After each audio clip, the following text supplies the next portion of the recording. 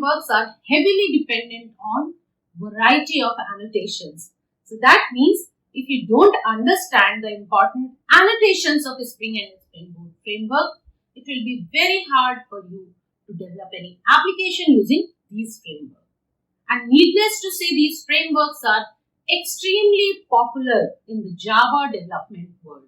Most of the enterprise grade applications are built using Java's Spring Boot framework. So, in order to become proficient in this framework, you must know all the important annotations of the Spring and Spring Boot framework. And that is the motive of this session. This session is a master class of all the key annotations of the Spring and Spring Boot framework. So this is going to be a complete detailed explanation which will be followed by the hands-on demonstration. So you will be getting the example demonstration along with the code for each and every annotations which I will be discussing in this session. So this session is going to be extremely helpful for all the Java developers, Java lead and Java architect. So stay connected, watch this session till the end so that you are not going to miss upon on any of the core concepts. Let us start this masterclass with component annotation. Add component annotation. This is generic stereotype annotation and it is the most basic and general purpose annotation for declaring a Java class as a Spring Bean. What this annotation does is, it marks a Java class as a Spring managed component. That means what happens when you annotate any class with add component, it tells Spring framework to automatically detect a class during class path scanning, then create a bean instance of it and manage its life cycle within the application context. Alright, so these are some key aspects of add component annotation. So here it is. Number 1, automatic detection. Second, generic stereotype. Third, bean management. And number 4, dependency injection. So these are the key aspects which you should know about add component annotation. Now I am going to give you a demonstration for add component annotation with the help of which you will be able to in-depth understand this annotation. Alright, so watch the session till the end so that you really understand this annotation in depth. So let us quickly start with the demonstration. So let us quickly bootstrap the Spring Boot application with the help of a Spring Initializer. Let the language be Java, project Maven, the Spring Boot version as 3.5.6, group com.think constructive, artifact let us have annotations demo, okay, and demo project for Spring Boot, or rather tutorial project for Spring Boot annotations. Alright, let me just remove it here. Let Java version be 25, packaging jar, and I'm not adding any extra dependencies. I'll just say generate. The moment I will say generate, it will create and download the annotation demo project. I'll just open this project in IntelliJ IDEA editor. You can use any other Java editor of your choice. So I have opened annotations demo project in IntelliJ IDEA editor. Let us quickly have a look on pom.xml. So in pom.xml, you can see Spring Boot starter parent with version as 3.5.6. Okay. And here in dependency section, you can see there is a base or core Spring Boot dependency, which is a Spring Boot starter is mentioned here. And other than that, there is one more dependency, which is test dependency. Alright. So now inside src main Java, you can see annotations demo application. So this is the default code which is given to us. After code generation, so here is a main method and a Spring application run method is written. Fine. So here let us quickly create a new Java class so that we can get the demonstration of add component. So let me just give the class name as cloud.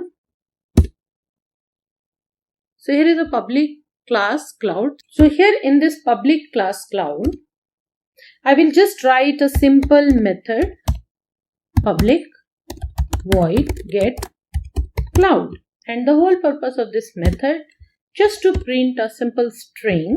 Here we will just say system.out.println, and we will just print some string here. Let's say Google Cloud Provider. So a plain simple Java class is created with just one method as getCloud. Now what do I want? I want to access this getCloud method in my main application. Fine. And I'm just not going to create a new cloud kind of stuff. So I'm not just going to create explicit Java object for that. Rather, I would want to use my add component annotation to do the job for me. So how would I do that? I will just annotate this class as add component. And you can notice here org.springframework.stereotype.component package is imported. That means this component belongs to stereotype package. Fine. And if we go inside this add component, let us read what it says. What it says, it indicates that the annotated class is a component. So what happens? Such classes are considered as candidates for auto detection when using annotation based configuration and class path scanning. Fine. So what has happened? The moment I put add component annotation here above this class, what happens? This class will now be scanned by Spring Framework and will be available in the Spring application context. So let us come here to our main application, and here what this line is doing, this is returning the entire application context back. So now what we'll do, we will try to get the application context from here and we will try to get our bean from there, right? So I will just say application context, okay. Application context is equal to this, right? So now in this application context, if my add component annotation is working as we discussed, we should be able to get our getCloud from here. Alright. So what will I do for that? I will just call application context dot get bean, and you can see there are multiple types of getBean method. So I will call it on the basis of the given class. And what is my class name? That is cloud. Fine. So I will just take getBean and I will say cloud dot class. Fine. Fair enough. And from this class, I should be able to get getCloud. You can see now it started showing me getCloud method, which we have just now created. So I will just invoke it. Fine. I'll save. I'll run the application and let us see what comes here. I'm able to print the message Google Cloud Provider. And you notice I haven't created any explicit Java object here for the cloud class. Rather, I have just fetched my bean of cloud in application context, and from there directly I am able to invoke getCloud method. I hope the core functionality of add component is clear. Now, if you notice what we have done, we have just called cloud.class. There is one more variation for that. Okay. So now let us understand if we would like to give the bean name to this class, or if we don't give, what happens. See, so the class name is cloud. If I am not giving any specific bean name to this cloud, what will happen? By default, a small case cloud bean name will be registered. If I would like to give, I need to explicitly mention the bean name here with the component. So first let's see the demonstration of default bean name, which is cloud. Okay.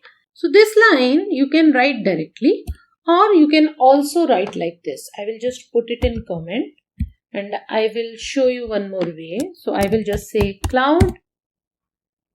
Let's say cloud object is equal to application context dot get bean, and this time what do? I will pass the bean name as cloud, but it's showing me the error because required type is cloud and what I am getting from here is object. So what do? I will have to typecast it.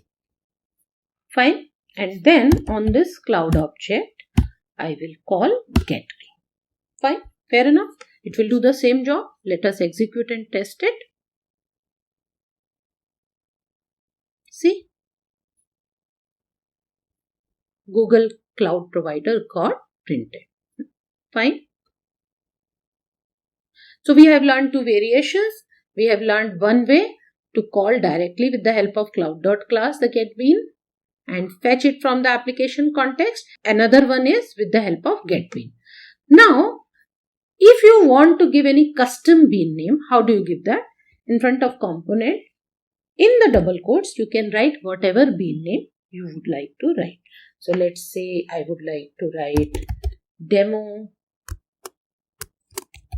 cloud. Okay. So this time we'll try to access it with the help of demo cloud. So let me just copy and put it here. Instead of cloud, I will just say demo cloud. Alright. And now let us execute and see what happens. We are able to still get the same Google Cloud Provider. Now I hope you have understood the functionality and depth of add component, which is very, very important and the most used stereotype annotation of Spring framework. The next annotation I will be talking is Autowired annotation. Autowired annotation is very powerful annotation for injecting dependencies. It finds and inject collaborating Spring Beans into your class. That means you don't have to manually go ahead and configure dependencies. Rather, Spring handles this wiring for you, right? As the name itself says, auto-wired. So it will automatically wire the dependencies, considering those dependencies exist in Spring container. Alright, so what happens? Wherever you put this annotation for injecting the particular dependency, Spring will go ahead and find out that dependency in the Spring container. If it finds, it provides. Otherwise, it will throw no such bean definition exception. Alright, now let us see where to put this annotation to make it work. So the first way is to put it at the field level. So that is called as field injection or field level injection. Second is to put it at the setter methods. This is called as setter injection. And the third mechanism is to put it at the constructor level. So it is called as constructor injection. Now I will give you the demonstration wherein you will understand how and where to use this annotation and what is the exact benefit you are getting, your application is getting by using this annotation. Alright, so let us quickly open the IntelliJ IDEA editor and start the demonstration. So here is the IntelliJ IDEA editor and I have opened the project Annotations demo, which we created in our last discussion when we discussed add component annotation. If you wish to understand add component annotation in detail, session details are getting displayed on the screens right now. Feel free to explore that session.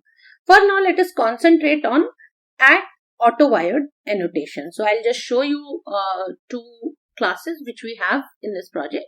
First one is the SpringBootApplication main starter class. Alright. And another one is the cloud class. Okay. So we just created a plain basic cloud class in which we have a getCloud method. And here we are creating cloud object and calling getCloud method. This is all we did in this project while discussing add component annotation. So now let's focus on add Autowired. So for now, I will just comment this message here in getCloud. Okay, I'm not removing it so that you can refer back and understand things in detail. So let us quickly create a new Java class. Okay.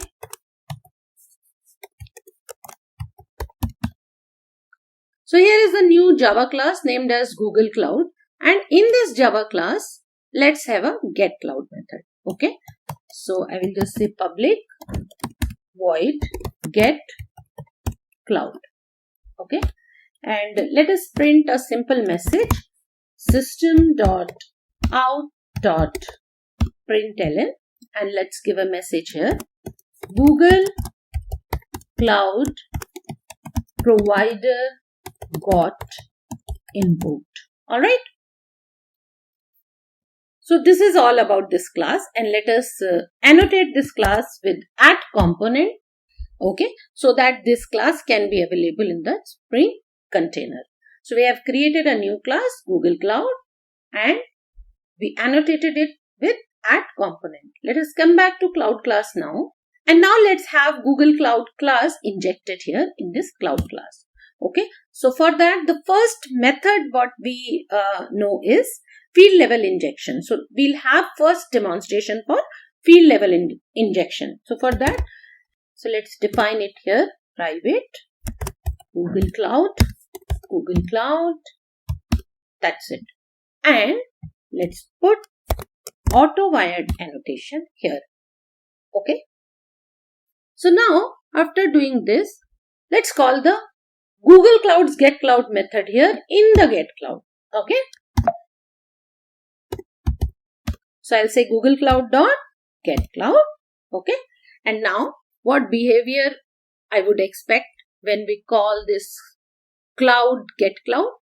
I would want that Google Cloud's getCloud should get invoked. Alright. So let us come back to this main class. We already have code in place for this.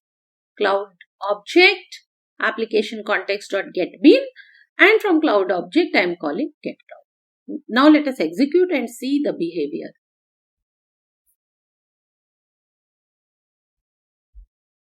See, Google Cloud Provider got invoked. This is what we were expecting, right?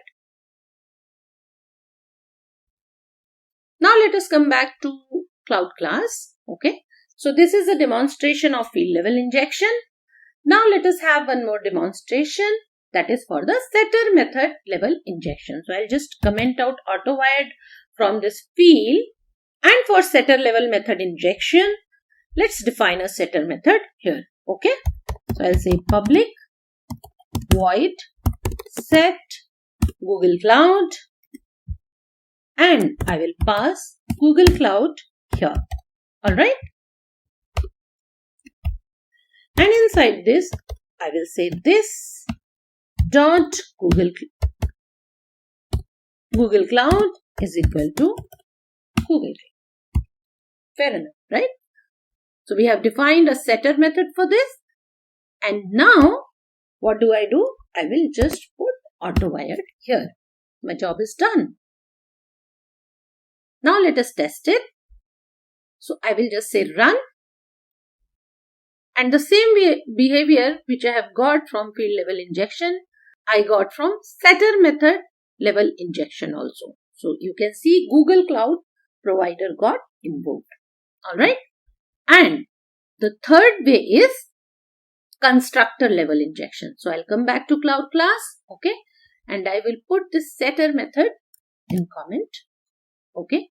And let's define a constructor for Cloud class here. Okay. I will say public Cloud. Okay. And let's have Google Cloud. Okay. And I will say this dot Google Cloud is equal to Google. Alright. So I have defined a constructor for this Cloud class, and now for auto wiring purposes, I should put Autowired annotation here. Now it should give me the same behavior which it has provided with the field level injection and with the setter level injection. Okay. So let us come back to annotation demo application class and let's run and test. You can see I've got the same behavior. Google Cloud Provider got invoked, right? So all three methods we have learned in this, how we can auto wire dependencies using field level, using setter method, and using constructor level injection. Okay, let's quickly look into the documentation also for auto wired. Okay, So what we are seeing here, marks a constructor, field, setter method or config method as to be auto-wired by the Spring's dependency injection facilities. We have seen the demonstration of this, right? This is an alternative to JSR 330 Jakarta.inject annotation. So auto-wired is the alternative for inject annotation, adding required versus optional semantics. Okay, so there, so lot of detailed stuffs are written here. So if you would like, you can just go through this documentation. I prefer to show the documentations always because that is very, very helpful when you are practically working on the production read projects. You can refer these documentation and apply the required stuffs in your project. Okay. Yeah. So that's all about auto-wired annotation. Another annotations I'll be discussing is bean and configuration together in this chapter. Bean annotation in the Spring framework. To be precise, @bean annotation is used to explicitly declare a Spring bean within the configuration class. Right? Here, important point to understand is within the configuration class. This annotation tells Spring's IOC, that is inversion of control container, that the method's return value should be managed as a bean, right? So the moment inside the configuration class you put a method and annotate it with @bean, what happens? This @bean annotation tells the Spring IOC container that the object which will be returned by this annotated method must be registered as a bean in a Spring application context. Where to use this @bean annotation? To be precise, the class should be annotated with @configuration class. That means the class should be a configuration class, and inside this particular class, a method which should be returning some object. That method should be annotated with @bean. So we'll be quickly seeing all these things in the practical way. Here is the IntelliJ IDEA editor. I will be using IntelliJ IDEA editor for this demonstration. You can use any other Java editor of your choice. Here is the annotation demo project. This project I am using to demonstrate the functionality of the Spring Framework annotations. Remember, annotation understanding is extremely useful for all the Java, Spring Boot, Spring Framework developers. So please pay attention to this demonstration so that you can understand @bean annotation in depth. So before starting the demonstration, I'll do a little bit of restructuring for this project, and then we will start using @bean annotation in our demonstration. Okay.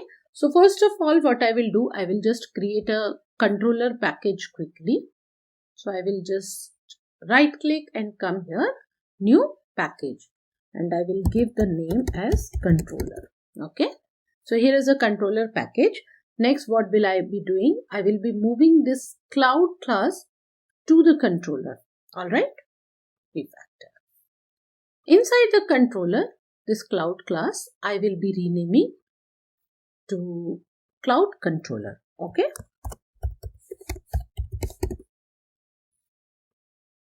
Before moving forward, I'll just quickly open all these three classes and will show you what is there, so that you can understand what changes I'm doing. Okay. So this is the main Spring Boot application, annotation demo application. Okay. You can notice the Spring Boot application annotation is mentioned here. Okay. And inside this annotation demo application, there is a public static void main, which is a starting point for this application. It has application context. Okay.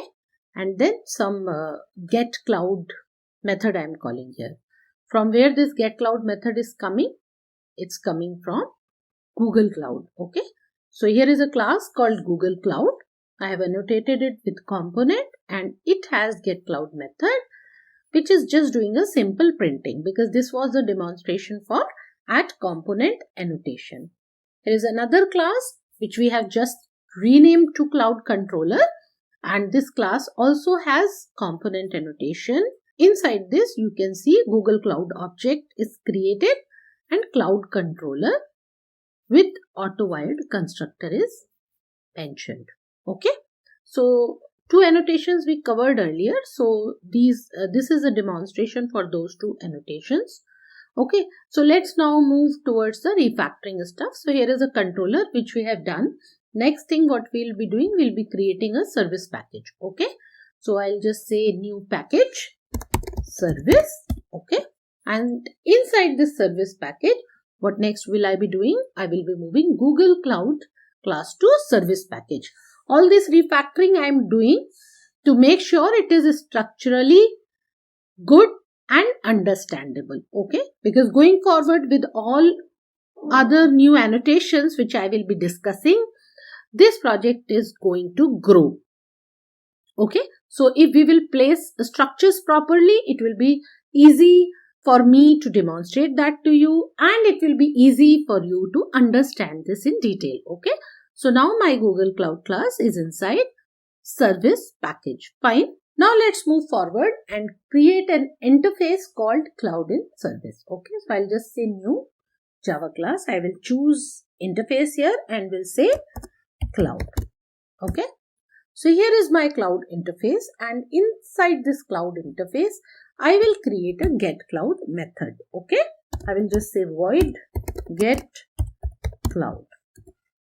Fine, just a basic simple interface with one method I have created. Now I will go back to Google Cloud class, and what next I'll be doing? First of all, I'll be removing this component, or probably I will comment it out, because I have used this add component annotation for the demonstration of add components. In this session, I'll be focusing on add bin. I'm just commenting this out. Okay, I'll remove unused imports. Okay, so I'll be implementing cloud interface here. Implements cloud. Fine. And get cloud, since it is already present, so it's not giving me any error, I'll just put override annotation for the clarity purposes. So next I will come back to cloud controller, and here in the cloud controller, first of all I will be commenting out this at component annotation. Okay, and also at Autowired annotation. Fine. And we have used directly Google Cloud class here because of our previous demonstrations. So I'll be changing this to cloud interface. Okay, and I will make it as cloud. Fine. And we need to import this, and here in the constructor also I will be passing the cloud interface. Fine. This dot cloud and then cloud. Fine. And here also we will call this get cloud with the help of cloud attribute. Cool. Yeah. So we have done the necessary changes here. So this cloud controller changes we have done for the further demonstration of admin. So now let us create the config. So I'll just say Java class, and I will create it inside config package. So config dot app configuration.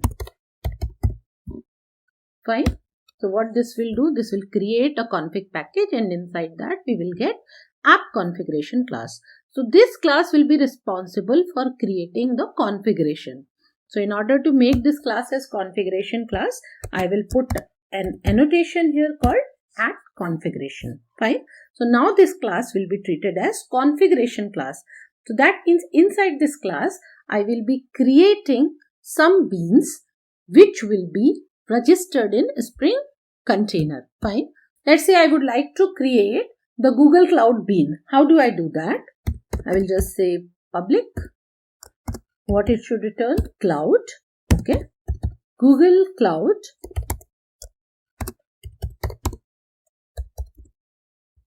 Fine. And from here, what I'll be doing, I'll be returning the object of Google Cloud. Return new Google Cloud. So, what this will do? This will return the object of Google Cloud whenever this method gets called. But what do I want? I want to make this as bean. In order to do so, I will be writing @bean annotation here. The moment I will do that, Spring will read that inside the configuration class, there is a bean which is present and it is returning the object of Google Cloud.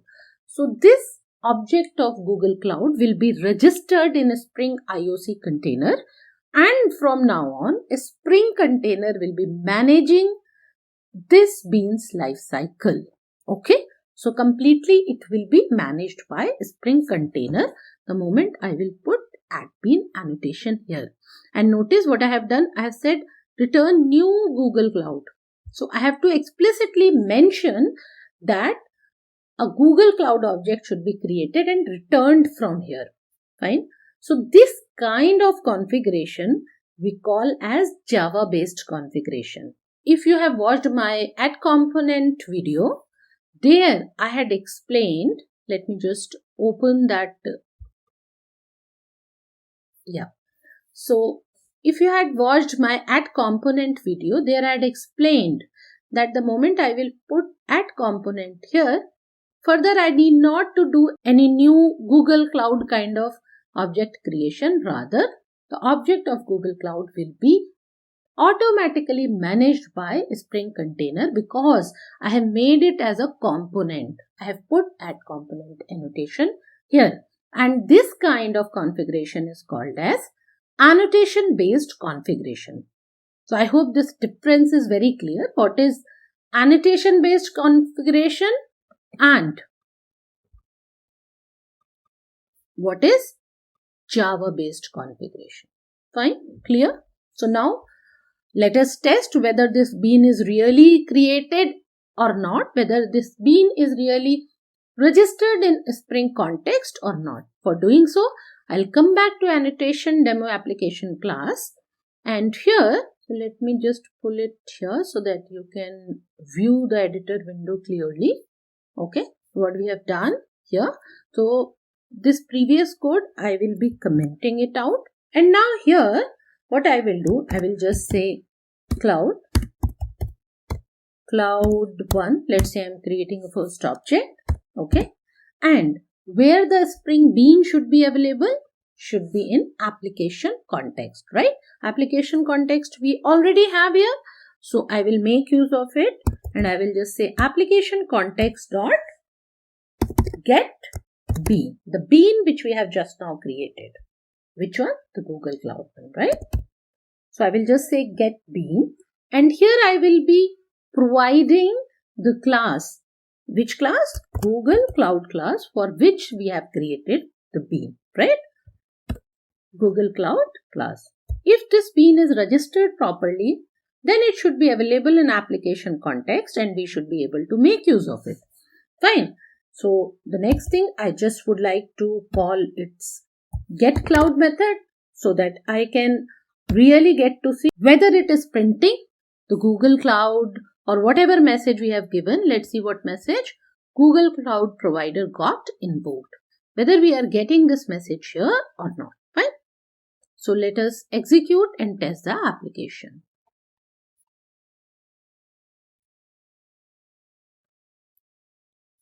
See, Google Cloud provider got invoked.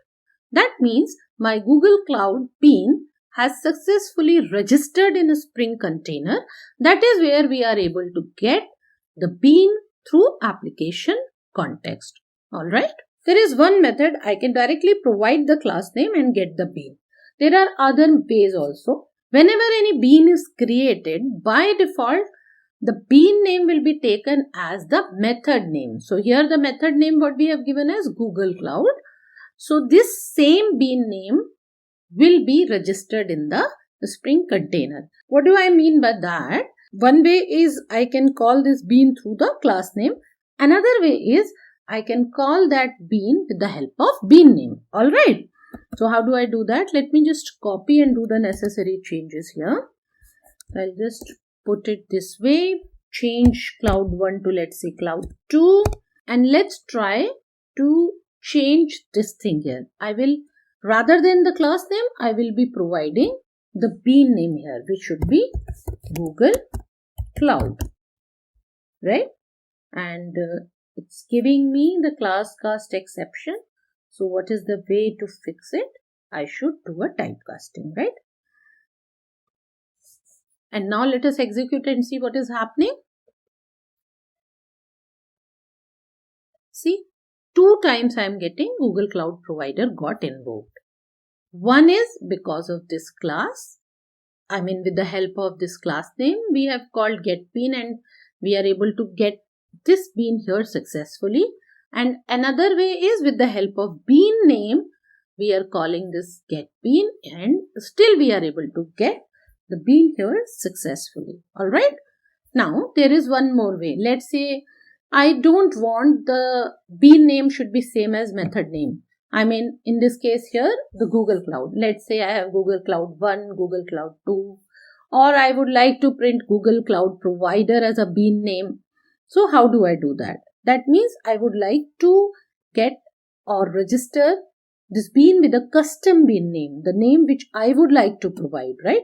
In your project, in the production requirement, such kind of needs can come wherein a specific bean name you are supposed to provide so that those can be injected or collaborated successfully, right?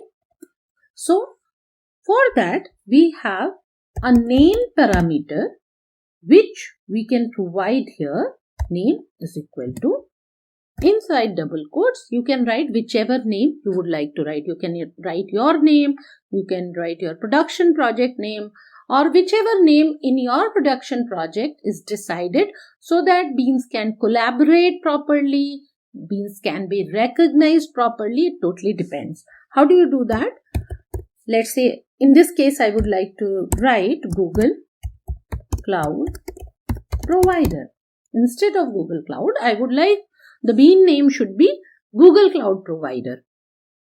So I will provide that with the help of name parameter here along with the bean annotation. Okay.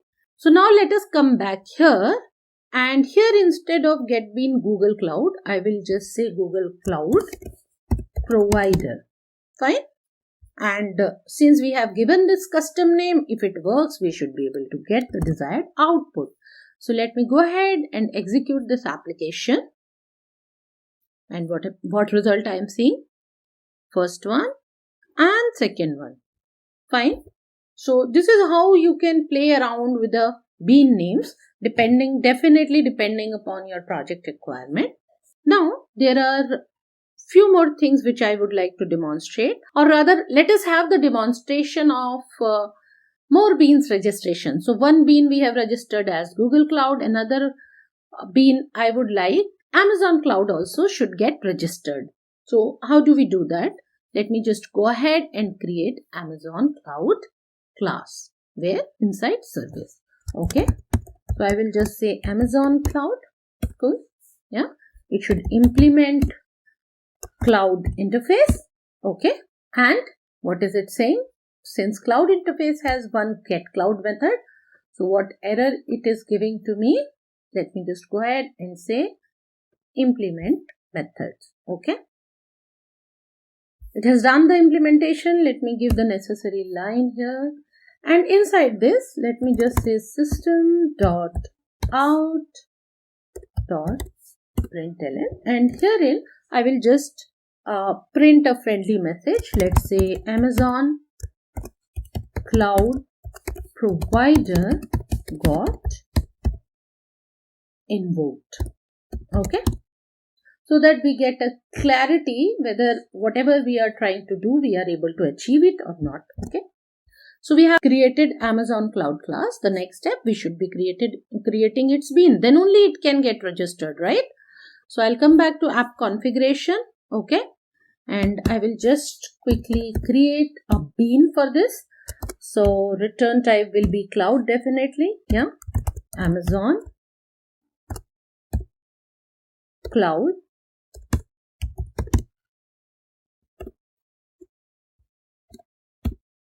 and I will just say return new Amazon Cloud. Fine. And in order to make it bean, what should I do? I will annotate it as bean. Fine. So now the moment I do that, ideally the bean for Amazon Cloud should be available in the Spring application context. So I will come back to annotation demo application. Okay. And now I will test this thing also. How do I test that? I will just say cloud 3 application context dot get bean, and this time I would like to pass the class as Amazon Cloud dot class. Fine. Or with the help of bean name, whichever way you like. Equals is missing. Okay, let me just go ahead and put it, and I will just say cloud 3 dot get cloud. Fine. What do I expect this time when I execute? 2 times Google Cloud Provider message should be printed and 1 times Amazon Cloud, right? So let me just go ahead and execute it. Cool. See, Amazon Cloud Provider got invoked. Fine. I hope the concept is very clear now. So this is the demonstration of 2 beans getting registered in a Spring container. Fine. Now let us see one more stuff. For that we will be using our cloud controller. This is what I told you, that we will be using this controller in a while. That is where we had done some necessary changes here. So in cloud controller, you can see the cloud interface we are using, and in the cloud controller constructor, we are passing this interface. That means whichever class name we will pass here, Amazon Cloud or Google Cloud, that will be passed here, and accordingly the Google Cloud method should get called, right? So that's the basic concept. So let me just come back to app configuration, and this time I will register this cloud controller as a bean. Okay. So now let us create the bean for cloud controller as well. Okay. So I will just say public cloud controller. Okay.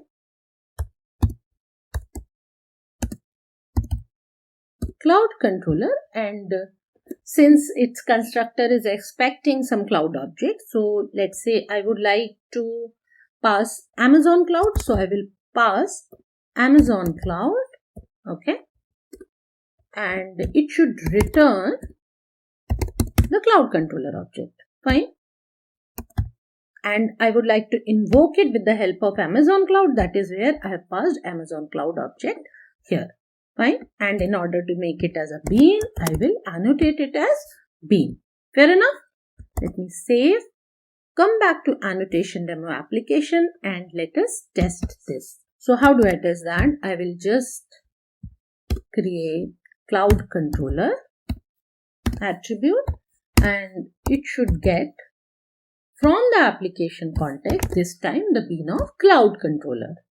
Fine. So in order to do that, what do? I will just pass cloud controller dot class. Fine. Or alternatively, you can provide the bean name also, which will be the small c cloud controller, camel casing, right? So with the help of cloud controller dot get cloud, when I will call this, ideally what should get called? Amazon Cloud's get cloud method. All right. Where my curly braces are gone. Yeah. So yeah. Fine. So let us quickly go ahead and execute it. So 2 Google Cloud providers got invoked. Cloud 1, Cloud 2. Fine. Then this one was Amazon Cloud Provider, Cloud 3. And for Cloud Controller also, what we have done? We have passed Amazon Cloud object. That is where the 4th one also we are getting as Amazon Cloud Provider got invoked. Bean lifecycle. This is the life of the bean in the Spring container. So as this picture demonstrates, the Spring instantiates the bean. Then as a next step, inject the dependencies, whatever required dependencies are there. Then if init method exists as a post construct, that particular method will be executed here. And what this init method does, it executes the custom initialization logic. After that, bean is ready to use. Once the bean is ready to use, as a next step, the custom methods or whatever other stuff needs to be executed, that will take place. And then just before the bean destruction, destroy method runs. So if destroy method exists, that will get executed. And annotation is at pre-destroy. Okay. What is the purpose of init method and destroy method? These methods are used to manage the life cycle of a bean. Init method allows to execute a specific custom logic when a bean is created. So optionally, if you write the init method, that particular custom logic will be executed. And why to use init method? When there is a need in the project that whenever my application comes up, some particular database values should get populated. So pre-population kind of stuff, or any pre-configuration settings, or preloading of data in the cache. For such kind of needs, init method will be used. And the next one is destroy method. Destroy method is executed just before bean is removed from the application context. That means just when bean is about to get destructed, destroy method will be called if you have written it in the code. So again, this is optional. If it is written, it will get executed, otherwise not. And what are the common use cases for destroy method? Generally, if database connection closing is needed, if you have opened the database connection or any socket connection, so the closure can take place in the destroy method. Or if any temporary files you are creating in your project, so cleaning up or deletion of the temporary file logic can go in destroy method. Or any flushing of data to the disk. So such kind of activities will take place in destroy method. Here is the IntelliJ IDEA editor, and this is our annotations demo application. So what we have done till now, we have config wherein we have app configuration. Okay. Here all the beans are defined. We have our service package wherein Amazon Cloud interface and Google Cloud is defined. And we have our cloud controller. Fine. And this is the main application wherein SpringBootApplication annotation we have mentioned. And this is the main triggering point for our Spring Boot application. For init method and destroy method demonstration, I'll be making use of Amazon Cloud class. Okay. So for that, I'll come to app configuration. And here we have defined Amazon Cloud bean. So along with this at bean, I will provide the parameters as init method with the init method name and destroy method with the destroy method name. So I will just say init method is equal to whichever name I would like to give. So always the suggested thing is give some explanatory name which actually explains the functionality of the particular method. Right? That is the best practice. So what will I do? I will just say connect. So connect will be the method name which I will be creating for initialization. And destroy method. For that, I will just say disconnect. Okay. So what I will be doing here, I will be defining a connect method for initialization of connection and disconnect method for disconnection or cleaning up the connections which were established. Okay. So that is where I have given the name as connect and disconnect. So as we discussed, the use case of init method or destroy method is for initialization or pre-population kind of stuff, and destroy method will be for cleaning up the stuffs. Okay. So that's where I have taken such kind of name. So now let us come to Amazon Cloud class, and here I should be writing both the methods. So I will just say public void connect method, right? This is the initialization method name we have given, init method, right? And for now I will be just giving a friendly message here. Okay. But in the production environment, you can give the connection initialization stuffs for that relevant code here. Okay. So for now I will be writing Amazon Cloud connected. And one more method I'll be writing for destroy method, public void disconnect. Okay. And then inside this I will be writing system.out.println, and herein I will write Amazon cloud disconnected. Okay.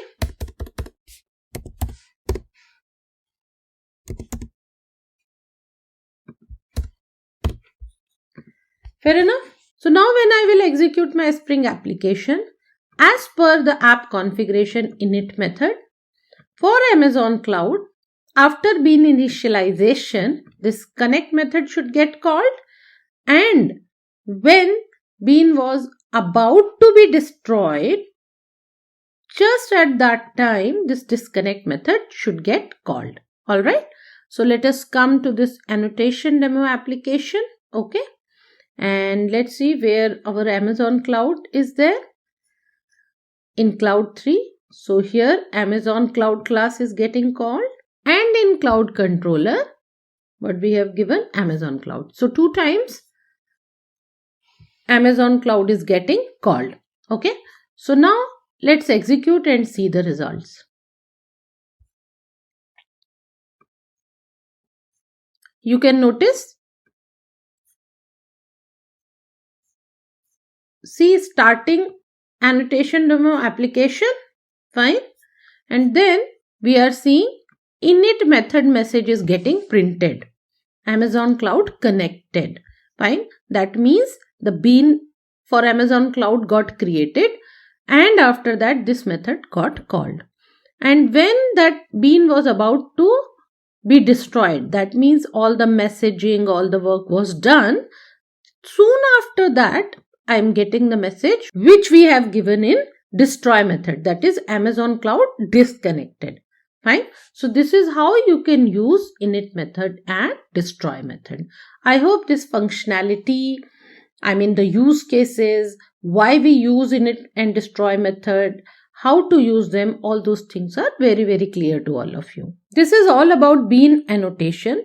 We'll be covering one more annotation in this session, which is add configuration. So what does this configuration annotation do?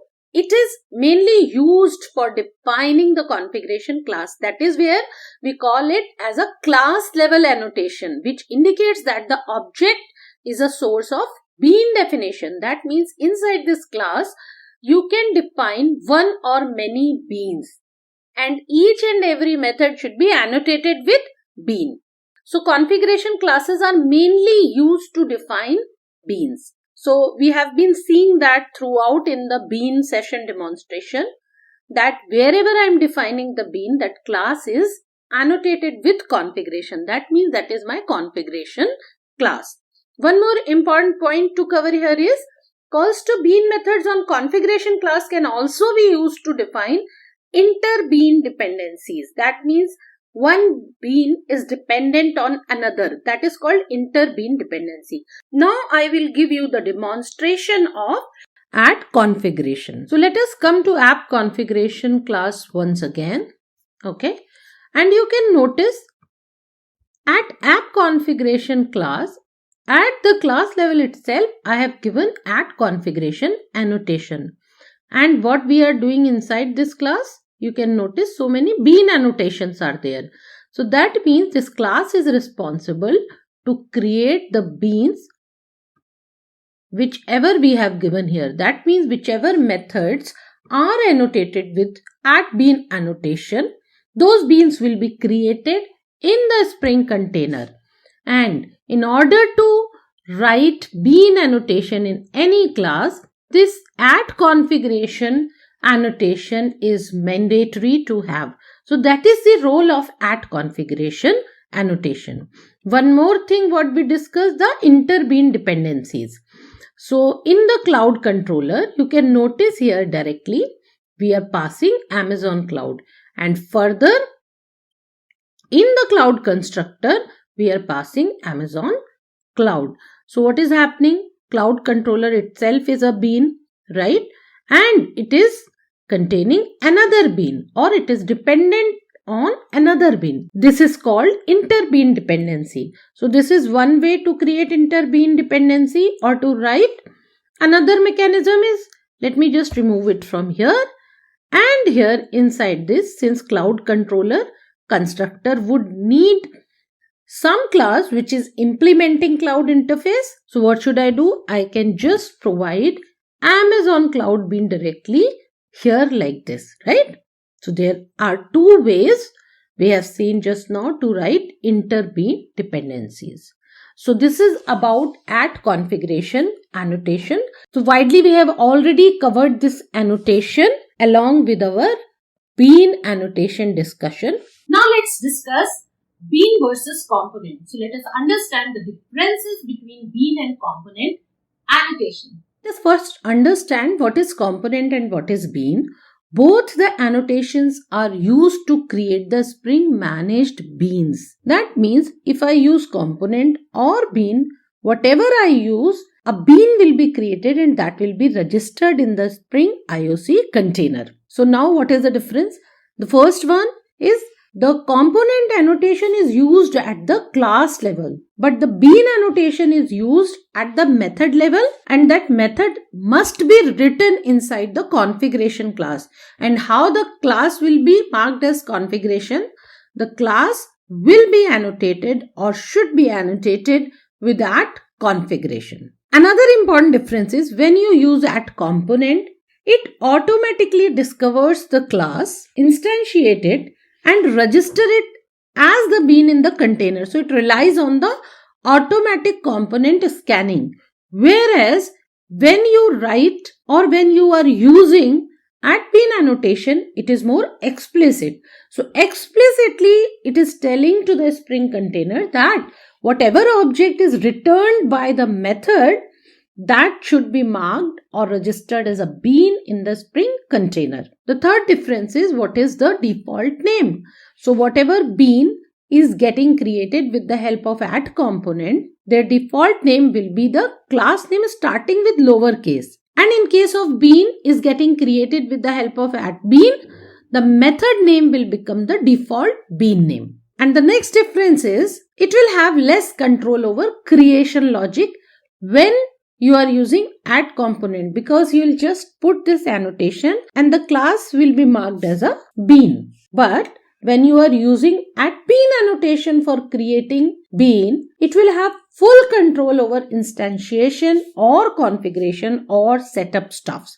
I will show you now all these things with the help of code so that you can really understand these differences in depth. So here is the IntelliJ IDEA editor, and this is my annotation demo application. I will first show you two classes. One is marked as component. When I mark this Google Cloud class as at component, a bean for Google Cloud will be created in a Spring container. And what will be the bean name? It will be named as Google Cloud starting with a small g, right? Something like this.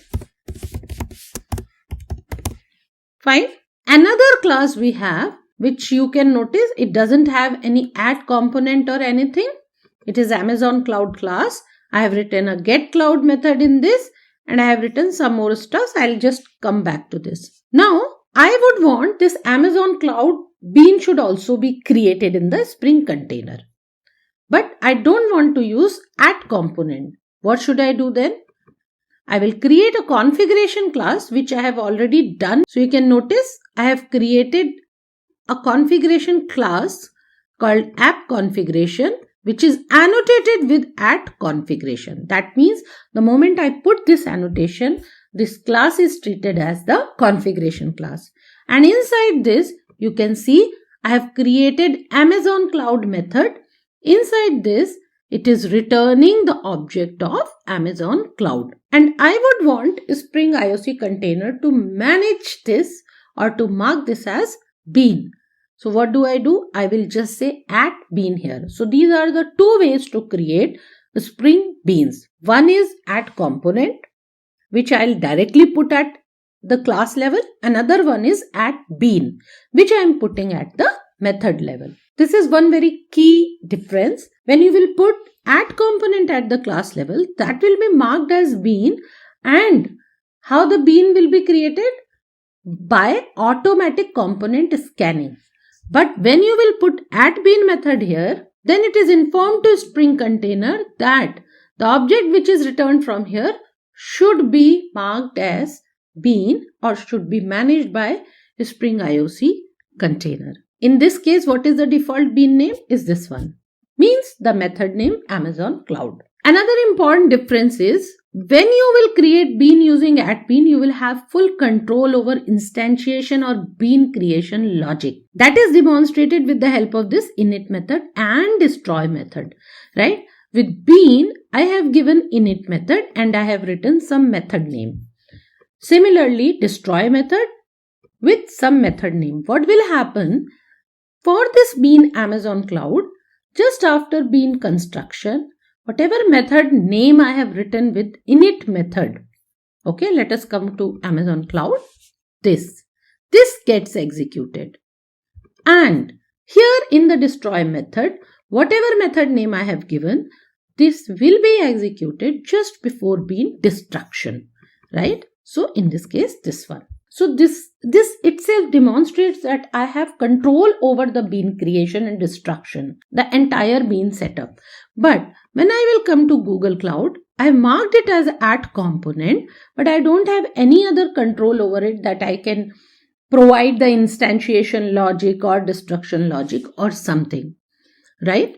So that is precisely the reason add component is mainly useful when you are developing the application and all the classes are internal to your own stuffs. But when you are doing any third-party integration kind of stuffs, in that case, you are supposed to use bean because the instantiation logic, connection logic, destruction or cleaning up logic, all those things can be handled with the help of these kind of methods, more precisely the init method and destroy method. That means you'll have some control over bean creation logic. So for third-party integration kind of stuffs, @bean is very useful. Whereas in case you are doing entire in-house development, in that case, you go ahead with add component annotation. All right. So now let us come back to the main application and we'll just test this, whatever we have seen. What I have done, I have written the code for get bean for Google Cloud.class. Fine. And Google Cloud we have just now seen. It's a component, right? And for the bean name is just the Google Cloud like this, the class name, right? With first initial in a small. Then we are getting the bean for Amazon Cloud. This we have created with the help of @bean. And we are also getting this bean with the help of getBean. Since in Amazon Cloud we have seen, we have also written init method and destroy method. So we should be able to see the messages getting printed there also. So let us execute and see what results we are getting.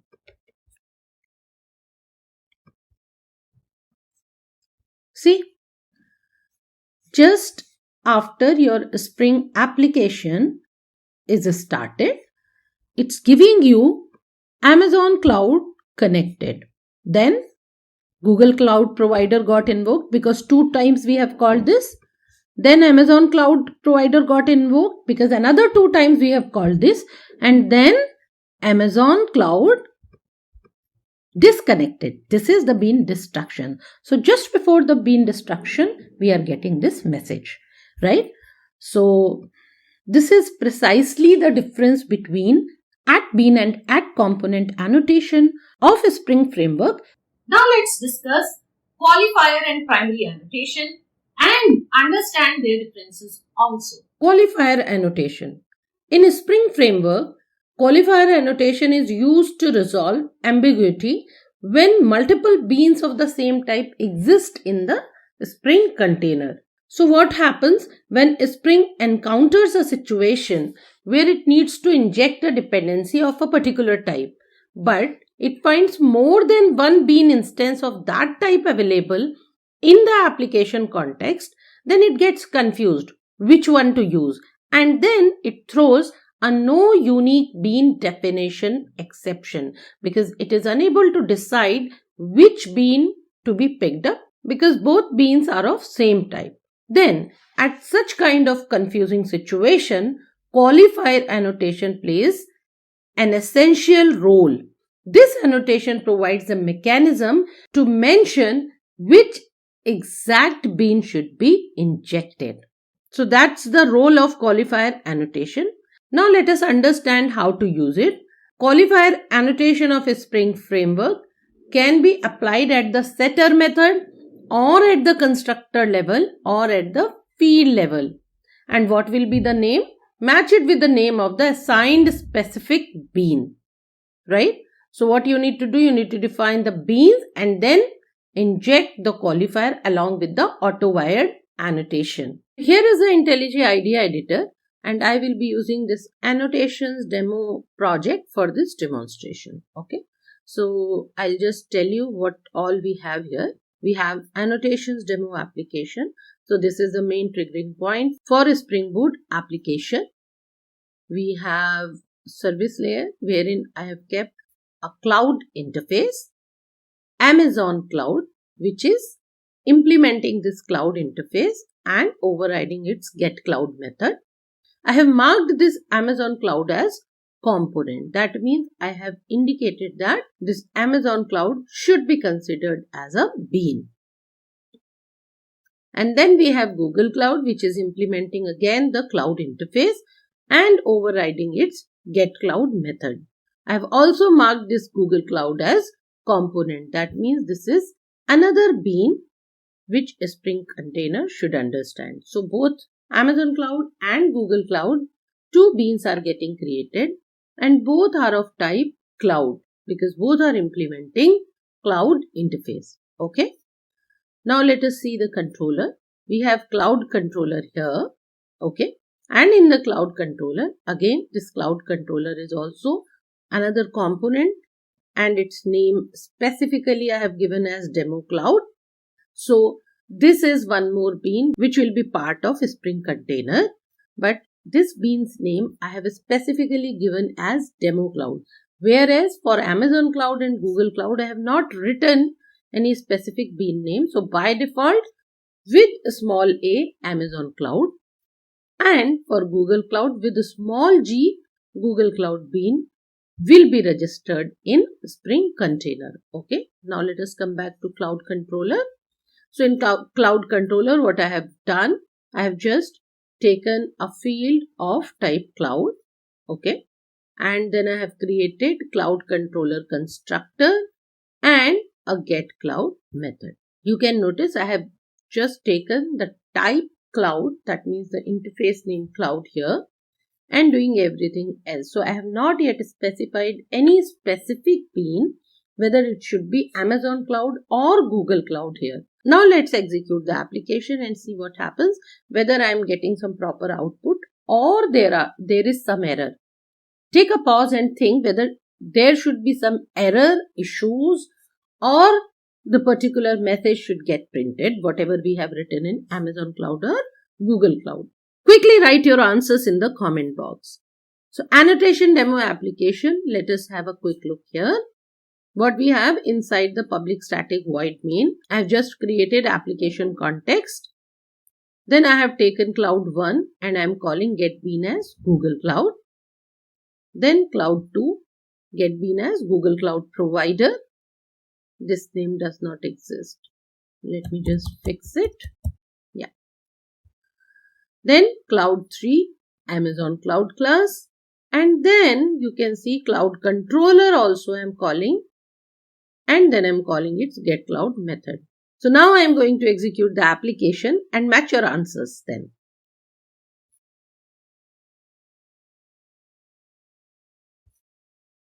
What happens? What is it saying? Application failed to start. So application is not ready to come up. And why? Parameter 0 of constructor in this annotation demo.controller.cloud controller required a single bean, but two were found. Okay.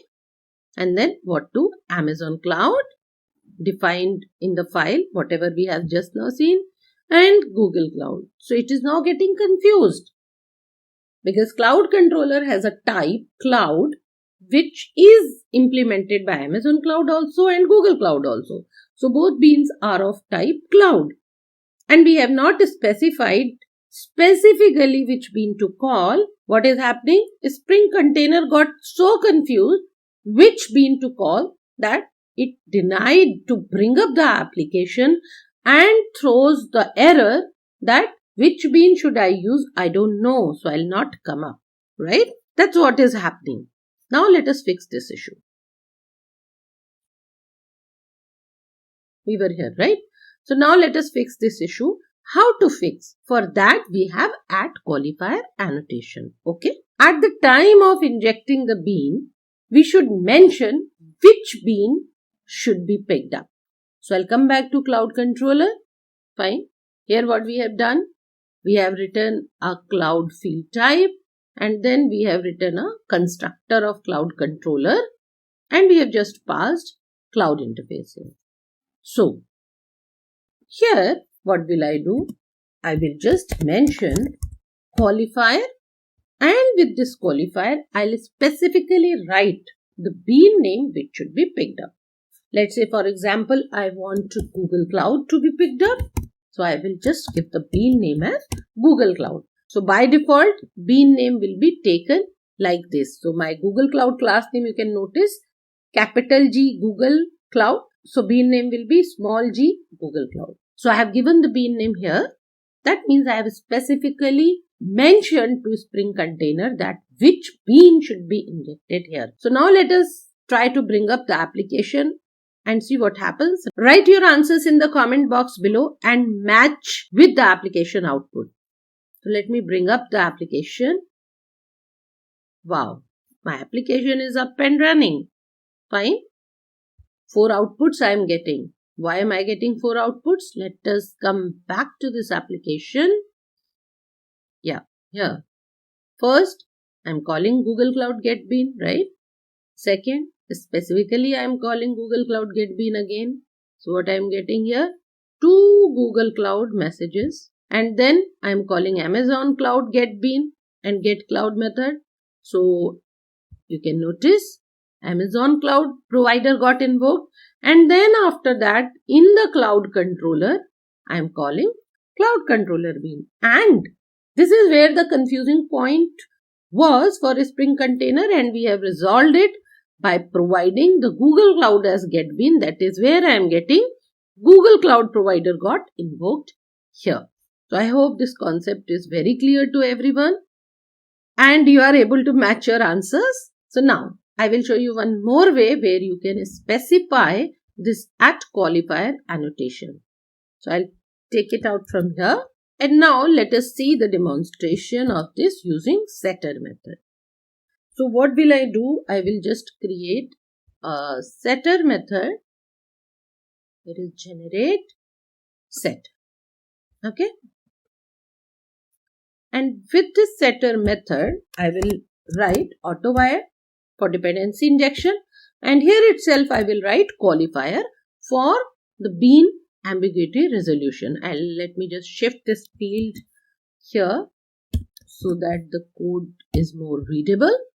Alright. Yeah. So you can notice I have created a setter method set cloud. Then I have given Autowired for dependency injection, and there I have given qualifier for the bean dependency resolution. Okay. Now let us bring up the application and see. Again, write your answers in the comment box and match with the output. Okay. Cool. Application started and same output I am getting, right? 3 times Google Cloud Provider. Mainly to focus here, the last one. Okay. Because this is where the cloud controller thing is getting called. So this is second method. And one more method, let me just put the set cloud in comment, and I will do the dependency injection directly at the field level. So here itself I will write Autowired, and then here itself I will put qualifier. and here I will provide the bean name as Google Cloud. So let us execute and see. Same output, right? The last Google Cloud provider got invoked. So this is where we should be focusing. So this is how the qualifier annotation works in the Spring framework. And this is one of the very, very important annotation to understand for all the Spring framework and Spring Boot developers, because in order to resolve ambiguity for the beans for a Spring container, this annotation plays a very, very important role. So what is the purpose of this annotation? It resolves the ambiguity where multiple beans of same type exist in the Spring container. So it saves a Spring container from getting confused from the multiple beans of same type. And how does it solve the problem? It designates a specific bean as a default choice when multiple beans of the same type exist in a Spring application context. So one of the bean is designated as primary, and that bean will be considered as the default bean if there are more than one bean of the same type exist in the Spring container. So at the time of injecting, if a Spring container gets more than one beans, it will use the bean which is marked as @primary. So now let us understand how to use @primary annotation. We can apply it at the class level along with the component or service annotation, or we can apply it at the method level with @bean annotation. Now let us understand this annotation in detail with the help of the demonstration. Here is the annotation demo application. So this is the main triggering point because it is marked as a Spring Boot application.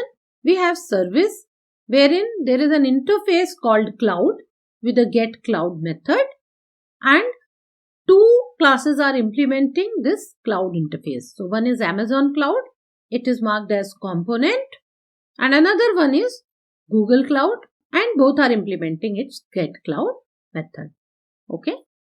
We have config wherein inside app configuration there is a configuration class and a bean of Google Cloud is created here.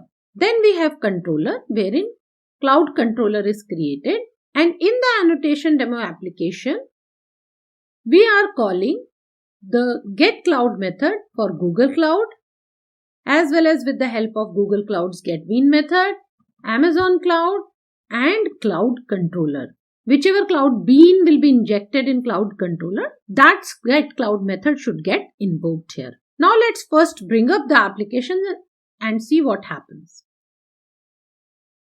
What happens? This application failed to start. Why?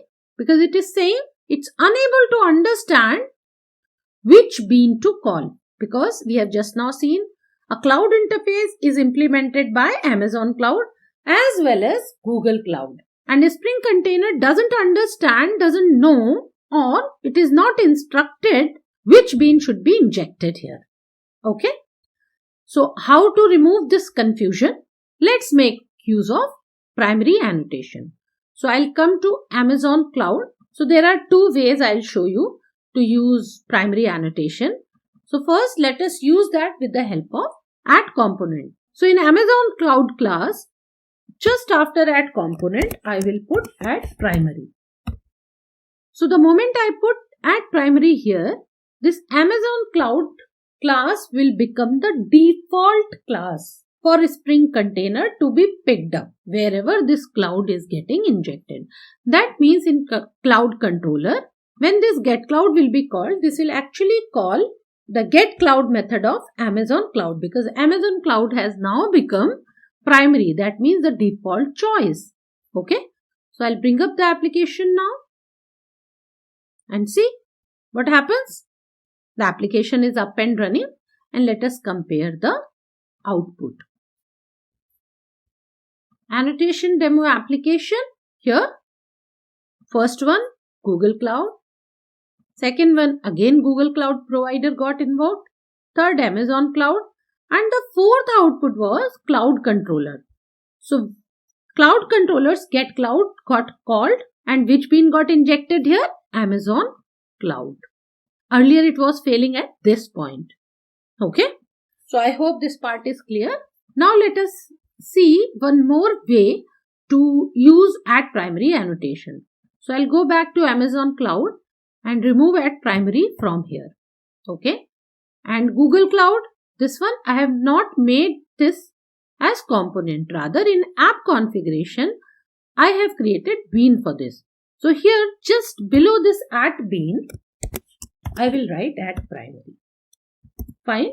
And now let us bring up the application and see what happens. This time, Google Cloud Provider got invoked 2 times, then Amazon. And then after that, again Google Cloud Provider got invoked. Why? Because this time Google Cloud is marked as primary. That means the default choice for a Spring container. So I hope the usage of primary is very clear. Now, along with primary, for resolving no unique bean exception, there is one more annotation, that is @qualifier. Right? So let us quickly have a look on the differences of @primary and @qualifier, and I will demonstrate those differences with the help of code also. So here are the differences between @qualifier and @primary.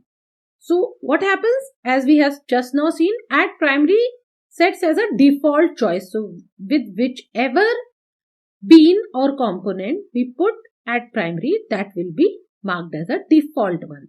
But on top of that, if we mark any component or any bean with the help of @qualifier, so that is the specific choice by name. So @primary is applied at the source and @qualifier is applied at the target level, and the priority of @primary is always lower than qualifier. So if @primary and @qualifier both annotations are used, so @qualifier will always have higher priority than @primary. So now let us see the demonstration of differences between @primary and @qualifier. The purpose of both the annotations are same, or to resolve the ambiguity of similar type of bean. If both the annotations are used, which one gets the precedence? Let's see.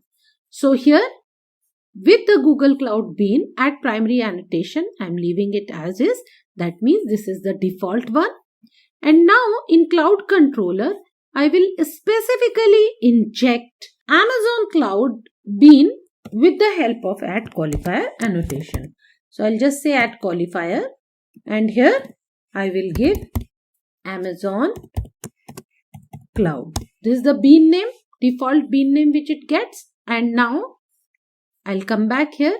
So what 4 outputs I should be getting? Take a pause, think, and write your answers in the comment box. So I should be getting getCloud method called for Google Cloud, then again for Google Cloud, then for Amazon Cloud, and here in the get bean, Cloud Controller bean is getting called. getCloud, for that particularly, which one should be called? Amazon Cloud, right? So 2 times Google Cloud and 2 times Amazon Cloud getCloud method should get called. Let me just execute and see the output. Here in the output window, you can notice Google Cloud Provider got invoked. This message got printed 2 times, and then for Amazon Cloud Provider also 2 times, right? So I hope this clarifies the concept and the differences between @primary and @qualifier annotations. If you have any doubts, feel free to ask your doubts in the comment section below. Let's talk about value annotation. @value annotation. This annotation is used to inject values into fields, method parameters, or constructor arguments. This annotation is primarily used for externalizing configuration. It allows you to keep your code decoupled from environment-specific data such as database URLs, API keys, or timeout settings. Basically, the kind of data which needs to be changed depending upon certain environmental settings or timer settings or depending upon the keys, those kind of data, there are two ways. Either you hard code that data. In that case, you need to every time change your code, which is not at all a recommended practice. So in the production, in the development environment, hard coding doesn't work. It's never suggested, right? Because in your environment, there is a X value of database. In production, that is Y. In the cloud deployment or in the test bed, it's Z. So it can be anything. So you would like to write a code wherein these values should be injected depending upon the given values, not as a hard-coded values. So for such kind of need, Spring has provided us @value annotation. So with the help of @value annotation, we solve this problem. And then in that case, you are not supposed to hard code these values. Rather, you will keep these values in, let's say, application.properties file. And from there, with the help of @value annotation, these values can be directly read in the code, and then code will act accordingly. Here are some common use cases of @value annotation. Property injection. So it's like pulling values from @properties file, just now what I had mentioned. Or SPEL, that is Spring Expression Language. So what will happen here? Any dynamic calculation or logic which needs to be performed during the value injection. So that can be done with the help of SPEL or hard-coded defaults. That means in the code you have written that this property value should be read, but by mistake or by any reason that property value is not filled in the application.properties file, then what should be the fallback of that property? There can be two cases. If you don't give any default or any fallback value, the application will throw an exception. Or if you provide the default value, at least application will continue processing with that default value. So let us understand this annotation in more depth with the help of a demonstration. Here is the IntelliJ IDEA editor, and this is my annotation demo application. I'll just give you a quick walkthrough of the application. So this is the main Spring Boot application, and we have three layers: app configuration, controller, wherein cloud controller, and service layer, wherein cloud interface, which is implemented by Amazon Cloud as well as Google Cloud. For value annotation demonstration, we will be using Annotations demo application, cloud controller, and in addition to these two, I'll be adding few more stuffs to this application. Alright, so first of all, let us open pom.xml, and here in this XML, I will be adding Lombok dependency. So how to get the Lombok dependency? I'll just quickly show you that. Here is a browser window. I will just give Spring Initializer. Here is the Spring Initializer. I'll just say Java. Build tool as Maven. Let the defaults remain selected, and I will just say add dependencies. For adding dependency, I will search for Lombok, and here is the Lombok dependency. I will say explore. The moment I will do that, I should be able to get the Lombok dependency here itself. Alright, I'll quickly copy from here and will paste here in the pom.xml. Okay. So here in the pom.xml, I have included Lombok dependency. I will save and refresh Maven. Because until unless I will refresh the Maven, this dependency will not be downloaded in my project. So I have refreshed the Maven. Fine. And all good now. So this dependency is now included in my project. Now another thing for value annotation demo, inside resources, in application.properties, I will write certain properties here. And we'll try to access these properties from the project, from the Java code. Okay. And that's how we will learn how to make use of @value annotation. So first one, you can see the Spring application name itself is given. So this name will be populated by default when we generate a Spring Boot project with the help of a Spring Initializer. Another property, let me just write server.port. By default, I hope you know the server port is 8080 on which my Spring Boot application comes up. So that is the default port of Tomcat, and Tomcat is the default application server which is embedded in Spring Boot. So by default Tomcat port is used. So let's say I would like to change the server port to 8082. Okay, so I have given that here. Then let's say I would like to have some welcome message in my app. So I will just give a property app.welcome.message. You can give any name or any property name here, up to you. I'm just giving app.welcome.message, and let's say I would like to say hello to you guys. So hello Spring devs. Okay, and then I would like to create one more property, let's say for my database URL. So I will just say app.db.url. Okay, and let's say I give some dummy URL here. So I'll just say jdbc:/mysql. Let me just remove this. Okay, and localhost 3306/db. I've just given a default URL on which MySQL application comes up on the local machine. Next, I would like to give username. So I'll just give app.user.name. Oh, 2 dots. Let's say I'll give my name here, app.user.user email also I would like to give. So let's see, e@xyz.com. I'm just giving some imaginary email, or let me give Constructive username here. So let me just write contact@thinkconstructive.com. So that's it. So I have entered couple of properties here in application.properties.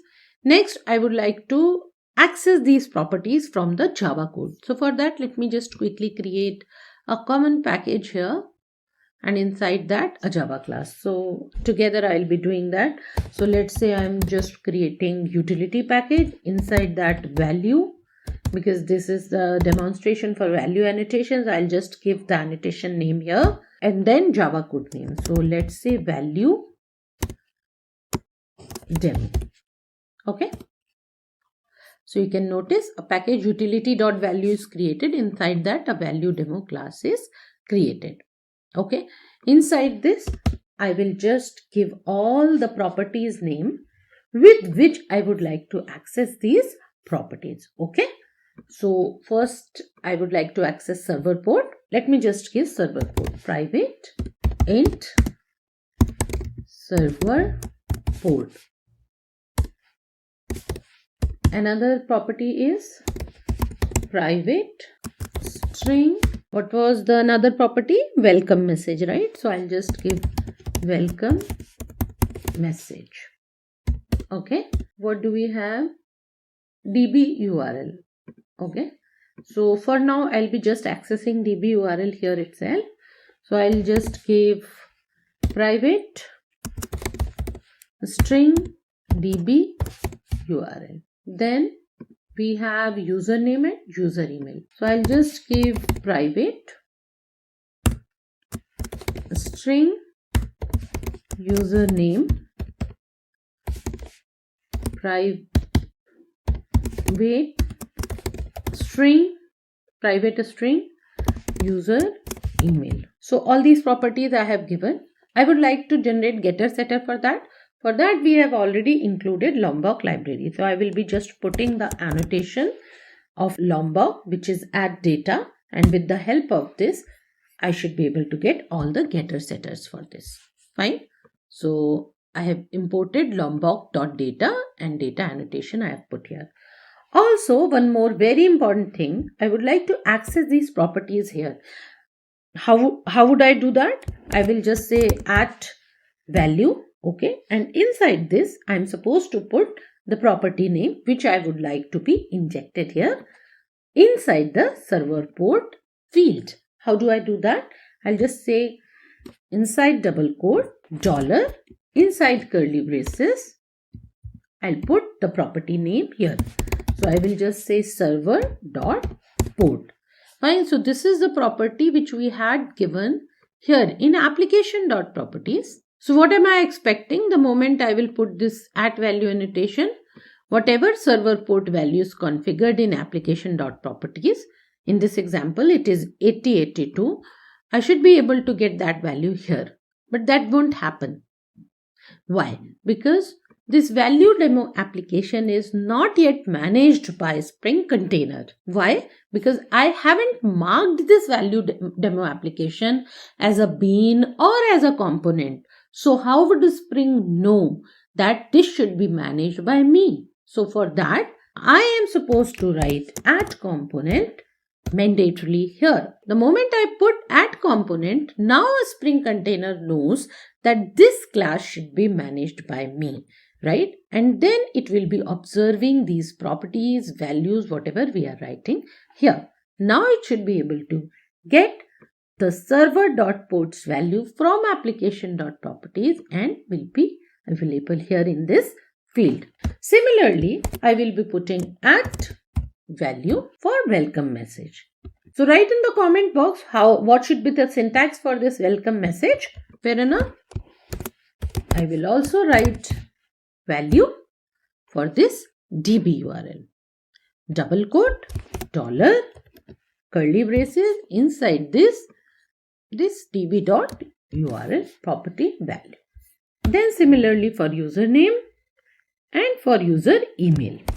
So I'll be just giving at value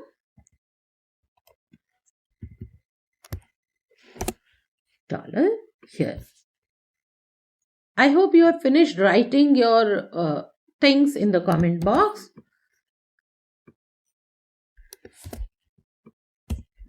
And here also at value and then double quote dollar inside curly braces the value of app.user.email.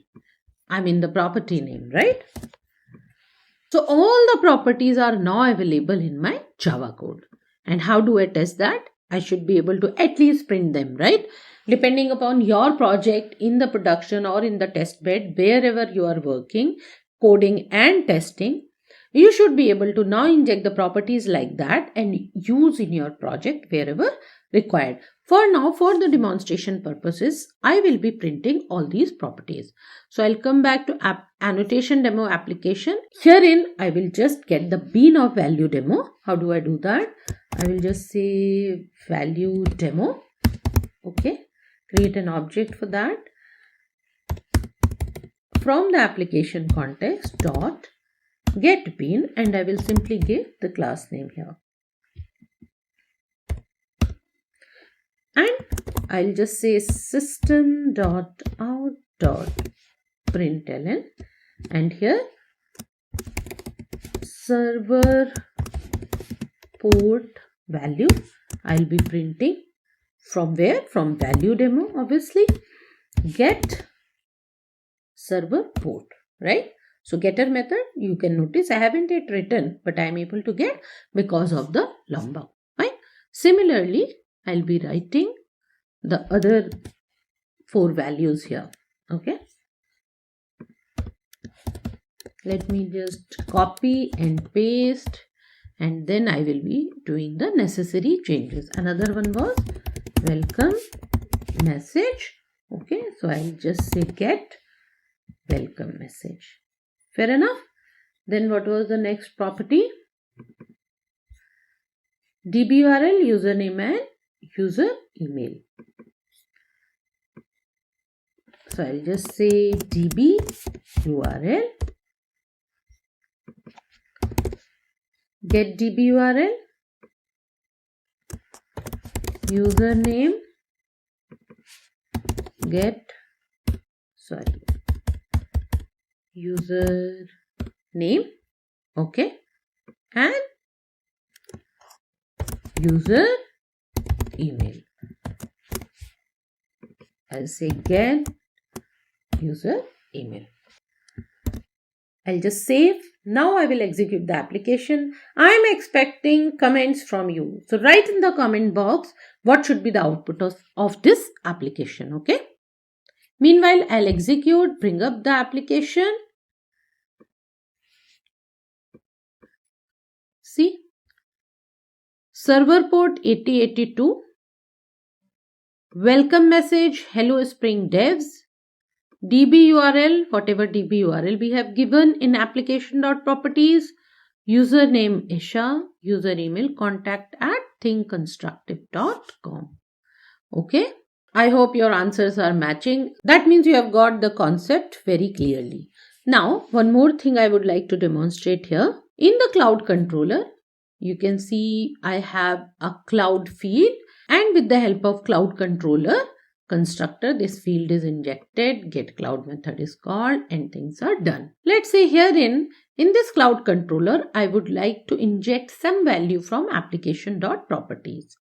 Okay, so I'll just take a field here, private string cloud provider.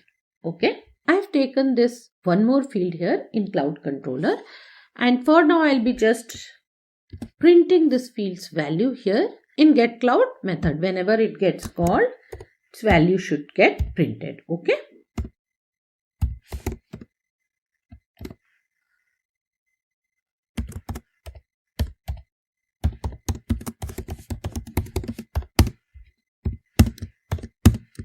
Now, I would like this cloud provider's value should come from application.properties.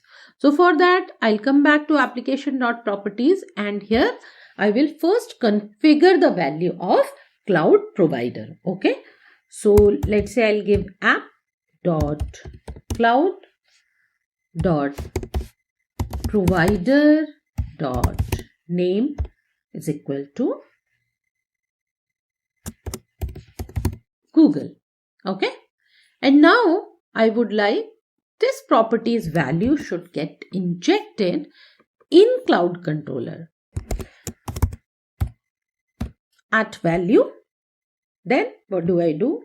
Inside double quotes with dollar, inside curly braces, I will provide this property's value. Now let us come back to annotation demo application, and let's create a bean of cloud controller. Okay. So cloud controller is equal to application context dot get bean cloud controller dot class. Okay. And then I will simply call cloud controller dot get cloud. So now this time, whatever is the functionality of get cloud, that, but before that, the message what we have given here, cloud provider is with the value of this, right? Should get printed. So let us now bring up the application and see. So this time you can see cloud provider is equal to Google. One more thing, let us see. There is a concept of default value, right? So let me come back to application.properties, and so for now, let me just comment this thing, right? Now application.properties doesn't contain app.cloud.provider.name, okay? Or there is any typo. For now I have removed this, but I am not removing this, right? So now what happens when this application will try to bring up? Let us see what happens. What should be your answer? I am waiting for that. So what happens? See, it's saying error creating bean with demo cloud, injection of Autowired dependencies failed. Why? Because what is it saying? Could not resolve placeholder app.cloud.provider name in the value this, right? So what is it saying? It doesn't get the value of this property which we are trying to inject with the help of at value. So application failed to start. It's throwing an exception. How do we handle that? There is one way. Simple. I'll remove it, but I don't want to remove. So in that case, what do? I would give the default value here. So I'll put a colon here just after the name, and then I'll put some default value, Amazon default. Fine. So this is the default value I have given to app.cloud.provider.name property. Now let us try to bring up the application. Now the application is happy, it is up and running and saying cloud provider is equal to Amazon default. So it is happily accepting the default value, right? So depending upon your production or your project use cases, you can make use of this feature of add value annotation. Now let us come back to application.properties and uncomment this. Save. So what I have done, I have again provided the value of app.cloud.provider.name property as a Google. But in Cloud Controller, I am leaving this default value also as it is. What should happen according to you? Write your answers in the comment section. I continue telling so that you really focus on whatever we are discussing and think what should happen and what should not. Yeah, so that will be helpful. So I'm just trying to bring up the application and see what happened. Cloud provider is equal to Google. So whatever default value we are giving with the help of add value annotation, it is a fallback option. That means if properties value is not available for some reason, then it will save application from failing and will fall back to this default value. But this value is not a primary one. So that means if this properties value is available in application.properties or YAML file, it will give priority to that value, will pick up that. If there is no value available, then only it will use this default value as a fallback value so that application is saved from failing and at least some defaulting, some default message or value is available. I hope add value annotation along with the demonstration is very clear to all of you. Let us discuss property source and property sources annotation. First, we will discuss property source annotation. So what is the purpose of property source annotation? This is used to register a properties file within a Spring environment. So typically what happens, application.properties file will be taken by default from src main resources folder. And whatever properties are written in application.properties file, those will be used. But let's say in our project, there is a need of having different properties file. I mean the properties file, let's say config.properties file or dev environment properties file, meaning any property file other than application.properties. So in such kind of scenario, property source annotation is used. That means with the help of this annotation, you'll be able to mention the name of that specific properties file from where properties should be read. Normally, property source annotation is used within configuration classes. So the classes which is marked as a configuration class with the help of add configuration annotation, there you will be putting add property source annotation and the file path. So the primary syntax for this annotation involves specifying the location of the properties file as string value.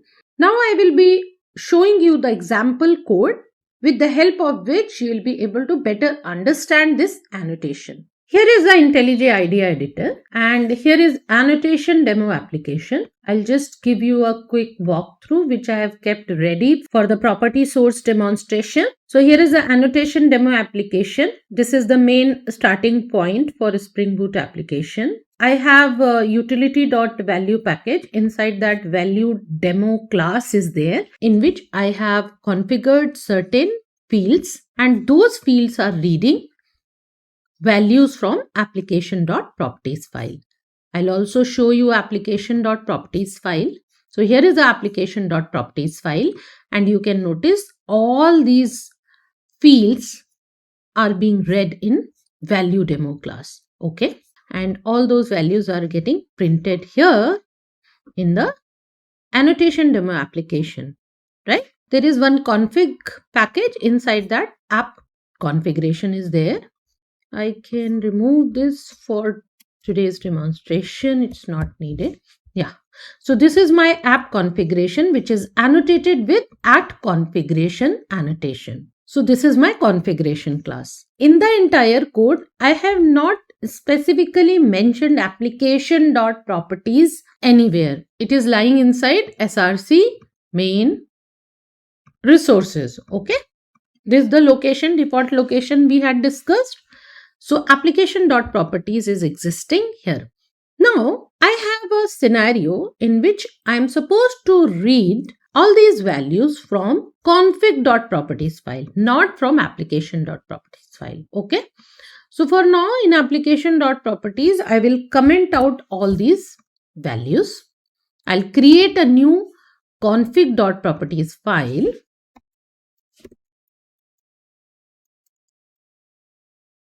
Okay. And here inside this, I'll copy and put all these attributes. Okay. I'll uncomment these attributes here, right? So in config.properties, you can see server port 8082, welcome message, hello Spring Devs, DB URL for MySQL, username Esha, user email contact@thinkconstructive.com, and cloud provider name as Google is given. Okay. And I have commented everything inside application.properties. Now let us come back to this application, to our value demo. I haven't yet mentioned my properties file anywhere, but all the properties are being read here.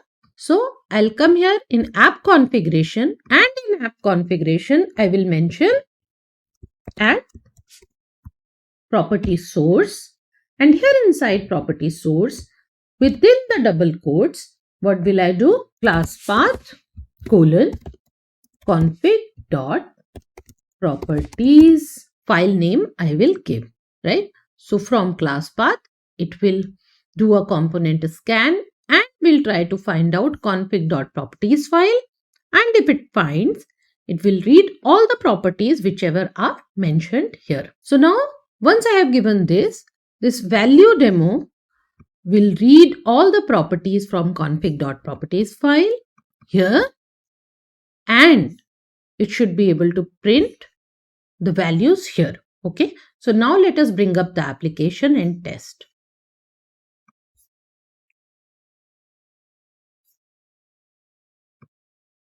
So now you can see here in the console, all the properties are getting printed properly. Now to give you more clarity, let us come back to config.properties. Okay. And let me do some changes. Let's say I'll change server port to 8085. Hello Spring Boot Devs. And let me just change this MySQL port to 3308.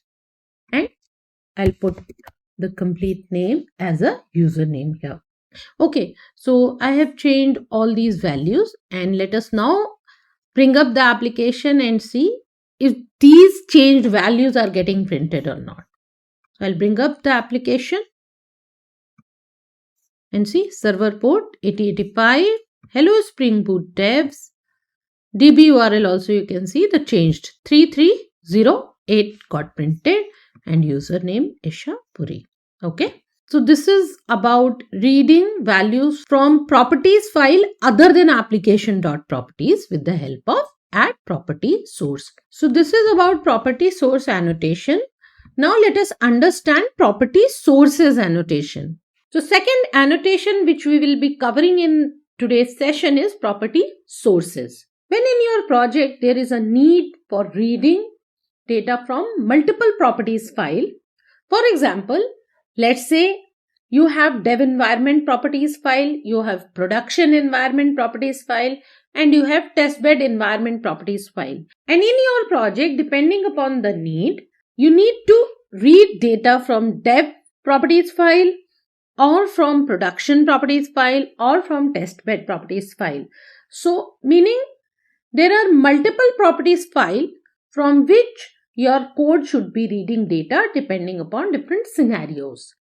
So there this property source annotation is useful. That means with the help of property sources annotation, you will be able to mention multiple properties files declaration. This annotation will also be used with at configuration, meaning whichever is the configuration class in your code, there you should be mentioning at property sources annotation, and inside that you will be mentioning multiple properties file. Normally this is a wrapper actually. Also from Java 8 onwards, property source annotation has become repeatable annotation. So if you would like, you can use at property sources annotation to mention multiple files, or you can use at property source annotation multiple times in your configuration class and mention each and every properties file. So if in your project you are using Java 8 or the higher versions, you can use at property source as a repeatable annotation, or if your project is on the lower version of Java, then you can use at property sources annotation. Now I will be demonstrating both ways of mentioning multiple properties file with the help of the code example. Now let us see the demonstration of property sources annotation. So for property sources, as we understand, multiple properties file can be given. So let me create some properties file here. So we already have config properties. I'll just create config1 dot properties. Okay, and I will create one more config2 dot properties. Okay, and from config dot properties, I'll just shift some of the properties to config2 and some properties to config1. Okay, so now we have got config.properties, config1.properties, config2.properties. Now let us come back to app configuration, and here for now we have mentioned config.properties. Okay, so I'll first show you the demonstration with repeatable property source, and then we will cover property sources annotation. Okay, so for repeatable property source, I can simply say at property source, and I can mention one more properties file here. Class path colon config1.properties. Okay.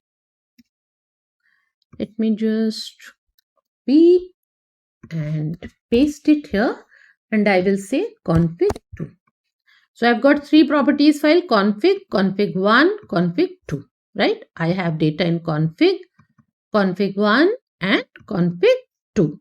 So I've configured all the three properties file here. I'll save. I'll bring up the application.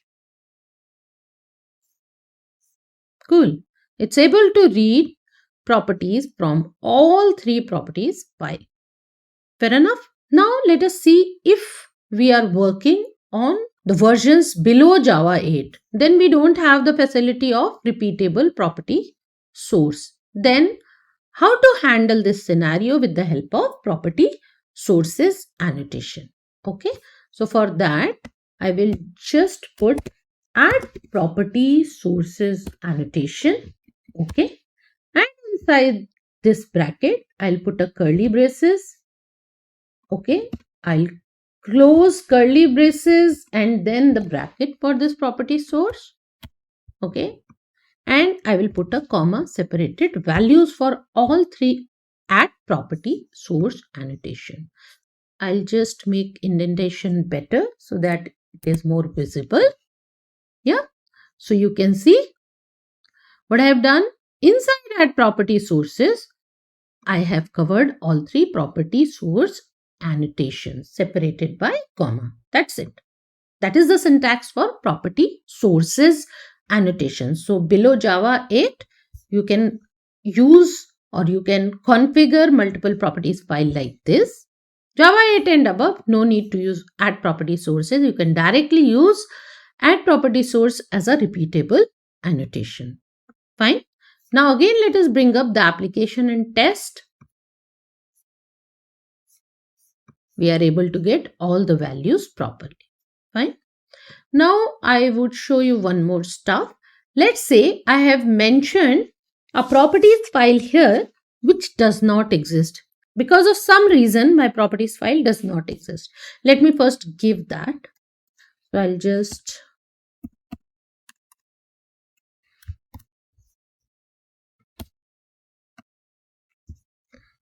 let me make indentation a little more better. Yeah. So config 1, 2 already exists. Let me give config 3. Right.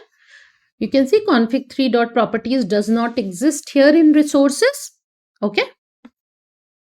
And when with this kind of configuration, if I try to bring up the application, let's see what happens. What happens? My application failed. What it is saying, java.io.file not found exception. Class path resource config 3.properties cannot be opened because it does not exist. Right? So, and definitely it does not exist. So, what is happening? My application is unable to locate this file during component scan and hence it is failing. So, what is the way out? One option, depending upon my project need, I can let it fail, right? So that I forcefully go and create the properties file, or at least I remove this configuration. Another requirement is I don't want to stop my application. I want my application should come up, should proceed and do the job. So in that case, even if properties file does not exist, right? So in that kind of scenario, what do I do? Let us go inside property source. Inside this property source annotation, you can notice there is something called as ignore resource not found, and it is defaulting to false. So with the help of this, I can make changes and I can indicate my application. Even if resource not found, you can continue processing. So by default, since it is false, application is failing. So I will just copy this and put it here in this particular property source and say set it to true. Fine. So I have now made this ignore resource not found as true. So what will happen? Even if config 3 is not located, my application will come up. Okay, it won't fail. And why am I getting error here? Because it is value is equal to should be given here. By default, when there is only single parameter, it by default places value is equal to. Otherwise, I should provide it like this. Okay. So I'll save and I'll bring up the application. So now my application is up and running, even if config 3 does not exist. So this is about property source and property sources annotation. I hope these annotations concept and demonstration is very clear to all of you. If you have any doubts, feel free to ask your doubts in the comment section. Next annotation I will be talking is configuration properties. Configuration properties. It is a way to map an entire group of external properties into a strongly typed Java object, meaning each and every property's value can be retrieved with the help of @value annotations separately. That means for every property, you should be using @value annotation separately and mentioning the property in order to get the property value from application.properties. But if there is a scenario that you have got a group of properties, that means a lot of properties available in application.properties file or in application.yml file. So in that case, configuration properties is the suggested annotation to use. Why? because it can retrieve the group of properties from the properties or YAML file and directly map that into the Java object. So when there are more properties available, configuration properties is the annotation which should be used. This annotation can be used at the class level as well as at the method level. In general, we use it at the class level. At the method level, configuration properties will be used whenever you are integrating your application with the third-party jars. Okay, so let us quickly start with the demonstration for this annotation. Here is the IntelliJ IDEA editor and here is the Annotations demo application. So I have quickly bootstrapped SpringBootApplication.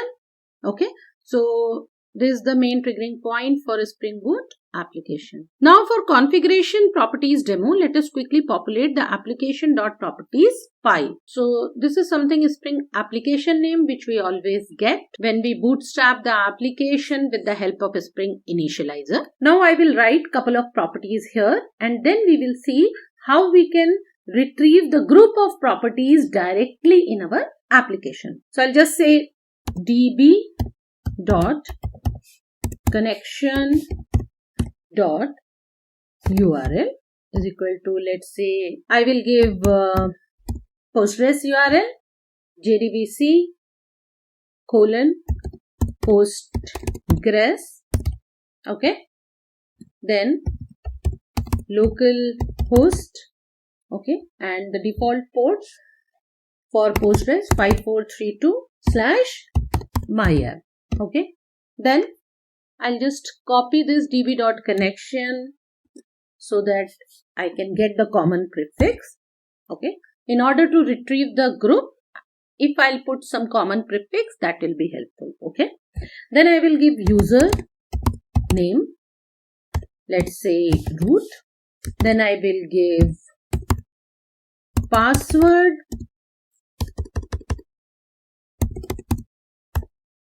let's say pass1, and the pool size,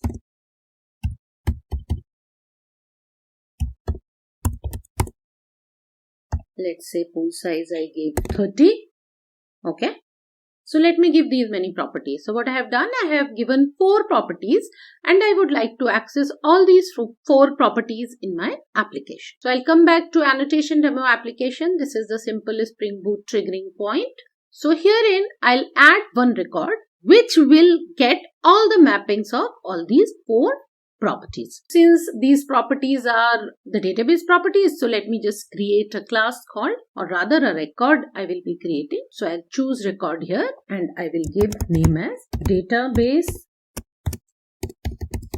properties. One more thing to note here, currently I am using application.properties, and after that I will also be showing the demonstration how can you access the properties using application.YAML file. So for record creation, I will be writing the field's name here.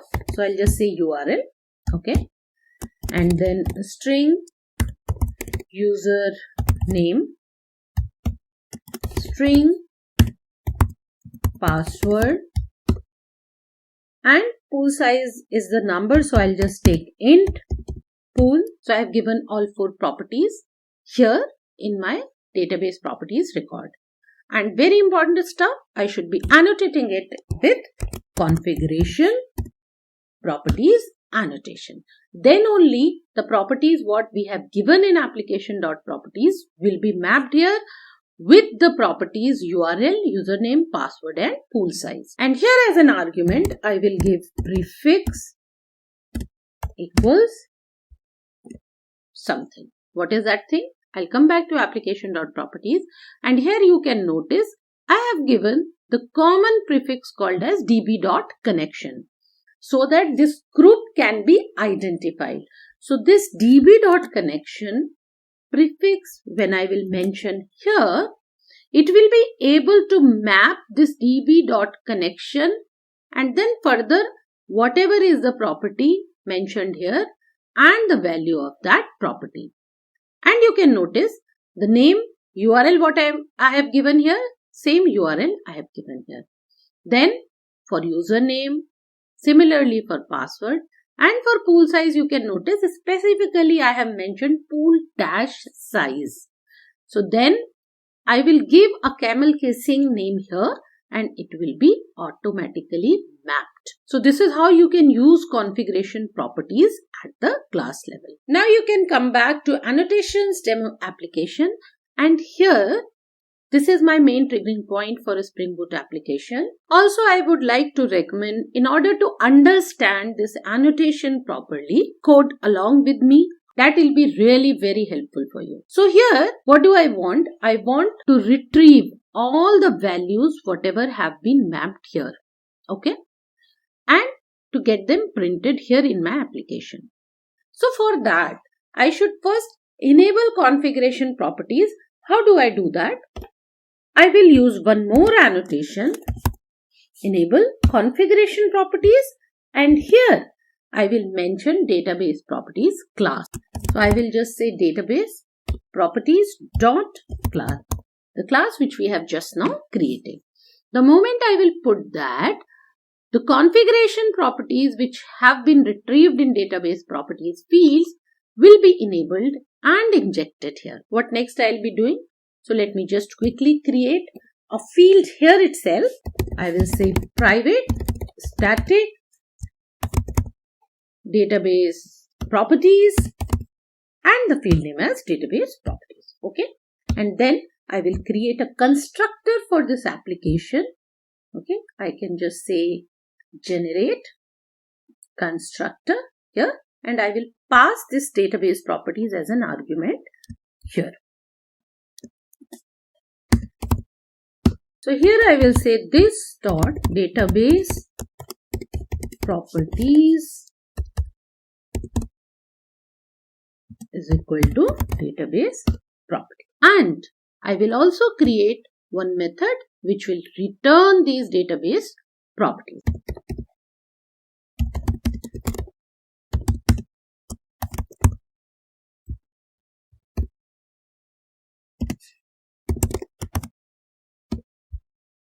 And I will return database properties from here. Alright. So what we have done? We have created a field of database properties so that whatever database properties are injected here in this, I should be able to retrieve them. Okay. And then we have injected, initialized, and then we have created get database properties. Now let us start printing them and see whether we are able to really retrieve these properties or not. So I'll just simply say system.out.println. So system.out.println, here we will call get database properties dot. First of all, let us print the database URL. Okay. Then I will just say system.out.println.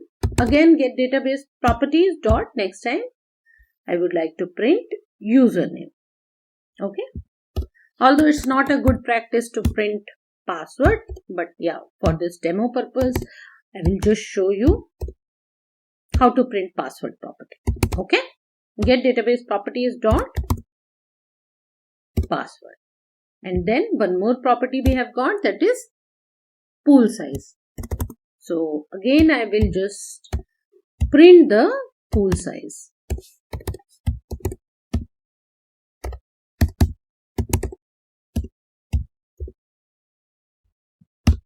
Yeah.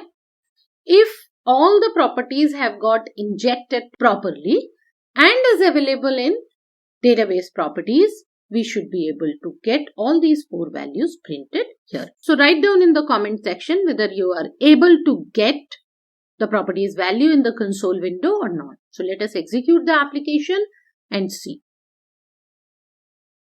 See, URL, username, password and pool size. We have got it. Fine. Now the next part of this demonstration. First thing, what we have done, application.properties injection. Now the next thing, I will create a YAML file.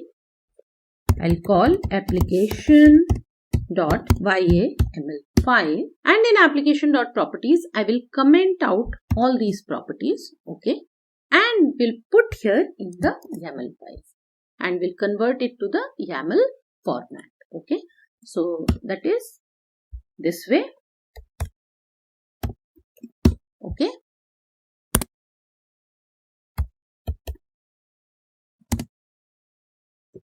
and this should be in double quotes. Similarly, I will put username and we'll put a colon here and in double. I hope you already know YAML file format. Okay, then I will delete this and we'll put password here. Okay, in double quotes the value of the password and pool size. It is an integer or number, so we can leave it as is. I'll just save and you can notice in application.properties I have commented all these values, and in application.yaml all these values are present now. Here, with the help of this db.connection prefix, if it is able to successfully retrieve the properties value from application.yaml, I should be able to get the similar output. So let us bring up the application and see. See, I am still able to get URL, username, password and pool size. So that means in the similar manner, it will be able to retrieve values from application.yaml file. Okay, let us cover one more scenario. Let's say my application.yaml is becoming very big. So I would like to put some values, or the requirement is there should be separate configuration files. So how will we read values from all those files in our application? Okay, so I'll just, for now I will demonstrate that with the help of pool size. So I'll comment out this and I will create one more YAML file here. Let's give the name as db pool or db prop. Okay, .ym. Fine. So my master file or main file will still remain application.yaml, but in the db prop I will input the values which I would like should be read from db prop. Okay, so I have inputted db connection pool size here only, and remaining 3 values are still lying here in my application.yaml. So the way that application.yaml should be able to read dbprop.yaml and will be able to inject all the properties here in database properties, we should be importing Spring configuration in application.yaml. How do we do that? I'll just say Spring config import. Okay, and here inside double quote I will give optional colon class path colon and then this file name whichever I would like my application.yaml should include. And what is the file name? dbprop.ym. Clear? So ideally if it is able to read this file, it should be able to still give me pool size, right? I'll save, I'll bring up the application and see. What am I getting? I am still able to get the pool size and obviously all other properties. I hope the purpose and usage of configuration properties and also enable configuration properties annotation is very clear to all of you. If you have any doubts, write down your doubts in the comment section. Also tag the timeline which you liked the most, and also let me know whether you are able to create this demonstration along with me or not. In this chapter, I will be discussing the magical annotation of the Spring Boot, that is Spring Boot application. This is the starting point of all the Spring Boot applications. So in your Spring Boot application, you put this on the class which should be the starting point of your Spring Boot application. Why did I call this Spring Boot application annotation is the magical one? Because it is a combination of 3 very important annotations for a Spring Boot application to come up and run. Those 3 annotations are at Spring Boot configuration, at enable auto configuration, and at component scan. Now let us understand these annotations in detail. So here is an IntelliJ IDEA editor. You can use any other Java editor of your choice. And here is an annotation demo application which I am using in this weekly series of annotations session.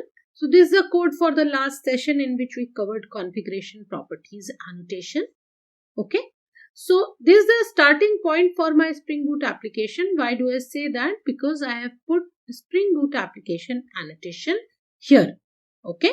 So wherever in your Spring Boot application you will put this annotation, that will be marked as the starting point for your Spring Boot application.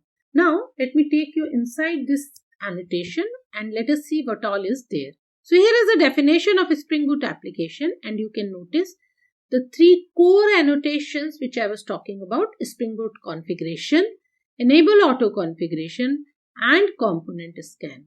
So these three core annotations are very important, essential for any Spring Boot application. Now, so you will just put this one Spring Boot application annotation, and that will bring all these three annotations functionality to your project. So now let us understand the Spring Boot configuration purpose.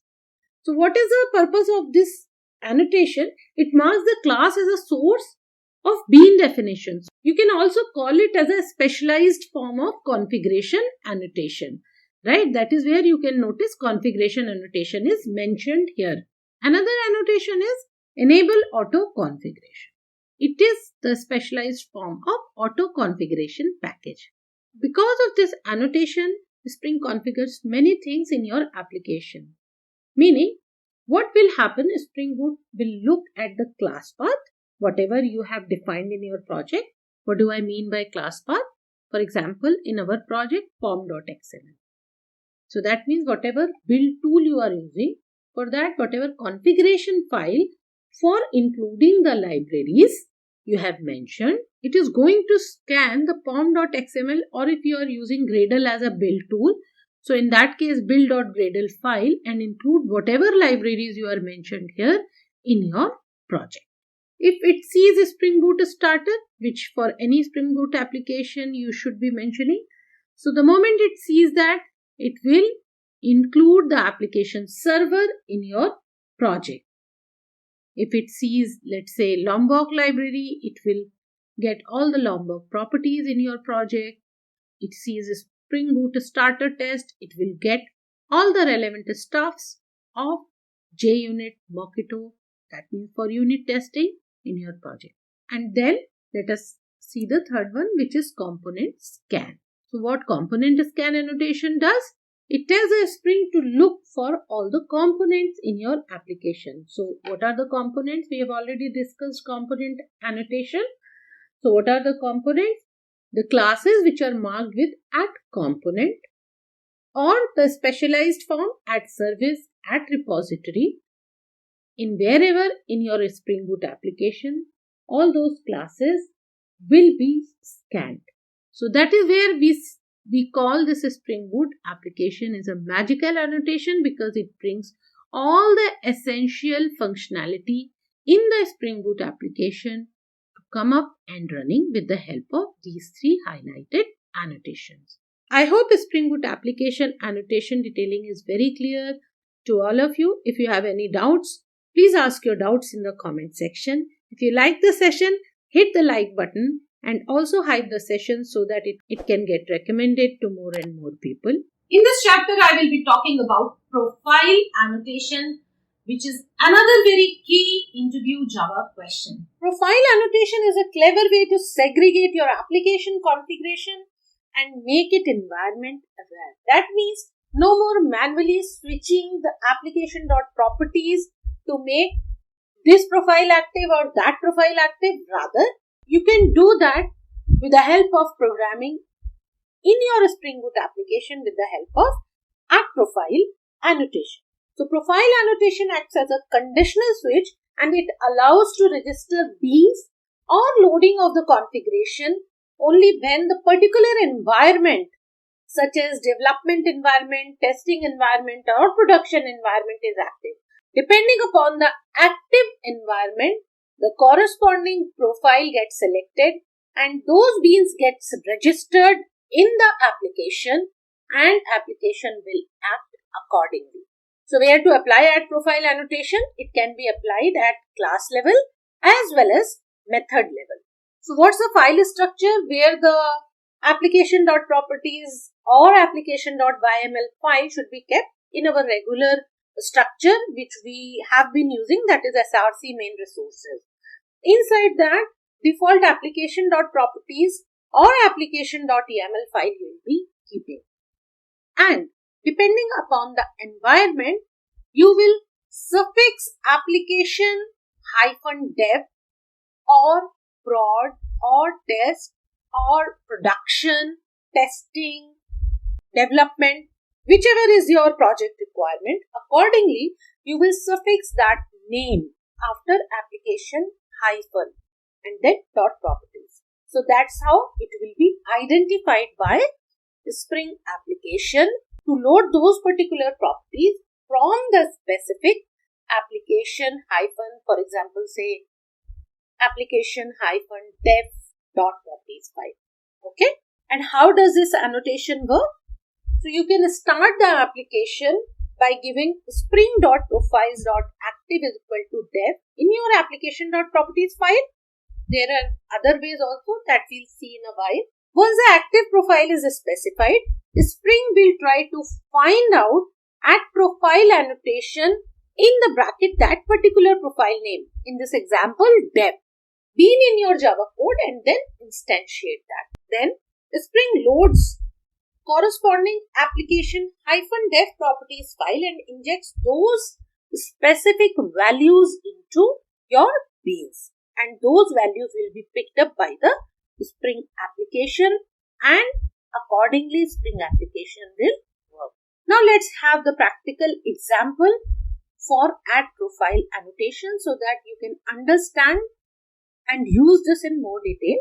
One suggestion, code along with me so that you can really learn how to use this annotation and what is the benefit of that annotation in the Spring application. Here is our IntelliJ IDEA editor and here is our annotation demo application. So in SRC main Java, we have created two classes. I'll just give you a quick overview.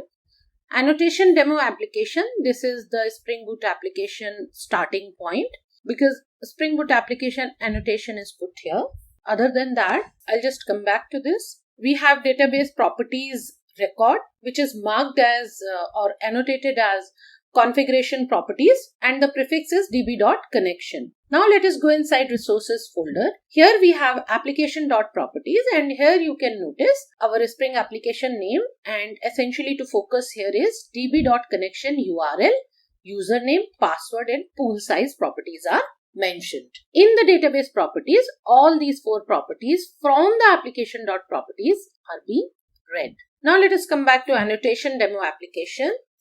Here in the annotation demo application, we have instantiated database properties and inside public static void main, we are printing these four properties. So from where the values of these four properties are coming? From application.properties. Since this is weekly annotation series, so I have already discussed couple of annotations. From here, we will start using and start learning the use of add profile annotation. So let's say by default, I would like to give the properties for URL as the Postgres URL from localhost, username as root, password as pass1 and DB connection pool size, let's say as 30. This is the default I want my application to pick up. But when this application is being used in the development environment, I would like to give the development environment IP here, pool size I would like to keep here as 5 and development environment username and password. Okay. And when this application is deployed to the production environment, I would like to use production environment IP here, accordingly username, password and accordingly the pool size. Okay, so how do we do that without every now and then changing things here in application.properties or doing some changes in the Java files? So let us learn how to do that. So for that, let me just create one more application.properties or rather two more application.properties in which I will be giving development environment configuration and production environment configuration. So I'll just say resources new file application hyphen, let's say for development environment I would like to call dev.properties. Alright, and let me just create one more file here first. Application hyphen prod, that is production. You can write full name also. It depends upon your project naming conventions. Properties. Okay. From application.properties, I'll just copy all these 4 properties. I'll put them in dev and I will do the changes here. Let's say 192.21.29. Something 123. I'm just writing some dummy IPs. It has nothing to do with any other stuff. Okay. And here let's say I want to give the name as dev user. Let me keep password as pass1. And the pool size for development, let's say I would like to give 5. Okay. And in the production, I would give the production host ID or IP. Let's say prod host. Okay. Username as prod user. Password, let's say pass1. And pool size for production, let's say I would like to keep as 20. Okay. And here, let me just come back to dev properties, and here also rather than giving any dummy IP, I will just give dev host. Okay. Dev host ID I will give. Okay. Fair enough. So I have kept all these 3 files ready. Now I will come back to annotation demo application. So here you can see all these 4 properties are being printed. Fine. And you can notice till now I have not used add profile annotation here. So ideally what should happen? The default application.properties values should be read and should be printed here. Okay. Let me give a extra blank line here so that we can just read things properly.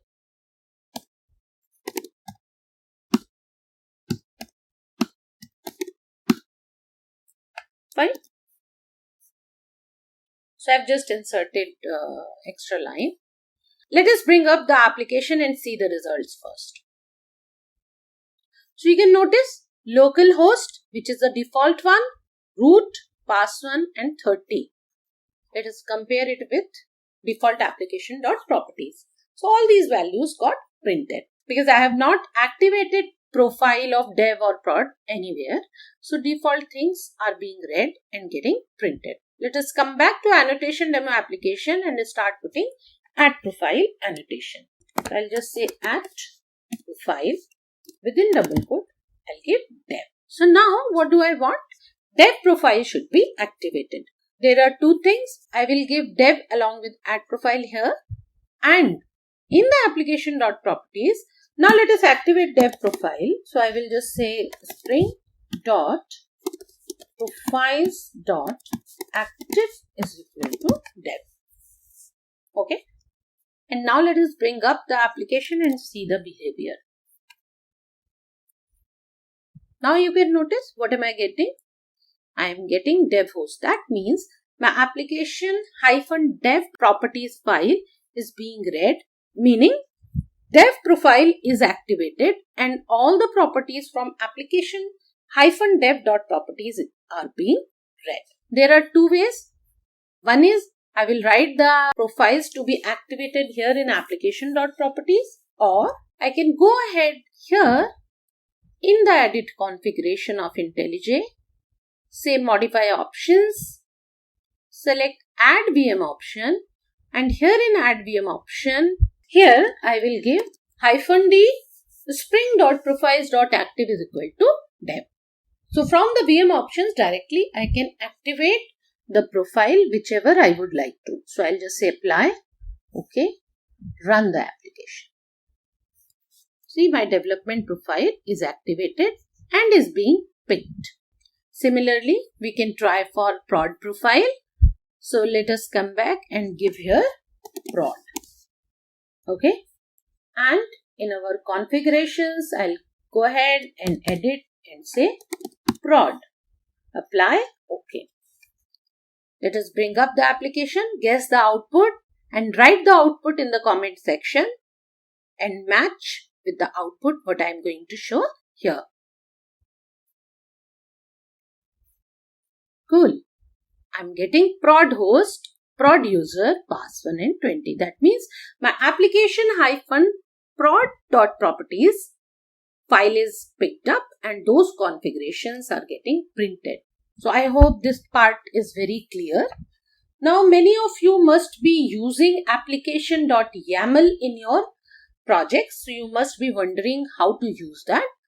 So now what will I do? I will comment out all the application.properties and will show you the usage of application.yaml. Okay.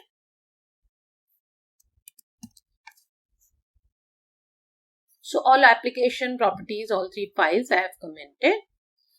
And now, let me just verify, yeah. And now what will I do? I will add one more file here, application.yml file. And here I will be writing all those configurations which I would like to give as a default as well as in the dev and prod environment. So I'll quickly give a Spring application name.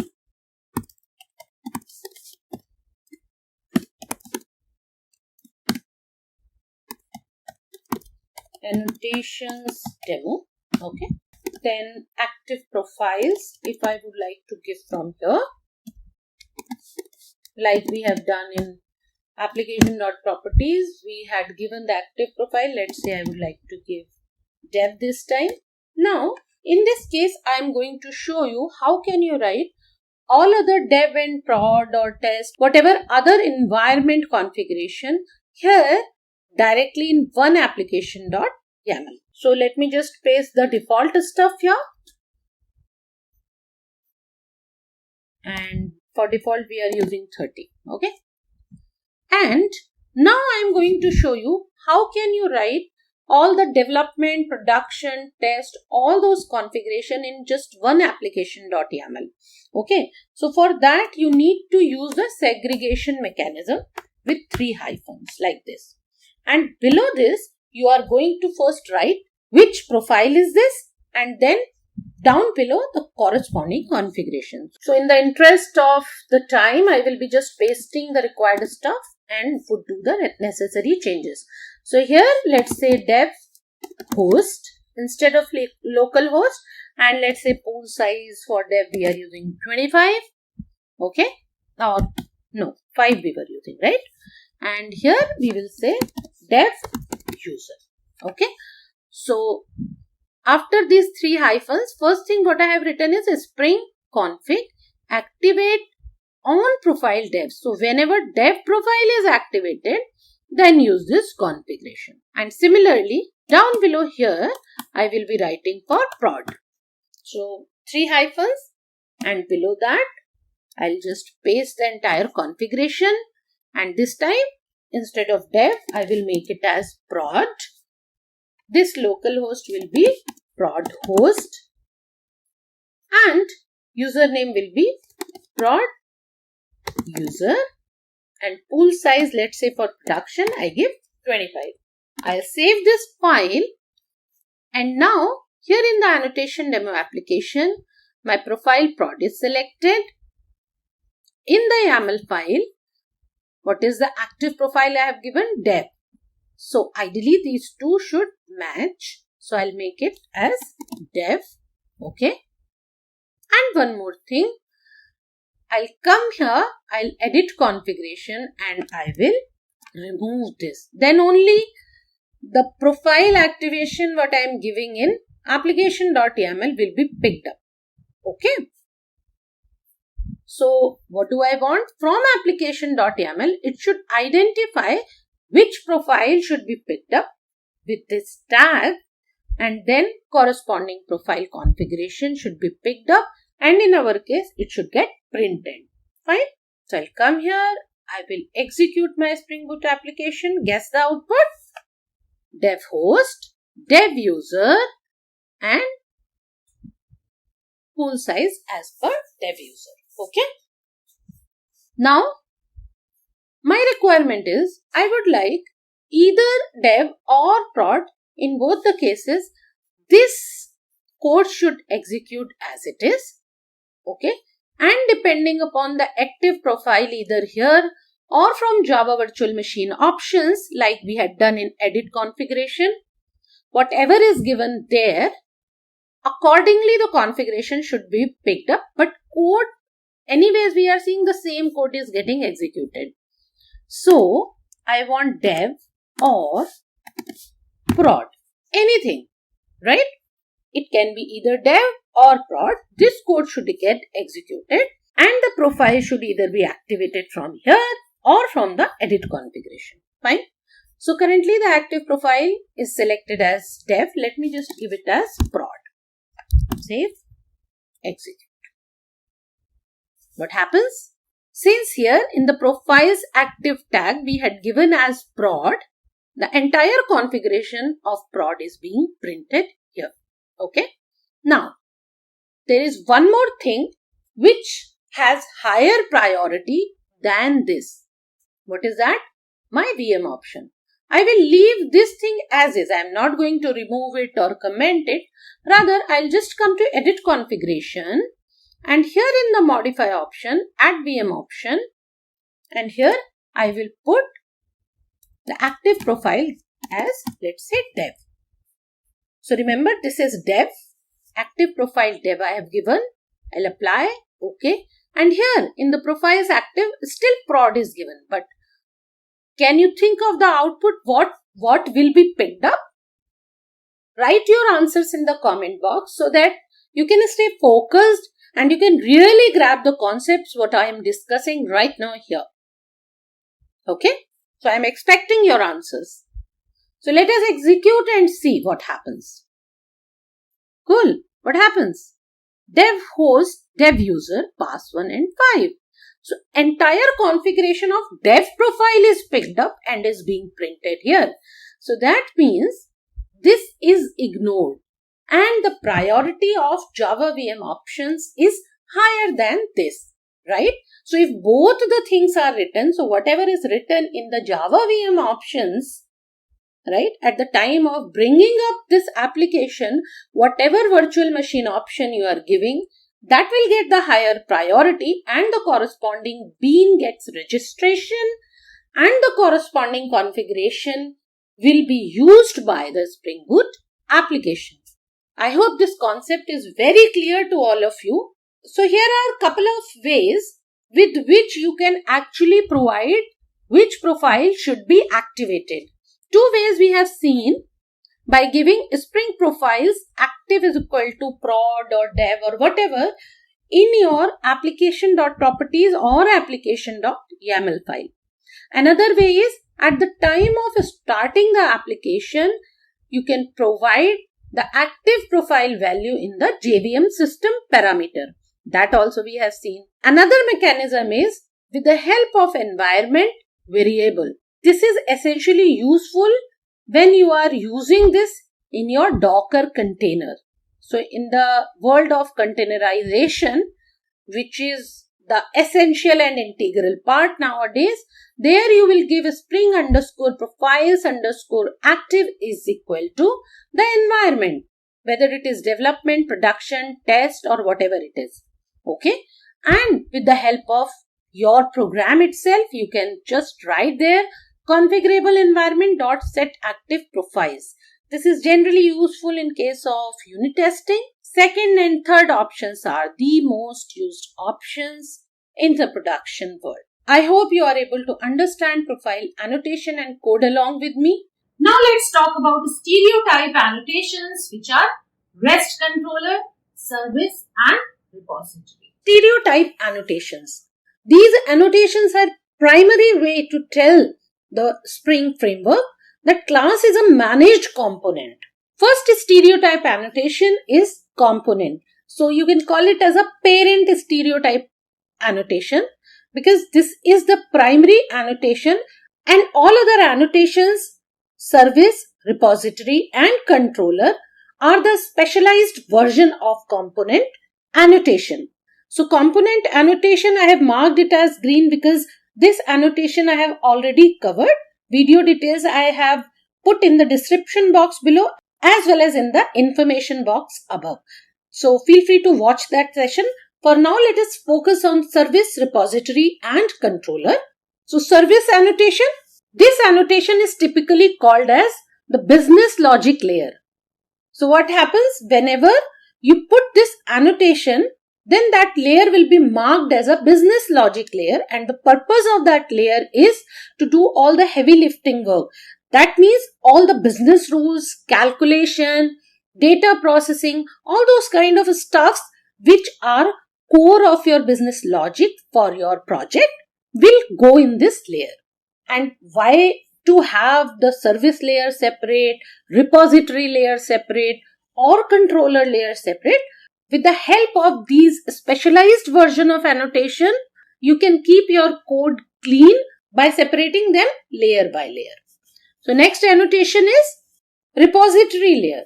This layer is called as the data access layer or persistence layer. As data access layer name or persistence layer name itself indicates that it's going to deal with data.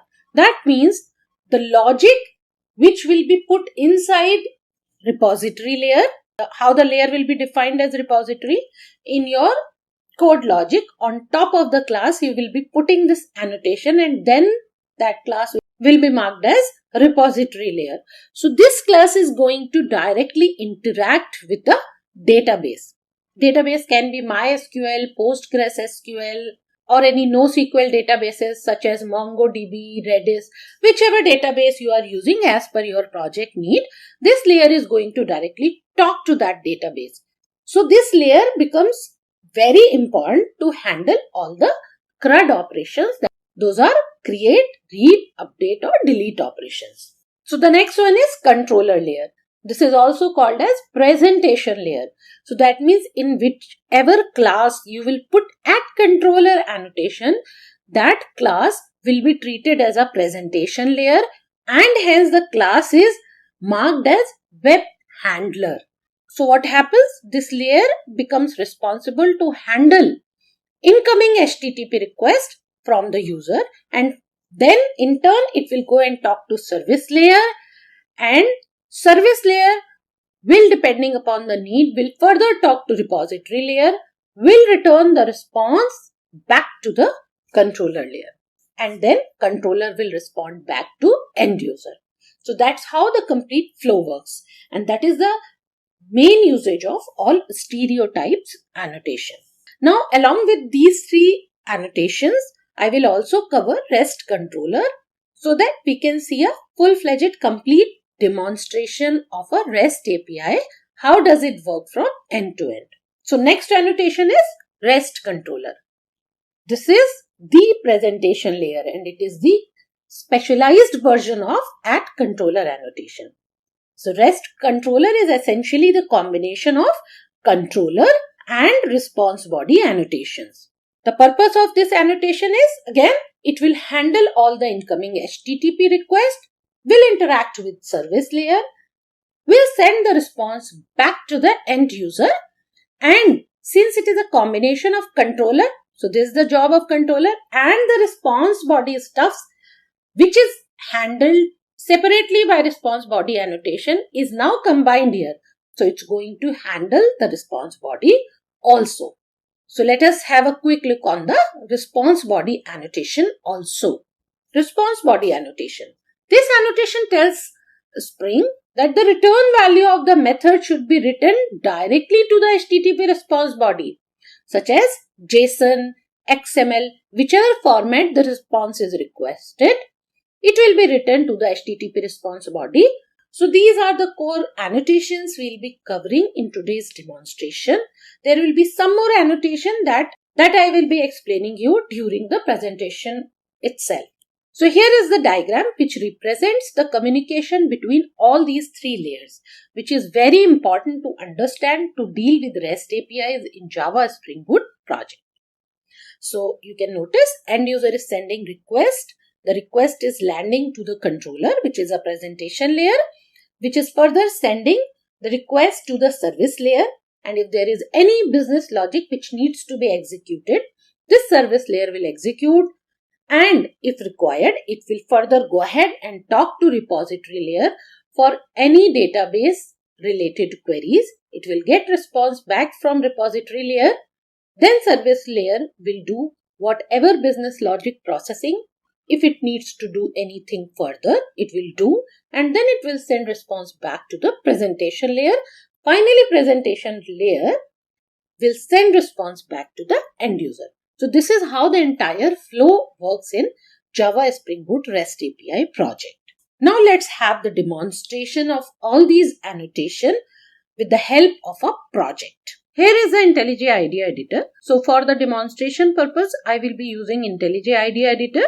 You can use any other Java editor of your choice. So this is our annotation demo application. Since this is ongoing weekly series, so we have already done couple of demonstrations for different annotations of Spring and Spring Boot framework. Details of those annotations which we have already covered in this series are getting displayed on the screens right now. Feel free to explore those annotations whenever you get time. For now, let us focus here on the stereotype annotations.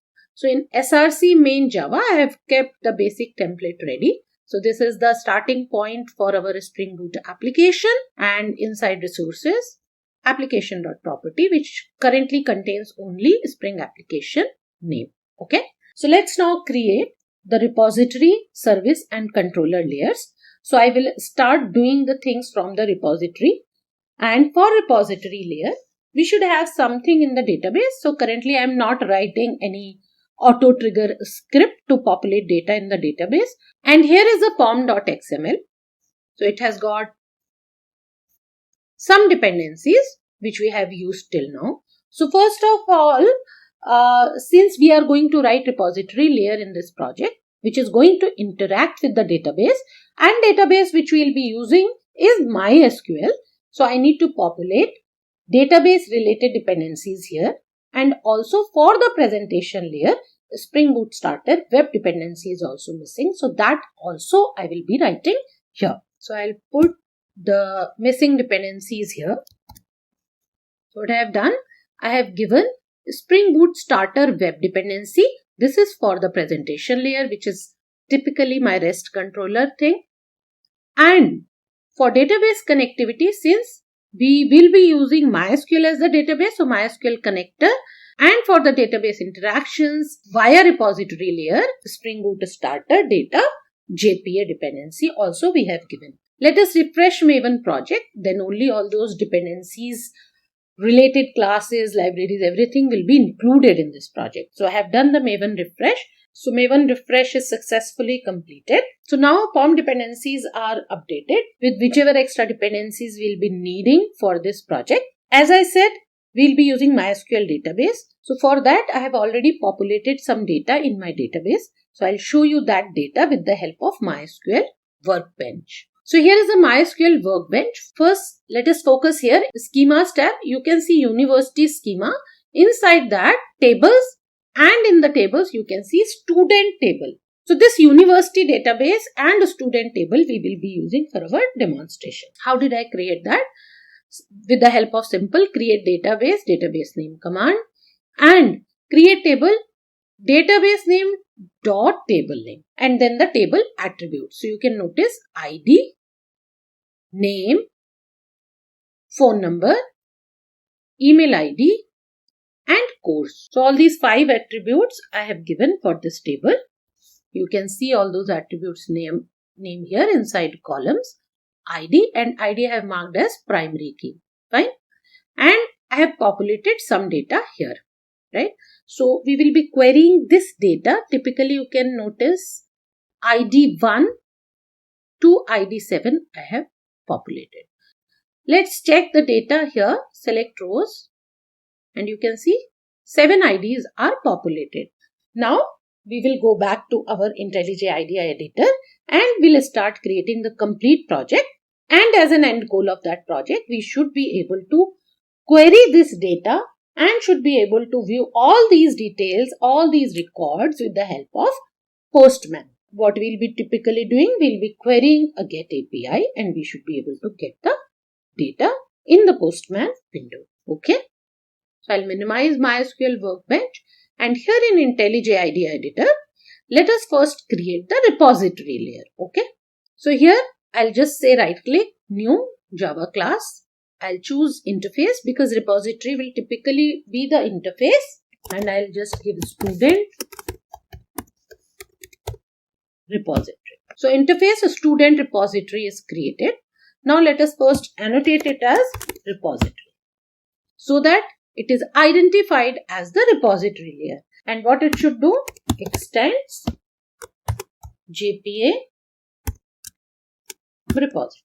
Okay, and JPA repository will take two parameters. First one will be the data type of whichever entity you are dealing with. So I'll be creating a student entity, and next is the ID, typically the primary key data type.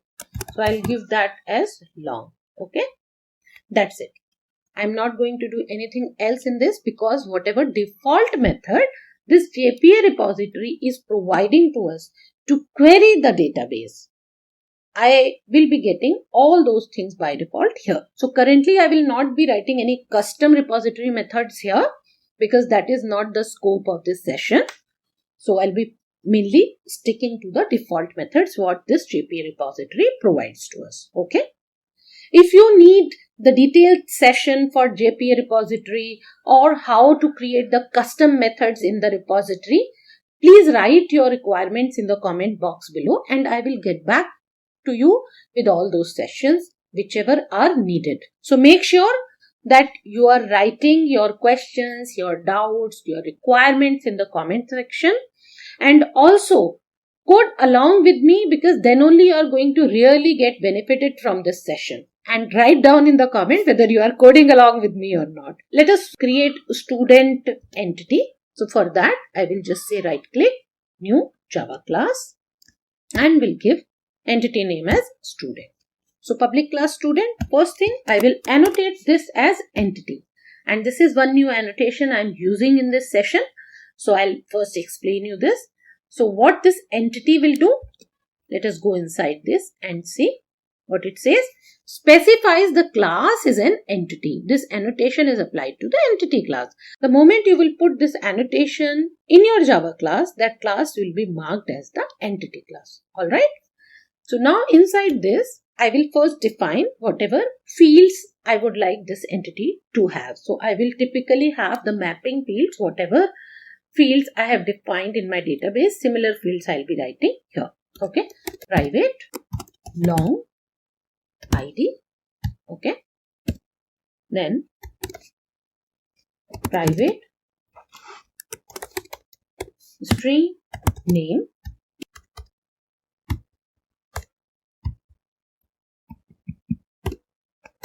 private string phone number,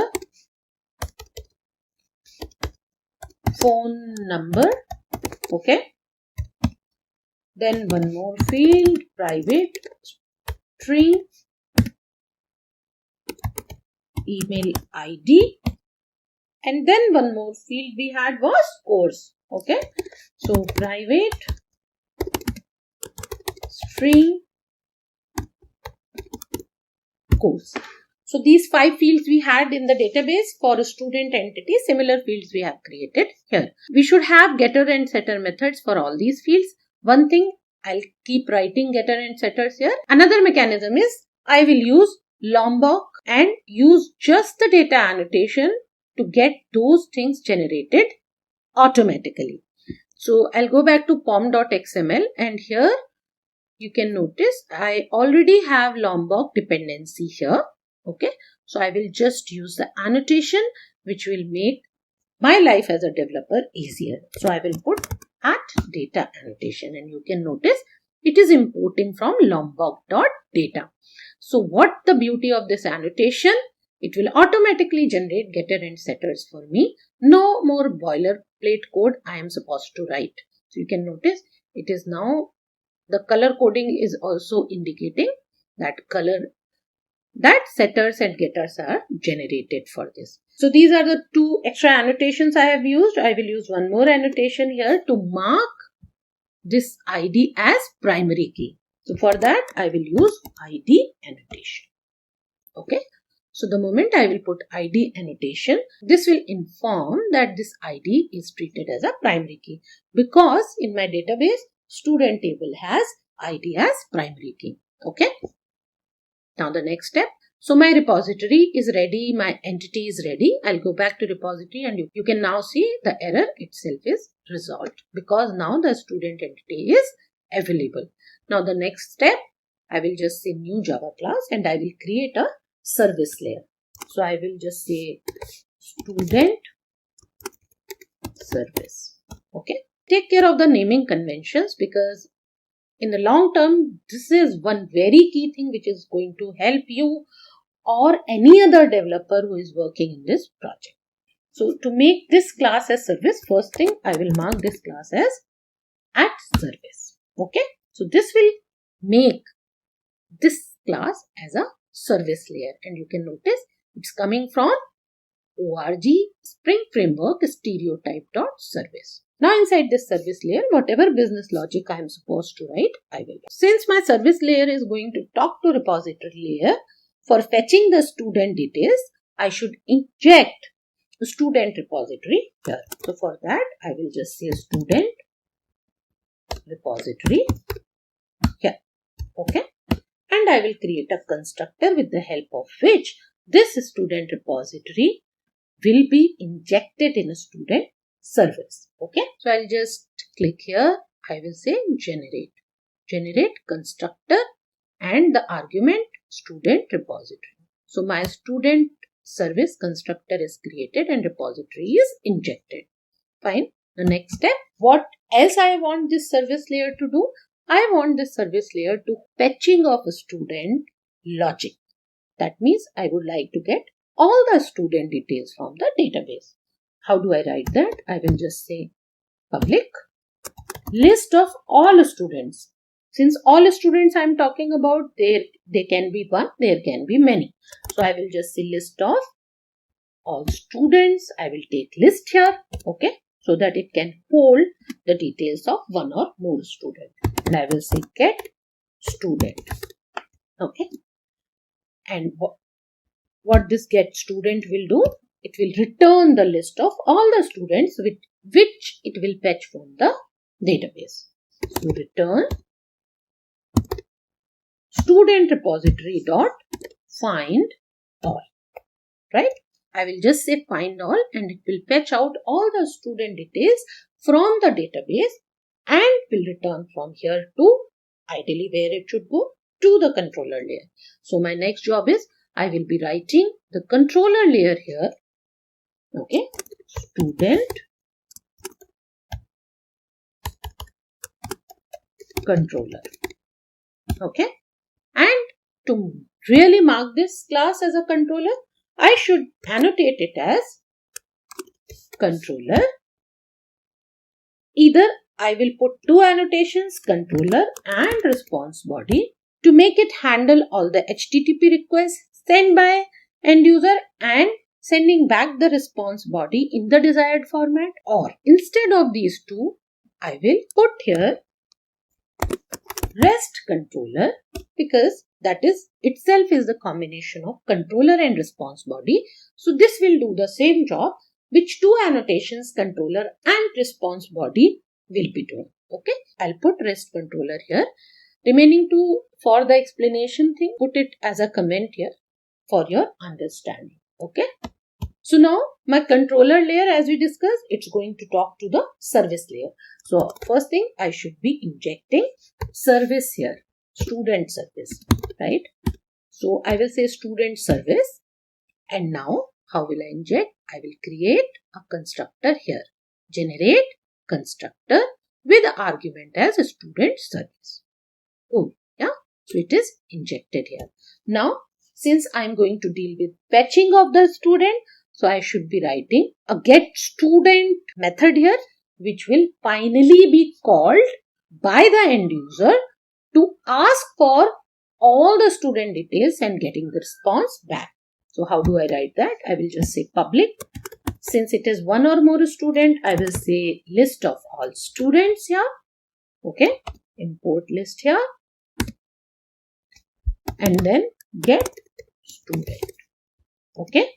And inside this, what will I do? I will call a student service get student method, which we have just now created. Fine. Oh, return is missing. So I will just say return. Yeah. So return student service dot get student. Ultimately, list of all the students which are in the database should be returned. Now, I have written the method, but I have not yet exposed the endpoint. Without exposing the endpoint, this method will not be able to interact over the HTTP. REST controller is there to handle the HTTP request, but there should be a method, one method or more methods, which should be exposed in order to further say it is a get request, post request, delete request or update, right? So for that, first of all, a context path mapping I should be giving here, or in simple words, you can just call it as a request mapping. So I will use one more annotation here, which is request mapping. And here I will be writing the path which will further be queried in order to get the get student or any other API which are being exposed in a student controller class, right? There should be some base path. So I'm writing student. Okay. So how the query will work? /student and then whatever path I'm exposing here. Okay. And before that, let us see what is request mapping. So what is request mapping? So request mapping is the annotation for mapping web request onto methods in request handling classes with flexible method signatures, right? So that is the purpose of request mapping annotation. So here in a student controller, over the get student method, I will just say get mapping because I would like to expose the get endpoint right now. And here inside this, I will just say /. So how the request will be formed?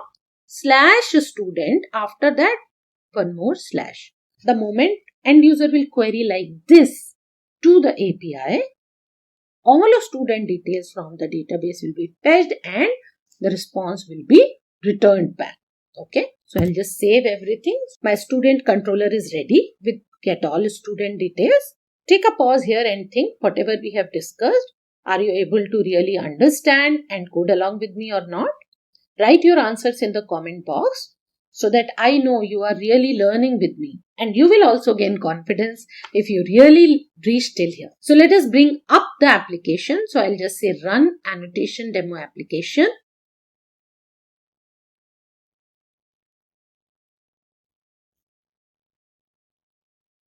So application failed to start. What has happened? Something here is missing. So either in application.properties or in application.yaml, I missed to give the database connection details. I have done the entire coding, but my project still doesn't know how to connect to the database. So let us start giving that. So I'll just add application.yaml.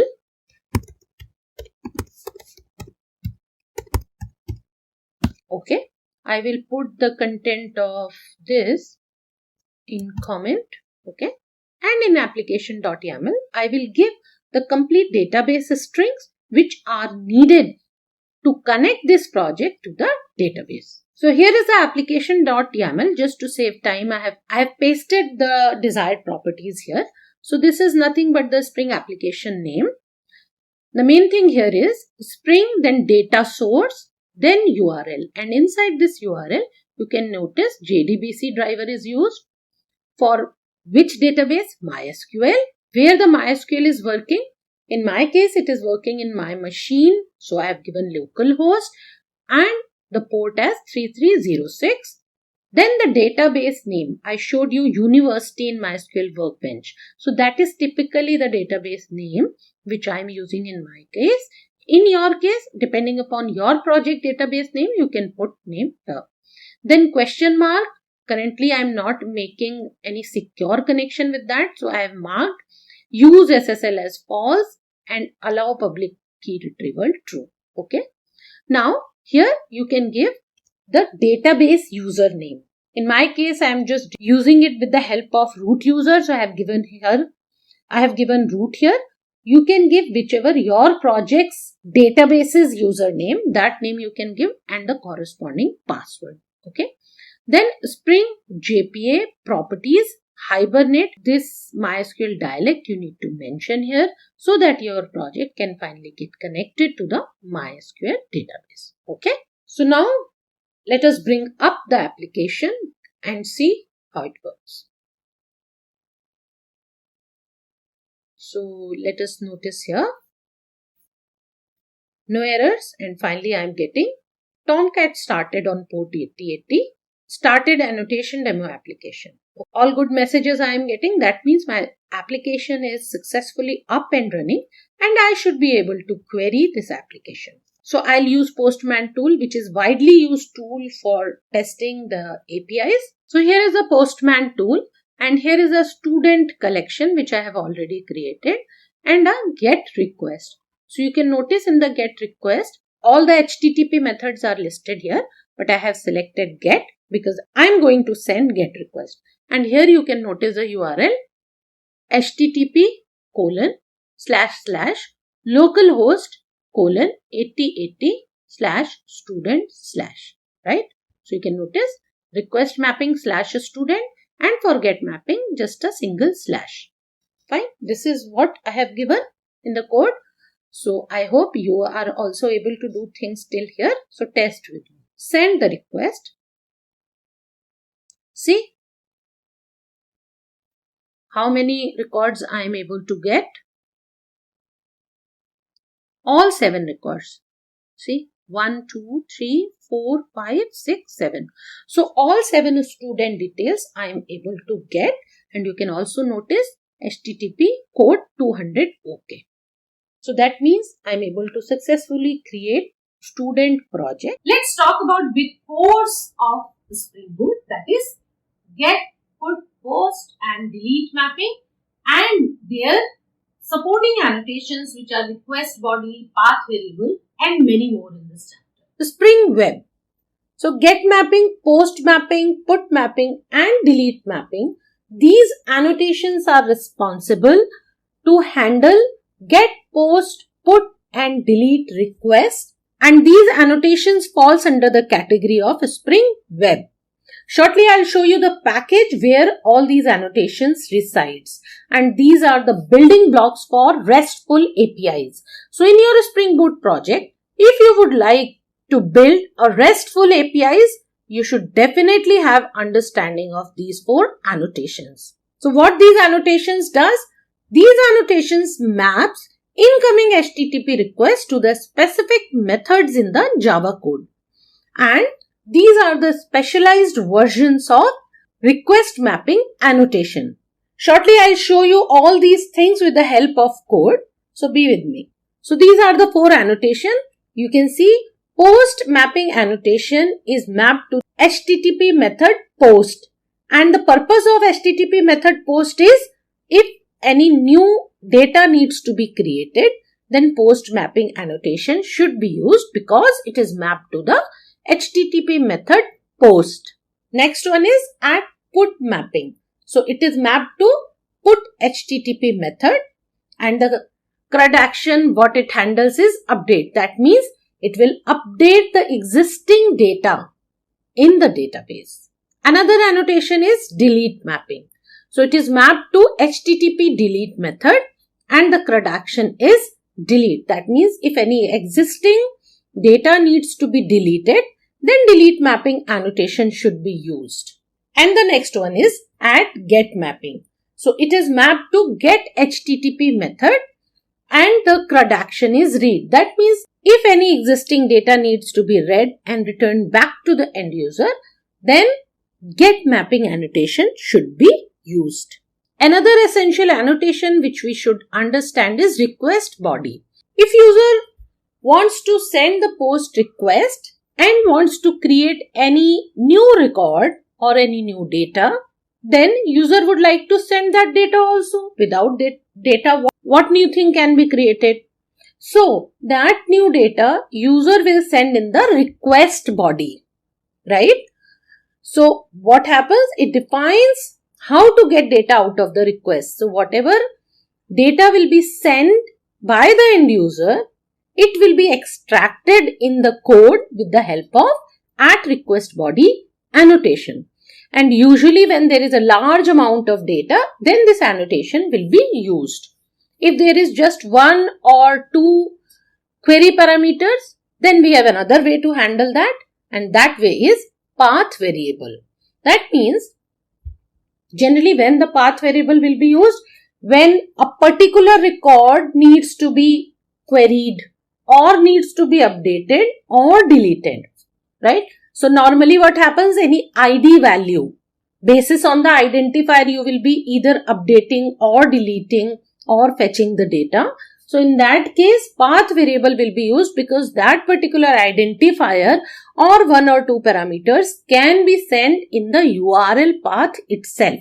Now I will continue building the RESTful APIs for a student project using all these annotations. Here is the IntelliJ IDEA editor and here is the annotations demo application. So this is the project which we are using in our weekly series of Spring and Spring Boot annotation. In our last session, what we have done, I'll just quickly tell you that, and then we'll move forward from here.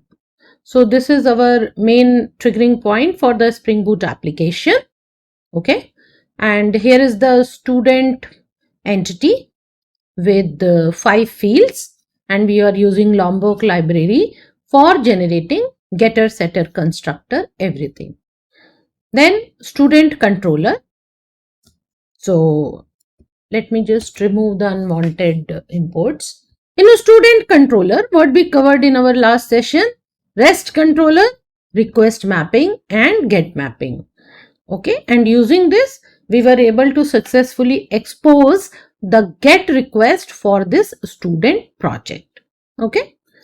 We also built student repository, which is using JPA repository directly interacting with the database, and a student service in which we created get student method, which is calling student repository find all method to fetch all the existing students. I will also show you the MySQL workbench and will show you what data we have already populated for this. After that, we will create post, put, delete, and then we will test all those stuffs using Postman tool. So first I will open MySQL workbench and then I will show you the get request functionality. Here is the university database. Inside that there is one table called student, and if I query student table, you can notice currently there are 7 students available in my MySQL database. And for our project, we are using MySQL database, university database and student table. Okay. Here is the Postman tool and here is the get student request. I will also show you this path in the project. So here in the project, in student controller, you can notice request mapping /student. Okay. And in application.yaml, you can see I have not changed any port. So it will work on the default Tomcat port 8080. Okay. So I'll now bring up the application. So you can see my application is up and running, and you can notice Tomcat started on port 8080. So in the Postman window, you can see I have given localhost :8080/student. Okay. I'll just say send. And see in the result, what am I getting? Student ID 1, 2, 3, 4, 5, 6 and 7. So these many students we have seen are available in our MySQL database, and same number of students we are able to fetch in our GET request. Okay. So now from here, the next step, we will be first writing the post request. That means we should be able to create a new student from my Spring Boot project. We should be able to fetch that. Then we should be able to update the student details, and then finally we should be able to delete the student. So now let us bring down the application, and here in controller, let's first write the post request. Okay. So post is essentially a create request. So I'll just say public. What do I want to return? I would like to return the complete student object. Then create student. This is the name of the method I would like to give so that it can be easily recognized and identified. And here, since it is a create request, it should bring some data in the HTTP request, and I would like to extract that data. How do I do that? We have discussed at request body annotation. So this is what I will be using here. So I'll just say request body. Okay. And what data I expect? I expect the complete student details. Okay. And then here, what do? I will simply call student service create student method. Okay. So what do? I will just say, and the whatever student it will give, I will just would like to return it. So return student service dot create student. Okay. And I will pass the complete student object here. But I am getting an error. Why? Because I have not yet created any create student in a student service. Okay. I will just go inside student service, and here I will create the create student method. What do? I will just say public student, then create student, and here student object, it should accept, and it should now call student repository, because that is the main layer which is responsible to talk to database. I'll just say return student repository dot save. So save is a method which will finally save the student entity in the database. Okay. So student repository dot save, it will finally save the student. Okay. I'll again show you the student repository. So it is simply extending JPA repository. So save method or all the basic stuffs are already provided by JPA repository. So I need not to write again and again all those things unless I write something custom which does not exist in JPA repository. Otherwise, all the major functionalities already exist in JPA repository. So I will just extend this. I will just extend JPA repository, and I will be able to get all the essential methods in my student repository. Okay. So in a student service, I have written create a student. I'll come back to student controller. The error is gone. So my create a student is created. Now I need to expose this method so that it can communicate over HTTP. So for that, I need to simply write post mapping. Okay. And what should be the path? I'll keep it simple. I'll just say slash. Okay.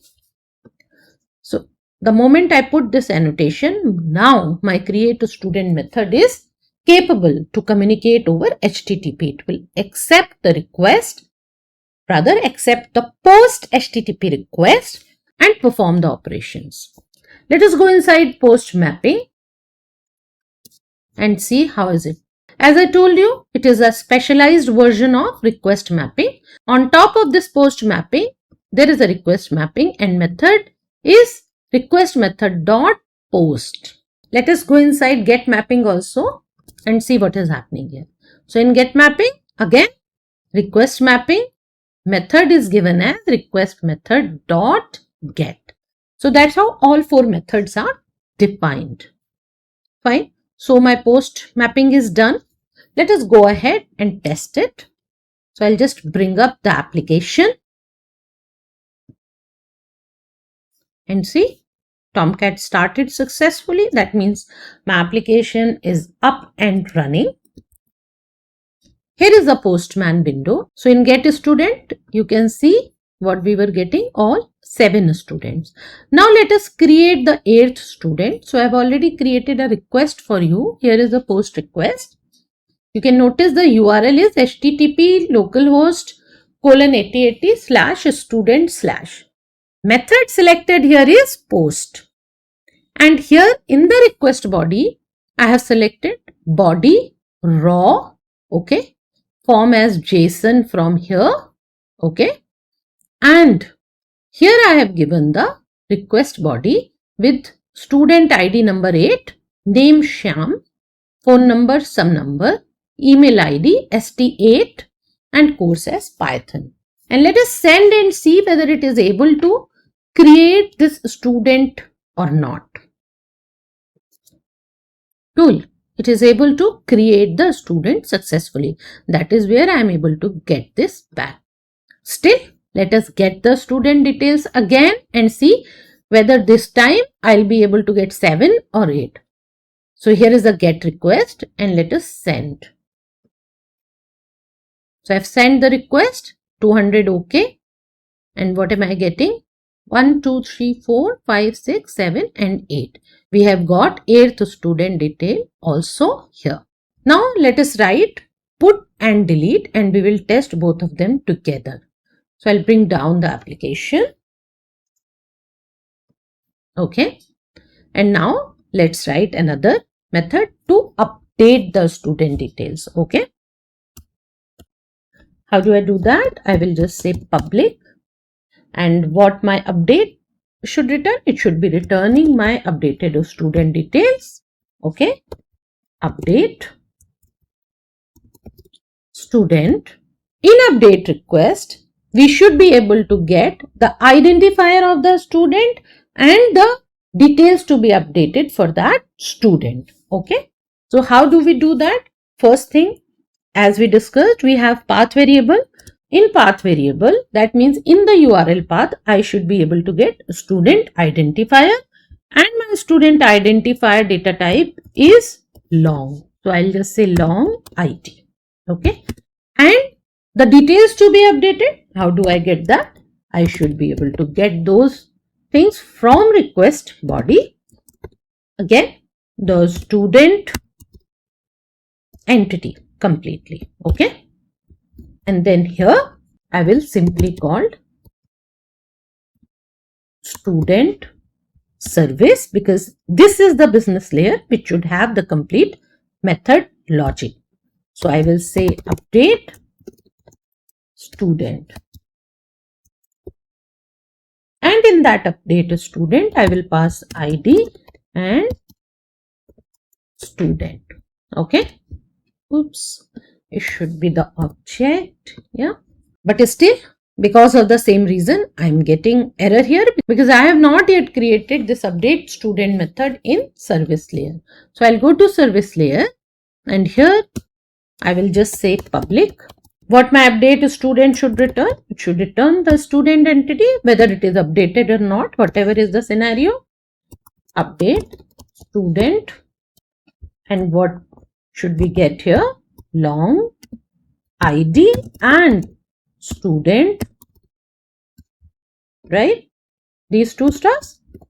And from here, we should be simply calling student repository to update this student details. Okay. So what do? I'll just say return student repository dot. For updating also, I need to send the entity as it is, the complete entity. So I will just say save student.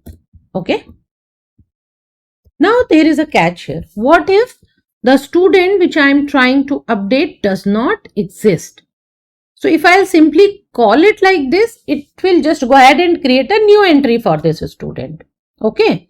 But my purpose is, if this student exists, then only go ahead and update it. So I will just write a little bit more logic here. So first I will check whether this student exists or not, and if this exists, then only update the student details by calling simple student repository.save method.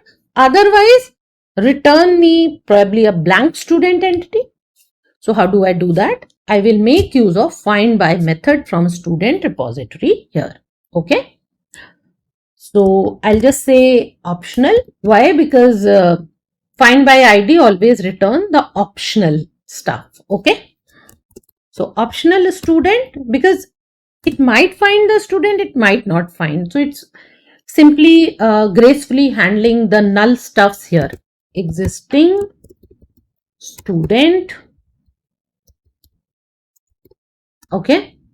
And then from where will I do the find by ID? Obviously from student repository, and then find by ID by just passing the ID which we have already received.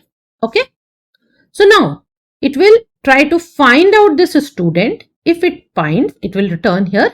If it doesn't find, optional will handle the null things here. So now since it is returning optional, so I get is present or those kind of methods here. So I'll make use of those methods and will apply a condition here. Existing student dot is present. If this student is present, then only you go ahead and update this student. Otherwise, there is no need, because if this student does not exist, I would not like to do anything else with that. That means, obviously, if that student does not exist, I cannot update that. So I will just simply return probably a blank student so that end user knows this student does not exist. So update could not be done. If this student exists, update it. Otherwise, just return new student. I'm just returning blank values for this student. Okay. You can return anything else depending upon your project need. Any dummy data you can fill and you can return. So it totally boils down to your project need. I'm just taking one scenario and explaining here. So this is about update student. I will come back to student controller. So my update student method is fine now. Now I need to expose this method so that it can communicate over HTTP. So what do? I will just say put mapping, and here / what do? I will just say ID. Okay, because this ID I'm expecting in path variable, which it should get from the URL. Okay, request body anyways we are getting in the HTTP request itself. So now this update student method is exposed. Okay, let us quickly write delete also, and then we will test both of them together. So for delete, I will just say public, and probably let us return string and delete student. And for delete student, what do we expect? We expect just the identifier. We should know the ID field and we should be able to delete the student. Okay, so I'll just say path variable long ID. Okay, and inside this delete student, I will simply call student service dot delete student by ID. Okay, and what do I want to return? I'll just say return, let's say a friendly message. Student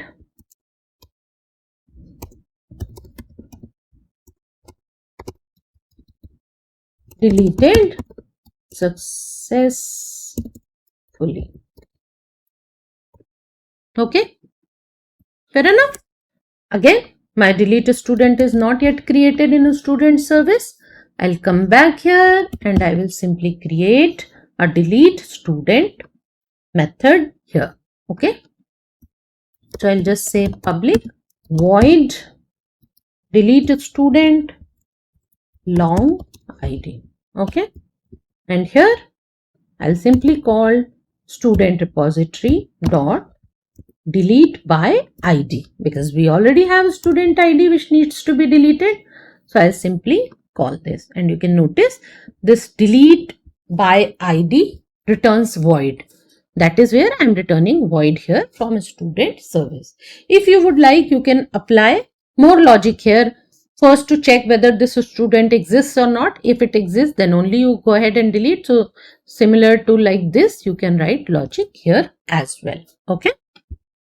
I'll just save. I'll come back to controller, and now my delete student is good. So the next step, I need to expose this delete student over the HTTP. How do I do that? I will simply call DeleteMapping, and here in DeleteMapping, you can see with context path, I can get the ID from URL. So that means for put mapping and delete mapping, whenever I will write the URL, in that itself I should provide the student ID which needs to be updated or deleted. Then only these methods will work properly. Otherwise, these will result in some error. Okay. So I hope this much is clear. Let us quickly go inside put mapping annotation. You can notice this is another specialized version of request mapping method, request method dot put. And similarly for delete mapping, request mapping method is equal to request method dot delete. So I hope these annotations and this complete code is very clear to all of you. So I'll bring up the application.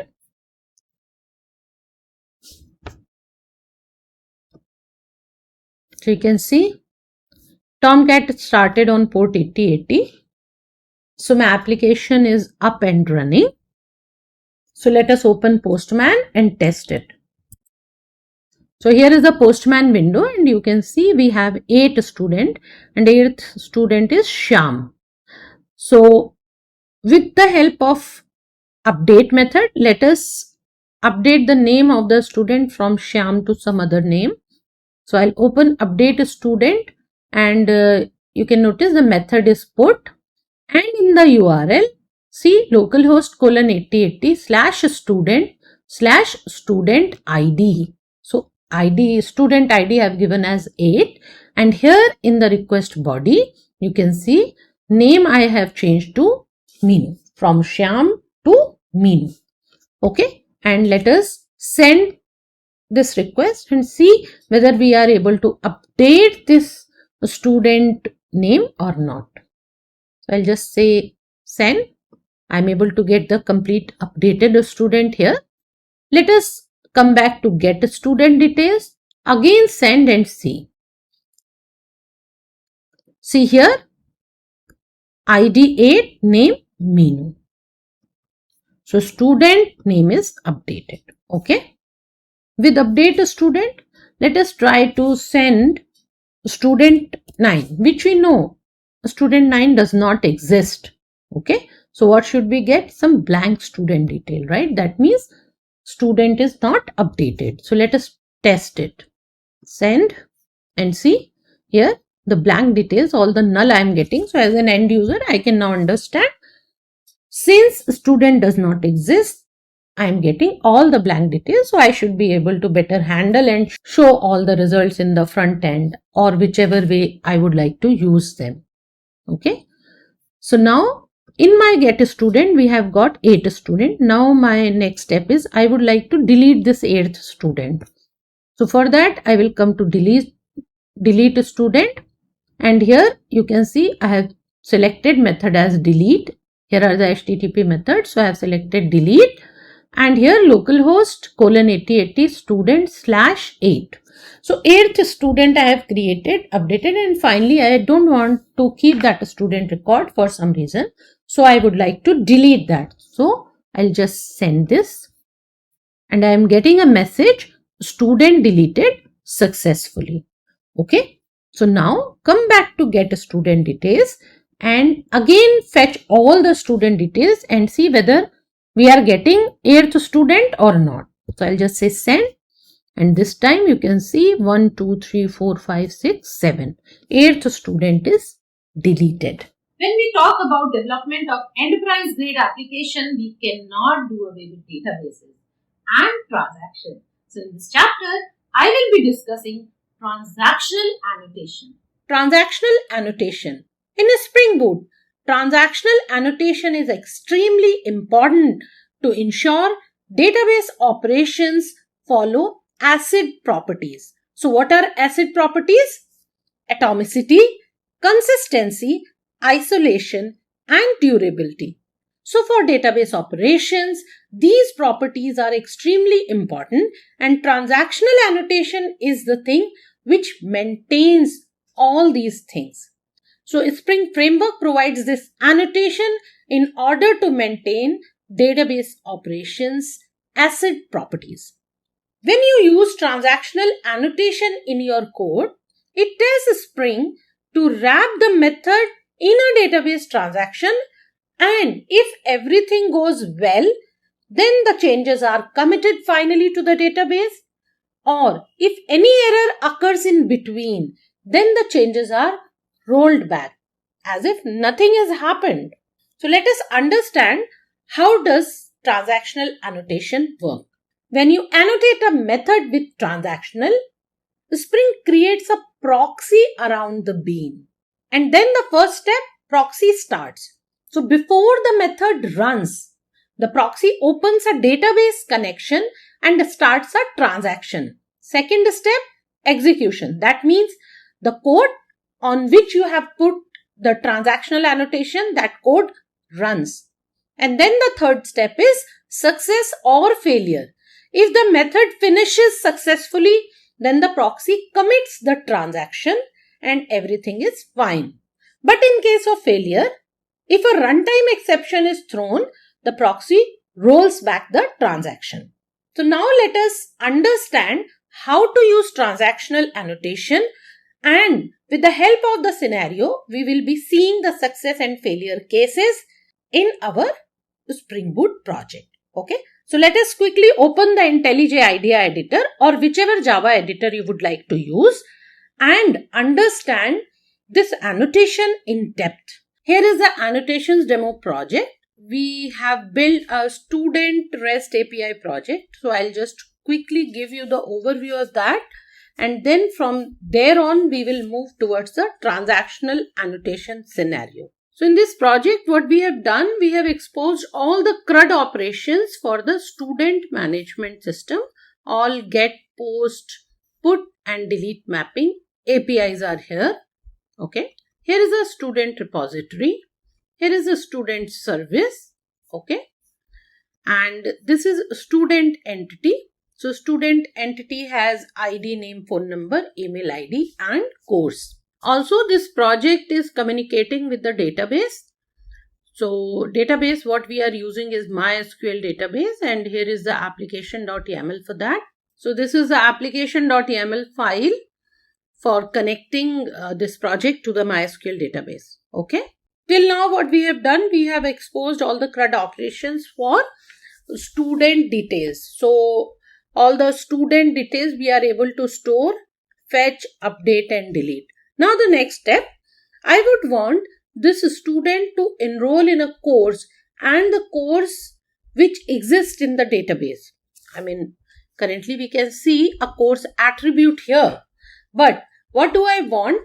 There should be a table in the database which will hold all the existing course details and course capacity. Let's say some student wants to enroll in Java course. So for that Java course, there should be some capacity, right? It cannot be unlimited. So we will define in the database the course code, course name, all the relevant course details.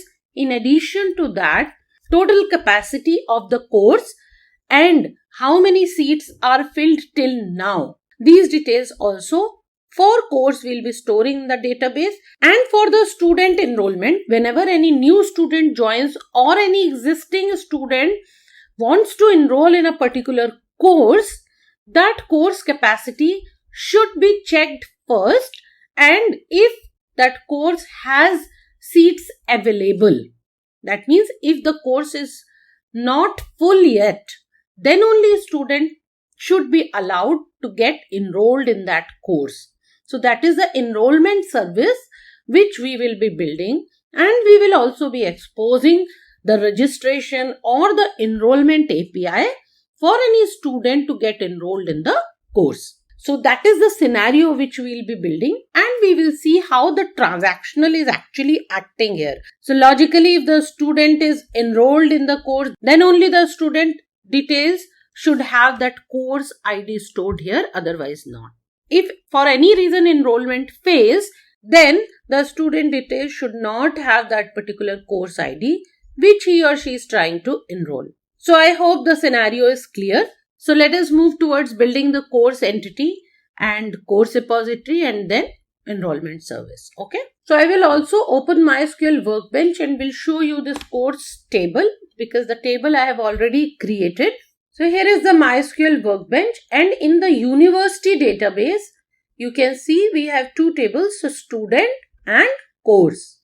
So in the course, we can see the columns, course ID, name, course capacity and enrolled count.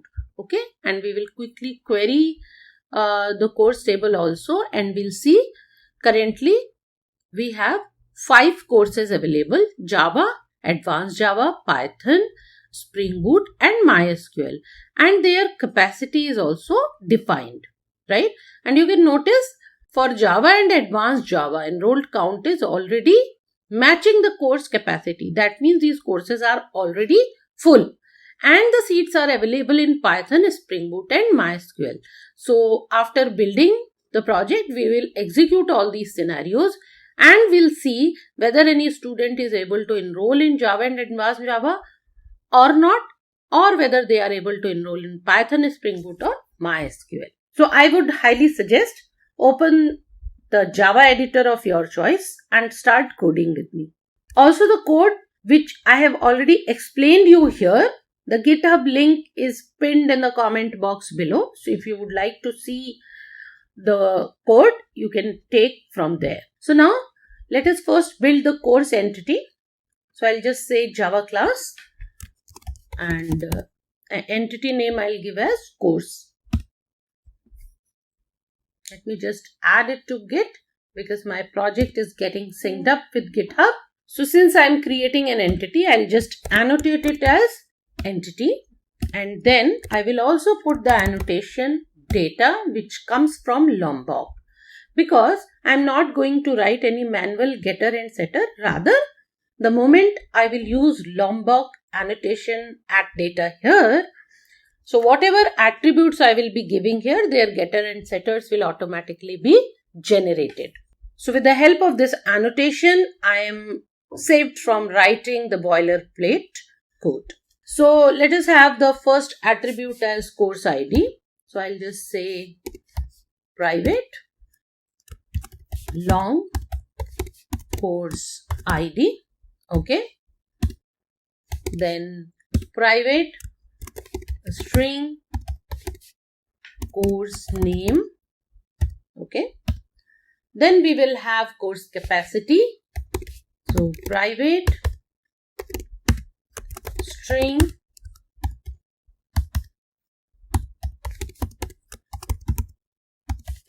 course capacity and the enrolled count. So current number of students, how many students have enrolled in the course.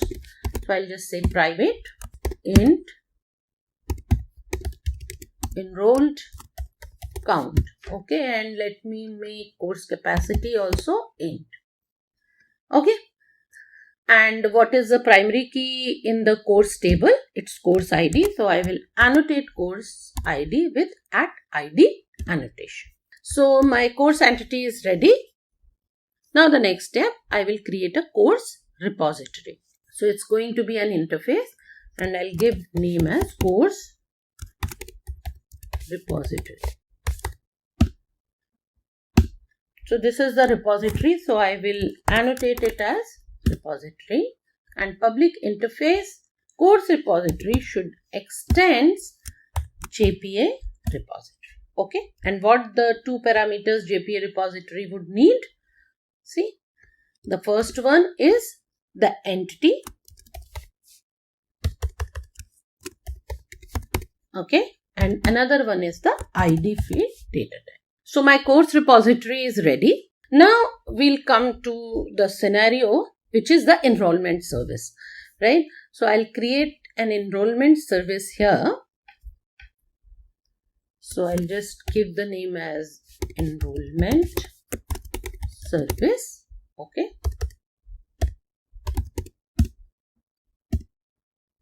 And since it is a service class, so I will annotate it as service. And enrollment service is the place where I'm going to use student repository because I want to get the student details and update the student details, and also the course repository because I'm going to update course details also. So what will I do? I will auto-wire both the dependencies here. So I'll just say auto-wired. What? First I will have a student repository. Okay.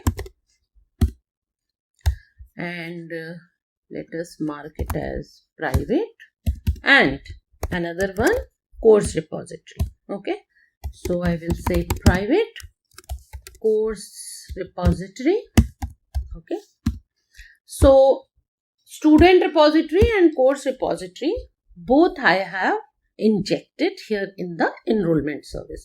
Now the next step, let us have a get course method here, because after enrollment I would like to see if there is any change in the course details or not, right? So for testing purpose simply. So I'll just say public list of courses, yeah.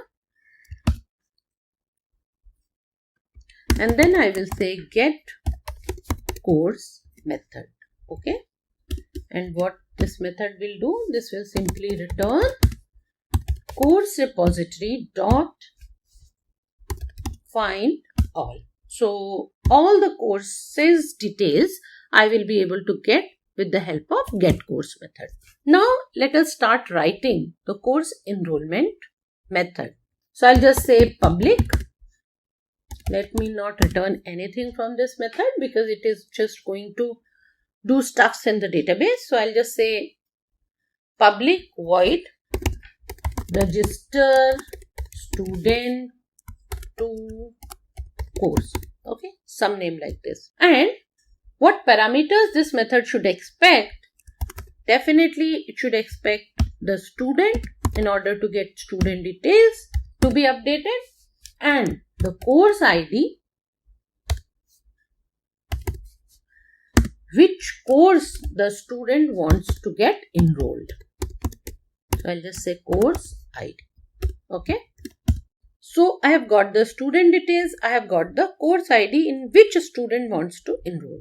So first thing, what do I like to do? I would want to update this course ID in the student details, and then I would like to go ahead and do the changes in the courses details. What kind of changes? The number of seats available should be decremented. So from student repository, I will simply call save student, because I am expecting this student entity should have the course ID embedded in the JSON. Okay.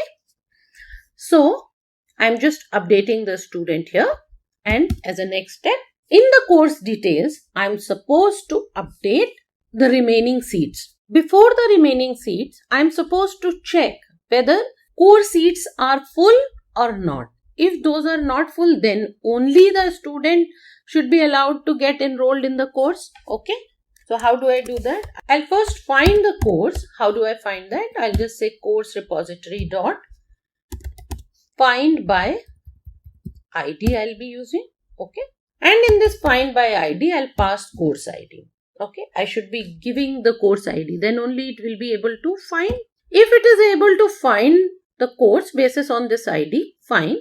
The course details will come here. Otherwise, it should throw the exception. Okay. So I'll just say or else throw new runtime exception and some message. Okay. So I'll just say course not found. Right.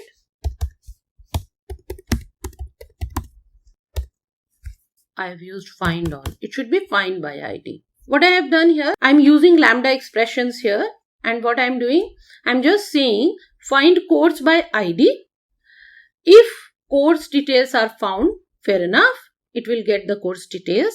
If it doesn't find the course details, what do I want? I just want to throw the runtime exception with some message. That is one check we have done. And another step, first thing, I should be able to find a course to get my student enrolled. Another step is the course should not be full. So the next step, I will check if my course is full or not basis on the course ID. Okay. If the course is full, I'll come back to this is full method. I'll be writing it. But for now, first let us understand the structure.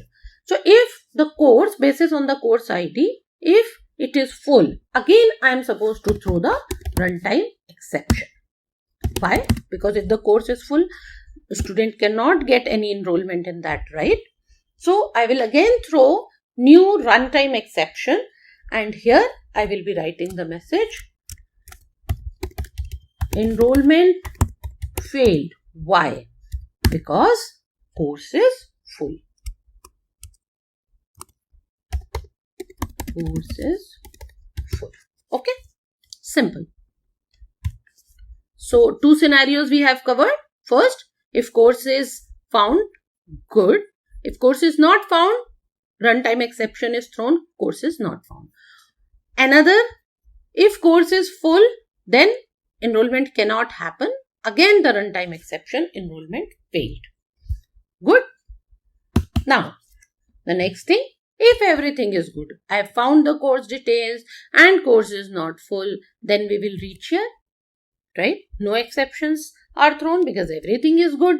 So, then in that case, I will just say course dot set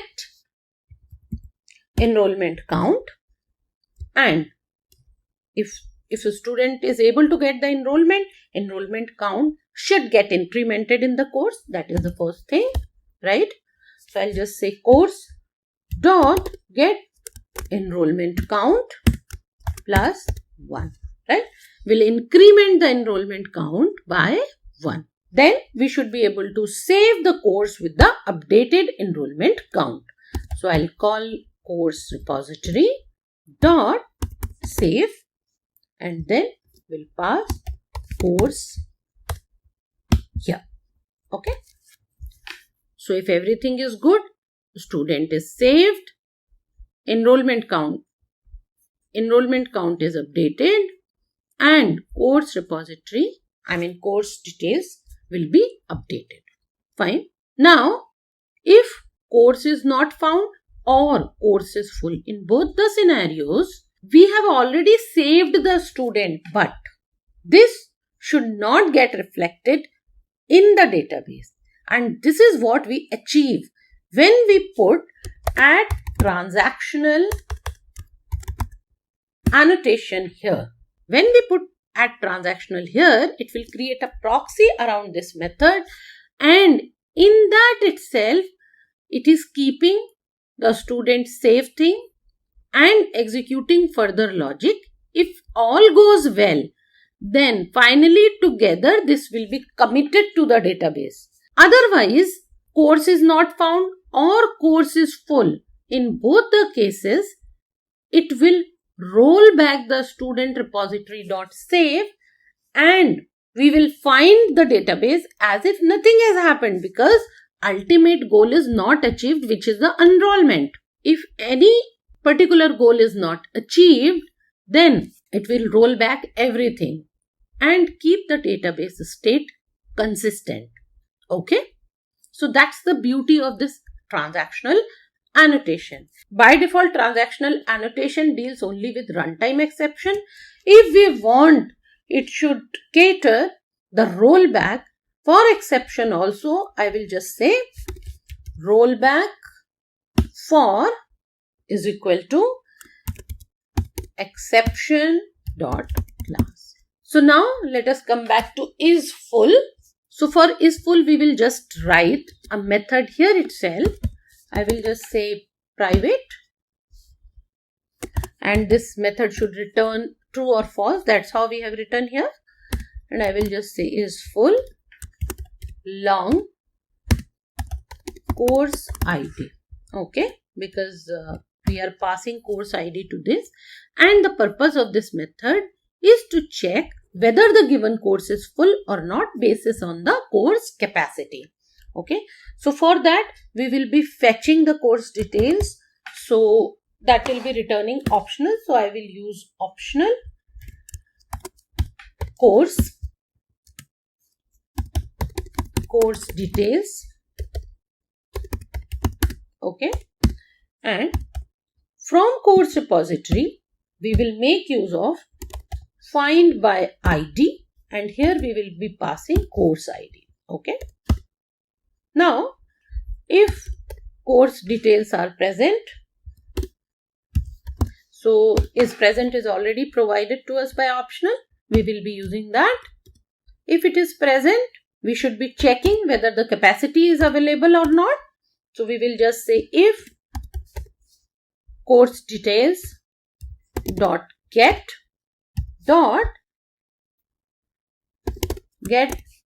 enrolled count.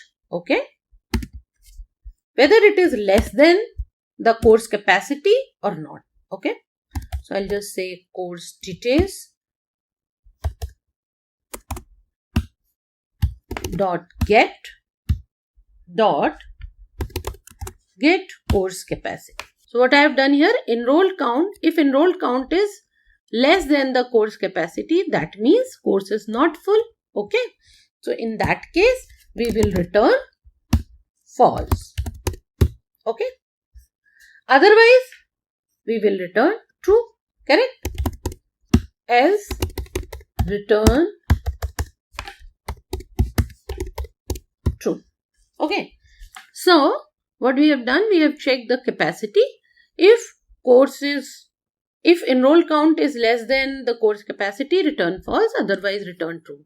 Or if course details are not present, that means course is not found, then also we should be returning true. So what this method is doing, first of all, it is checking whether course exists or not. If course exists, then whether course has capacity or not. If it has, then return false, that means course is not full. Otherwise, in all other scenarios, return true. So now its full method is also returned. We have marked it as transactional. Now one more step, we should be exposing this API. So we will be exposing two APIs, get course and register student to course. So for that we will be writing a new controller here, and we will call it as course enrollment controller.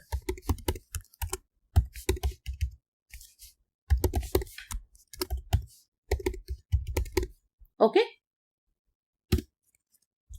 let us add it.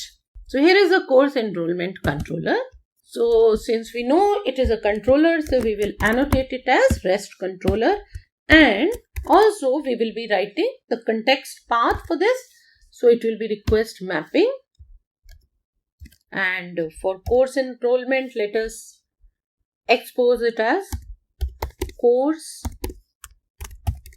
enroll. Now let us inject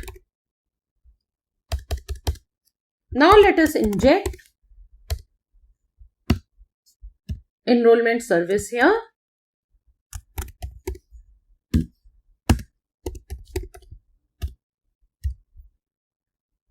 Okay, because the two APIs which we will be exposing exist in this service. The business logic is here itself. So let us first expose the get course. So for get, we will be making use of get mapping. Okay, and here public list of courses, right? Because it is get all, so it will be list of courses. Get course. From here we will be returning enrollment service dot get course. Okay, so it will provide me the list of courses, so all the details for that. And another thing, the main purpose of this is to enroll the student in a course. So for that we will be making use of post mapping. Okay, and in the post mapping, the path will be containing the course ID. Okay, so course ID, and here it should be public. Let me not return anything. We will just verify it with 200. Okay, and we will call it as register student to course. Okay, and here we should make use of request body, and from here we should be able to get student. Okay, and in the path variable we will extract course ID.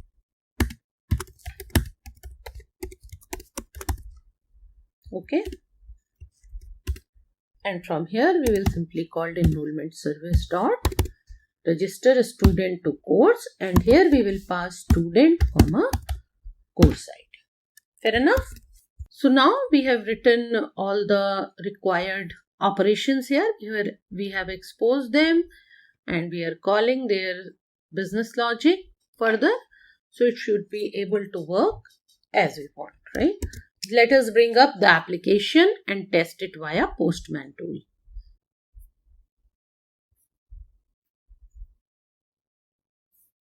So my application is up and running. Tomcat started on port 8080. I'll now open Postman tool and we will test it. So here is the API. Let us check the get student details. How many students are here? So I'll just say send. You can notice we have till 17. Yeah. So we have 17 students available in the database, right? And ID 17, you can notice it is not yet enrolled in any of the course. Okay, so let us use this ID and enroll this ID 17 named Nick to some course. Okay, so I'm just copying this JSON. And one more thing, let us check get course details. So you can notice the localhost 8080 course enroll get. I'll just send. And you can see course 101 Java, course capacity is full. Course 102 Advanced Java, course capacity 5, enrolled count 5. So this is also full. Course ID 103 Python has seats available. 104 Spring Boot has seats available. And 105 MySQL has seats available. Okay. So now the next step, let us call the API enroll a student in a course. Okay, so here you can see the context path course enroll, and then after that I have given 102. So 102 is the course ID and this is the course ID for Advanced Java where seats are already full. And this is the student ID 17 named Nick, and here I have given the course ID as 102. So this is where I would want Nick to get enrolled. So let me just send and see the result. Write down in the comment box what should be the result.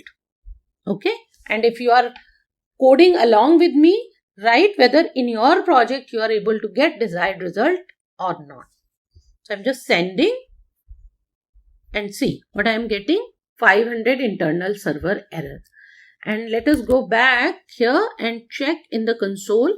So here you can see enrollment failed, course is full. Correct? So student is not able to enroll in the course. This is what is the expected thing because 102 course is already full. Now let us test one more thing. Get student details whether this 102 is updated in the Nick or not. Ideally it should not. Correct? Am I right? Get student details. I will again say send. And here you can notice ID 17 Nick is not yet enrolled in the course. So perfect. This is what we wanted. That database state should be consistent. It should not happen that course enrollment is failed, but the course ID is updated here for Nick. That should not happen. And that did not happen. Now, let us try to enroll Nick in some course where the seats are available. Okay, so let us check. Get course details. Where seats are available? In Python, Spring Boot and MySQL. So let us enroll Nick in Spring Boot. So course capacity is 10 and enrollment count is currently 2. After the enrollment, once the enrollment is successful, this enrolled count should move to 3. And this 104 course ID should get updated in Nick's course, right? So let us try whether it is working as we want or not. So enroll a student in a course. Let us change the course ID to 104, which is a Spring Boot. And here also I will write 104. Okay. Now let us send it. 200. Okay. Request is successful. Okay. So now let us check the console. No errors. This was the previous one. No new error. Nothing. Here also I am getting 200. Okay. So the next step, I will be checking whether Nick is now enrolled in the course 104 or not. That means here whether Nick is able to get the course ID 104 or not. So I'll again send and see. This time ID 17 Nick is enrolled in course 104C. Okay, good. And one more test we'll do. Get course details.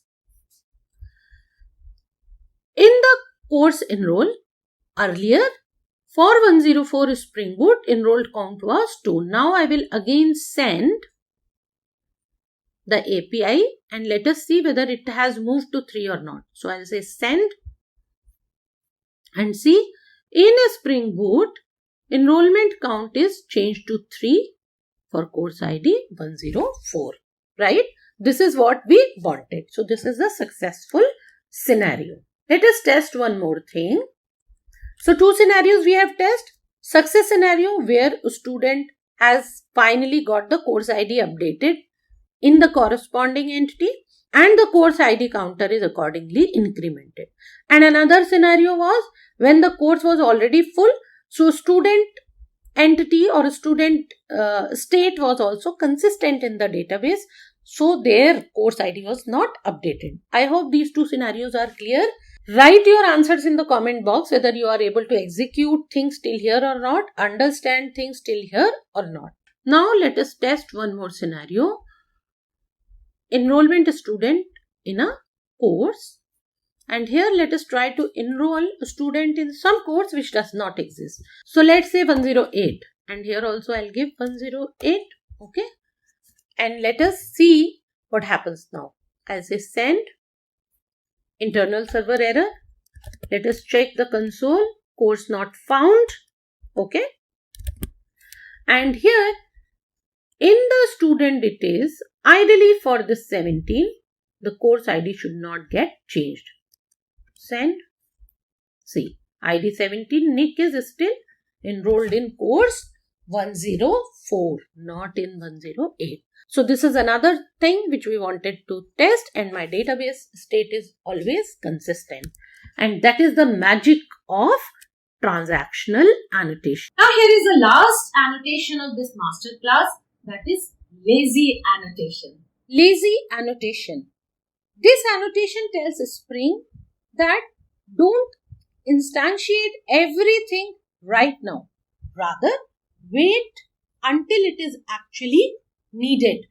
What does this mean is, whenever any bean is marked as lazy, what Spring does, it creates a proxy object instead of actual bean during the startup phase.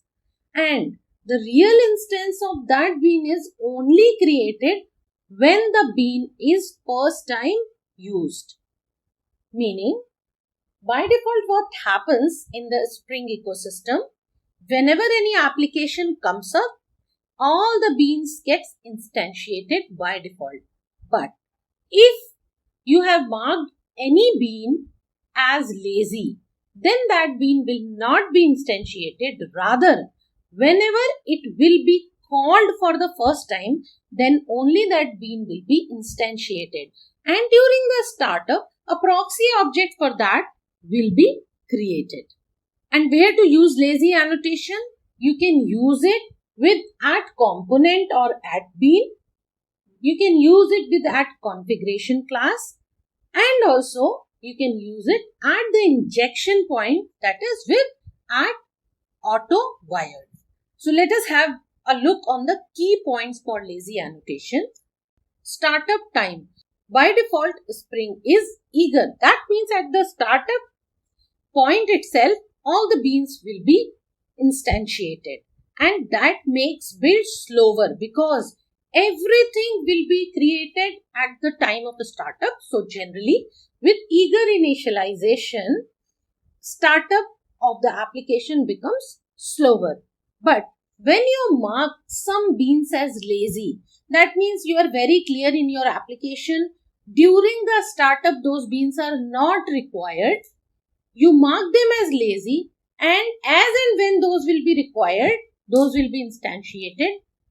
By this way, you make application startup faster because it defers some of the bean initialization during the startup. Second point is memory usage.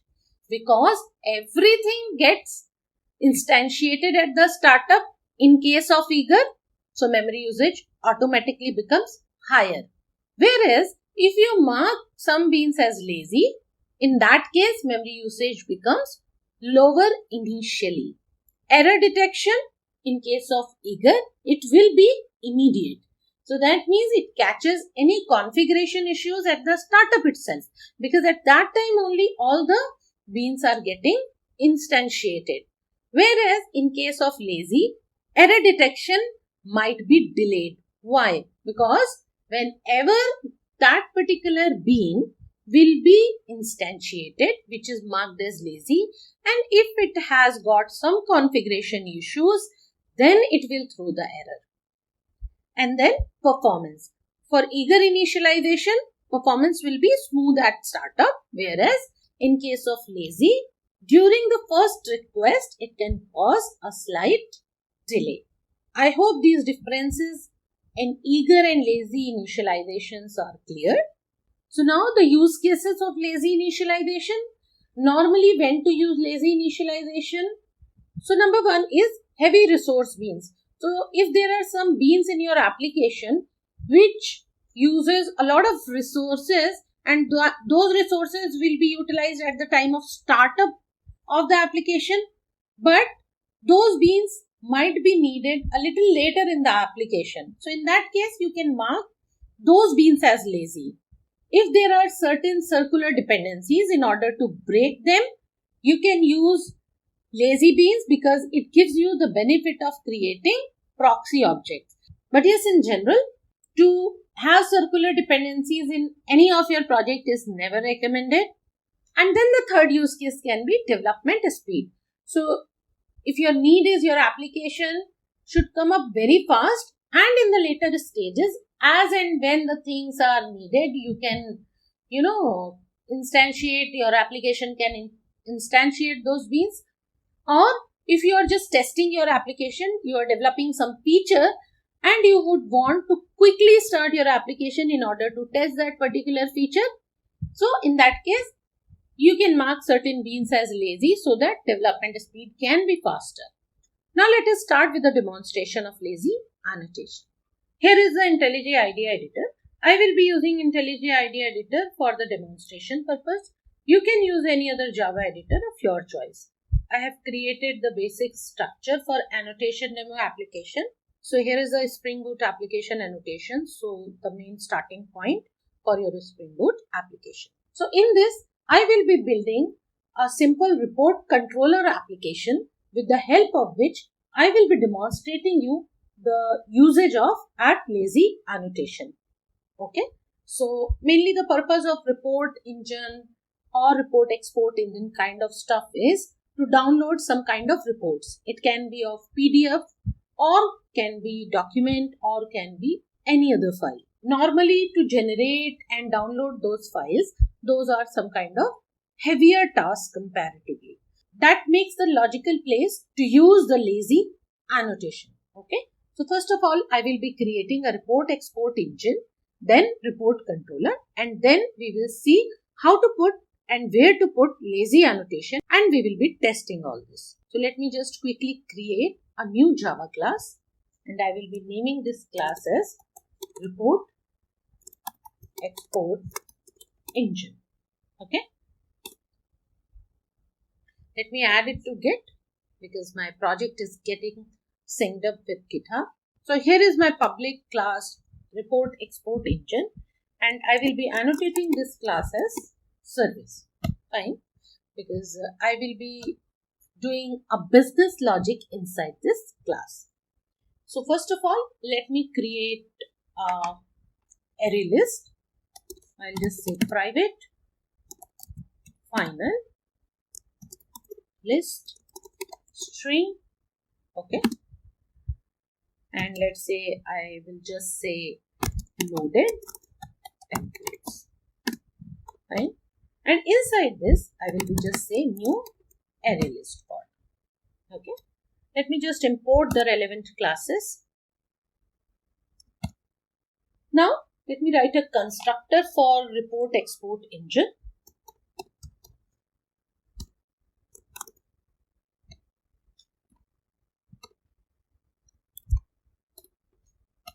And inside this constructor, I will be writing some friendly messages so that you can see and understand what is actually happening when it is loading and why is it loading that late or early. Okay.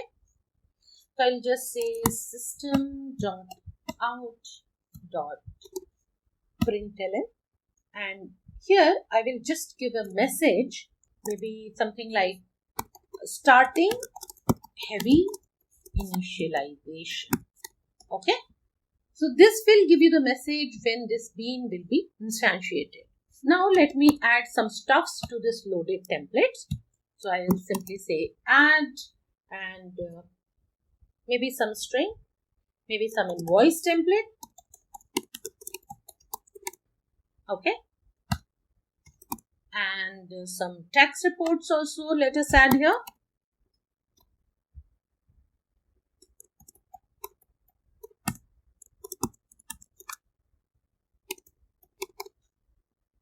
Okay, and you can add whatever you would like to. So I have added two things to this template. Fair enough. Now I will write one more method here, which is generate report. So I'll just say public list of a string I'll be returning, and I will give name to my method is generate report. Fair enough. And let me just pass a string type to this because it should tell me what type it would want to generate the report in, maybe PDF, document, or whatever it is. Fine. And I will simply return loaded templates, whatever is being loaded to this loaded templates list, as a return result of generate report. Let me just add one more message here when this resources for this heavy initialization loaded successfully. So I'll just say system.out.println, and here I will just say heavy resources loaded successfully. So I have created a report export engine service. Now let me write a controller for this. Okay.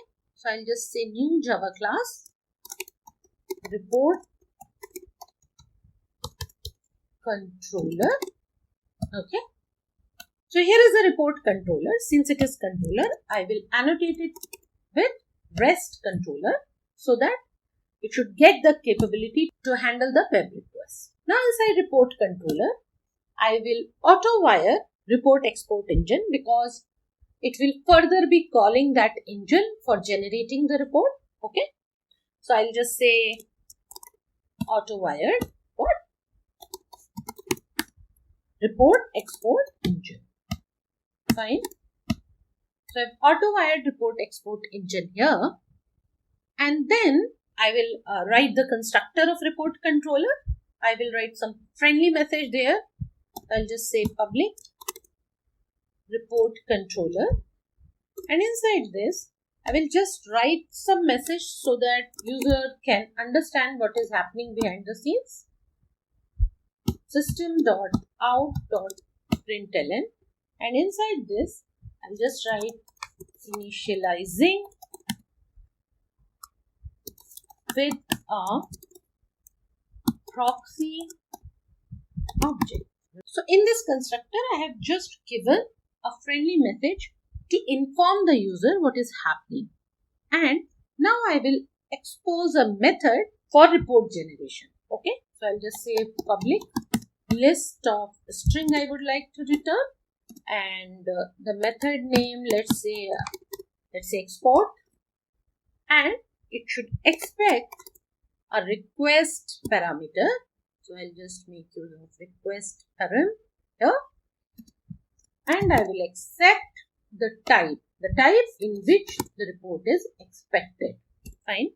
And let me mark it as get mapping, and let it expose it with /export. Fine. Now inside this, I'll give a message export requested, and then I will call generate report from report export engine. So I'll just say return report export engine dot generate report, and here I will be passing the type. So what is happening when this export will be called? It will give you the message and will call generate report, which exists here. Looks good. So currently it's a normal REST controller and then the service. So the normal flow which we already know, which I have already discussed in my previous sessions, where I have covered all the big course of REST API with the Spring Boot and the entire project. So a controller, get mapping, and further it is calling the service layer in order to execute the business logic, right? It's a normal REST API application, right? Till now, I have not used lazy anywhere. So what do we expect? When I will bring up this application, all the beans, whatever we have defined here, will come up, and the moment I will hit export, report will be generated. So now let me first bring up the application as it is and see the behavior.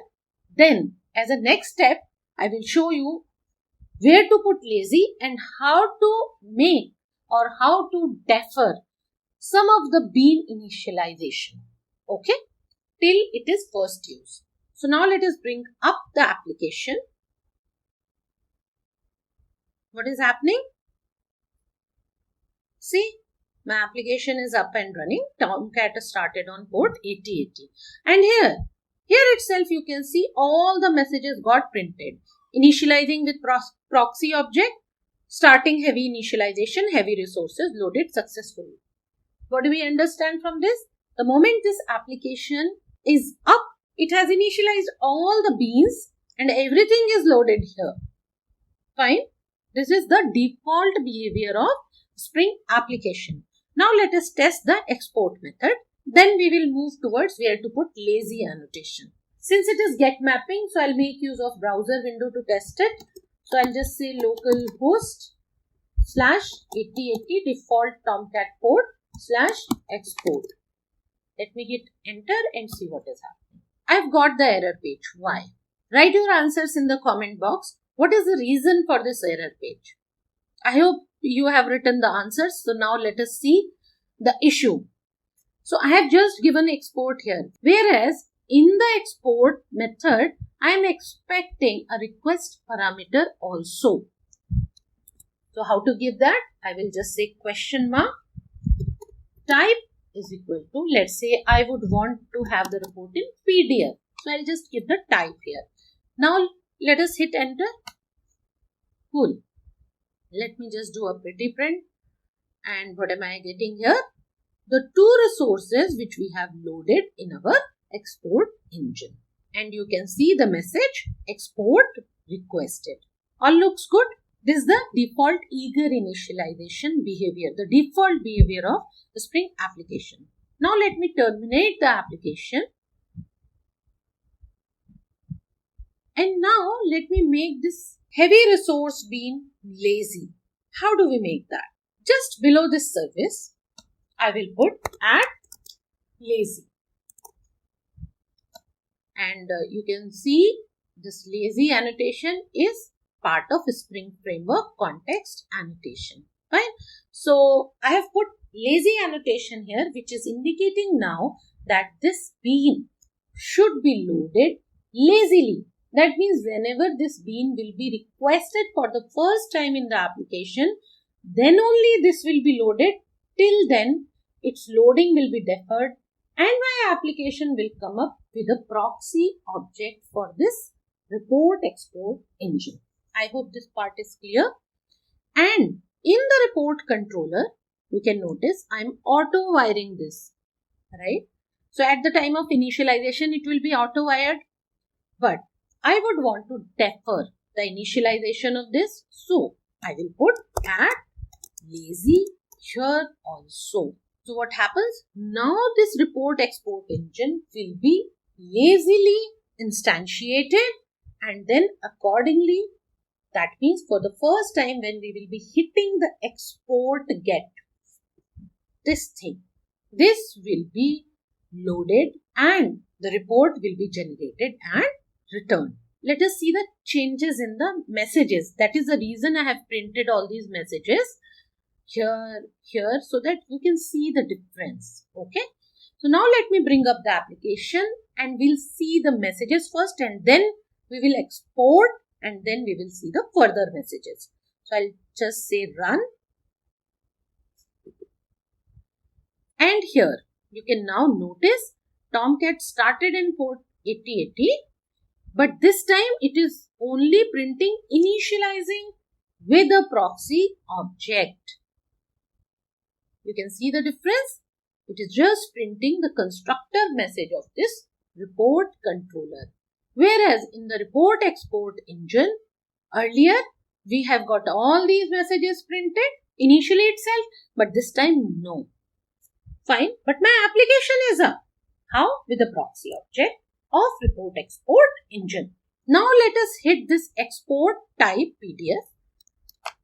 I'll put it in new tab so that you can know that I'm hitting a new request. I'll just say enter, pretty print. So again, here output I am getting same because that is the job of that report export engine. But here in the terminal, you can see now when I had hit the export requested, here in the report controller, fine, and after that generate report. So after that I am getting all these messages of report export engine, starting heavy initialization, heavy resources loaded successfully. Fantastic, you have reached till here. So that means you have become master of all the important annotations of Spring Boot and Spring Framework. And now nobody can stop you from developing the enterprise grade web applications. If you have any doubts, feel free to ask all your doubts in the comment section. If you like the session, hit the like button and subscribe to the channel because there are many more Java Spring Boot microservices sessions available on the channel. Also hype the session so it reaches to more and more people. Share the channel and session details with your fellow developers so that we grow more stronger together. See you in the next session. Bye for now.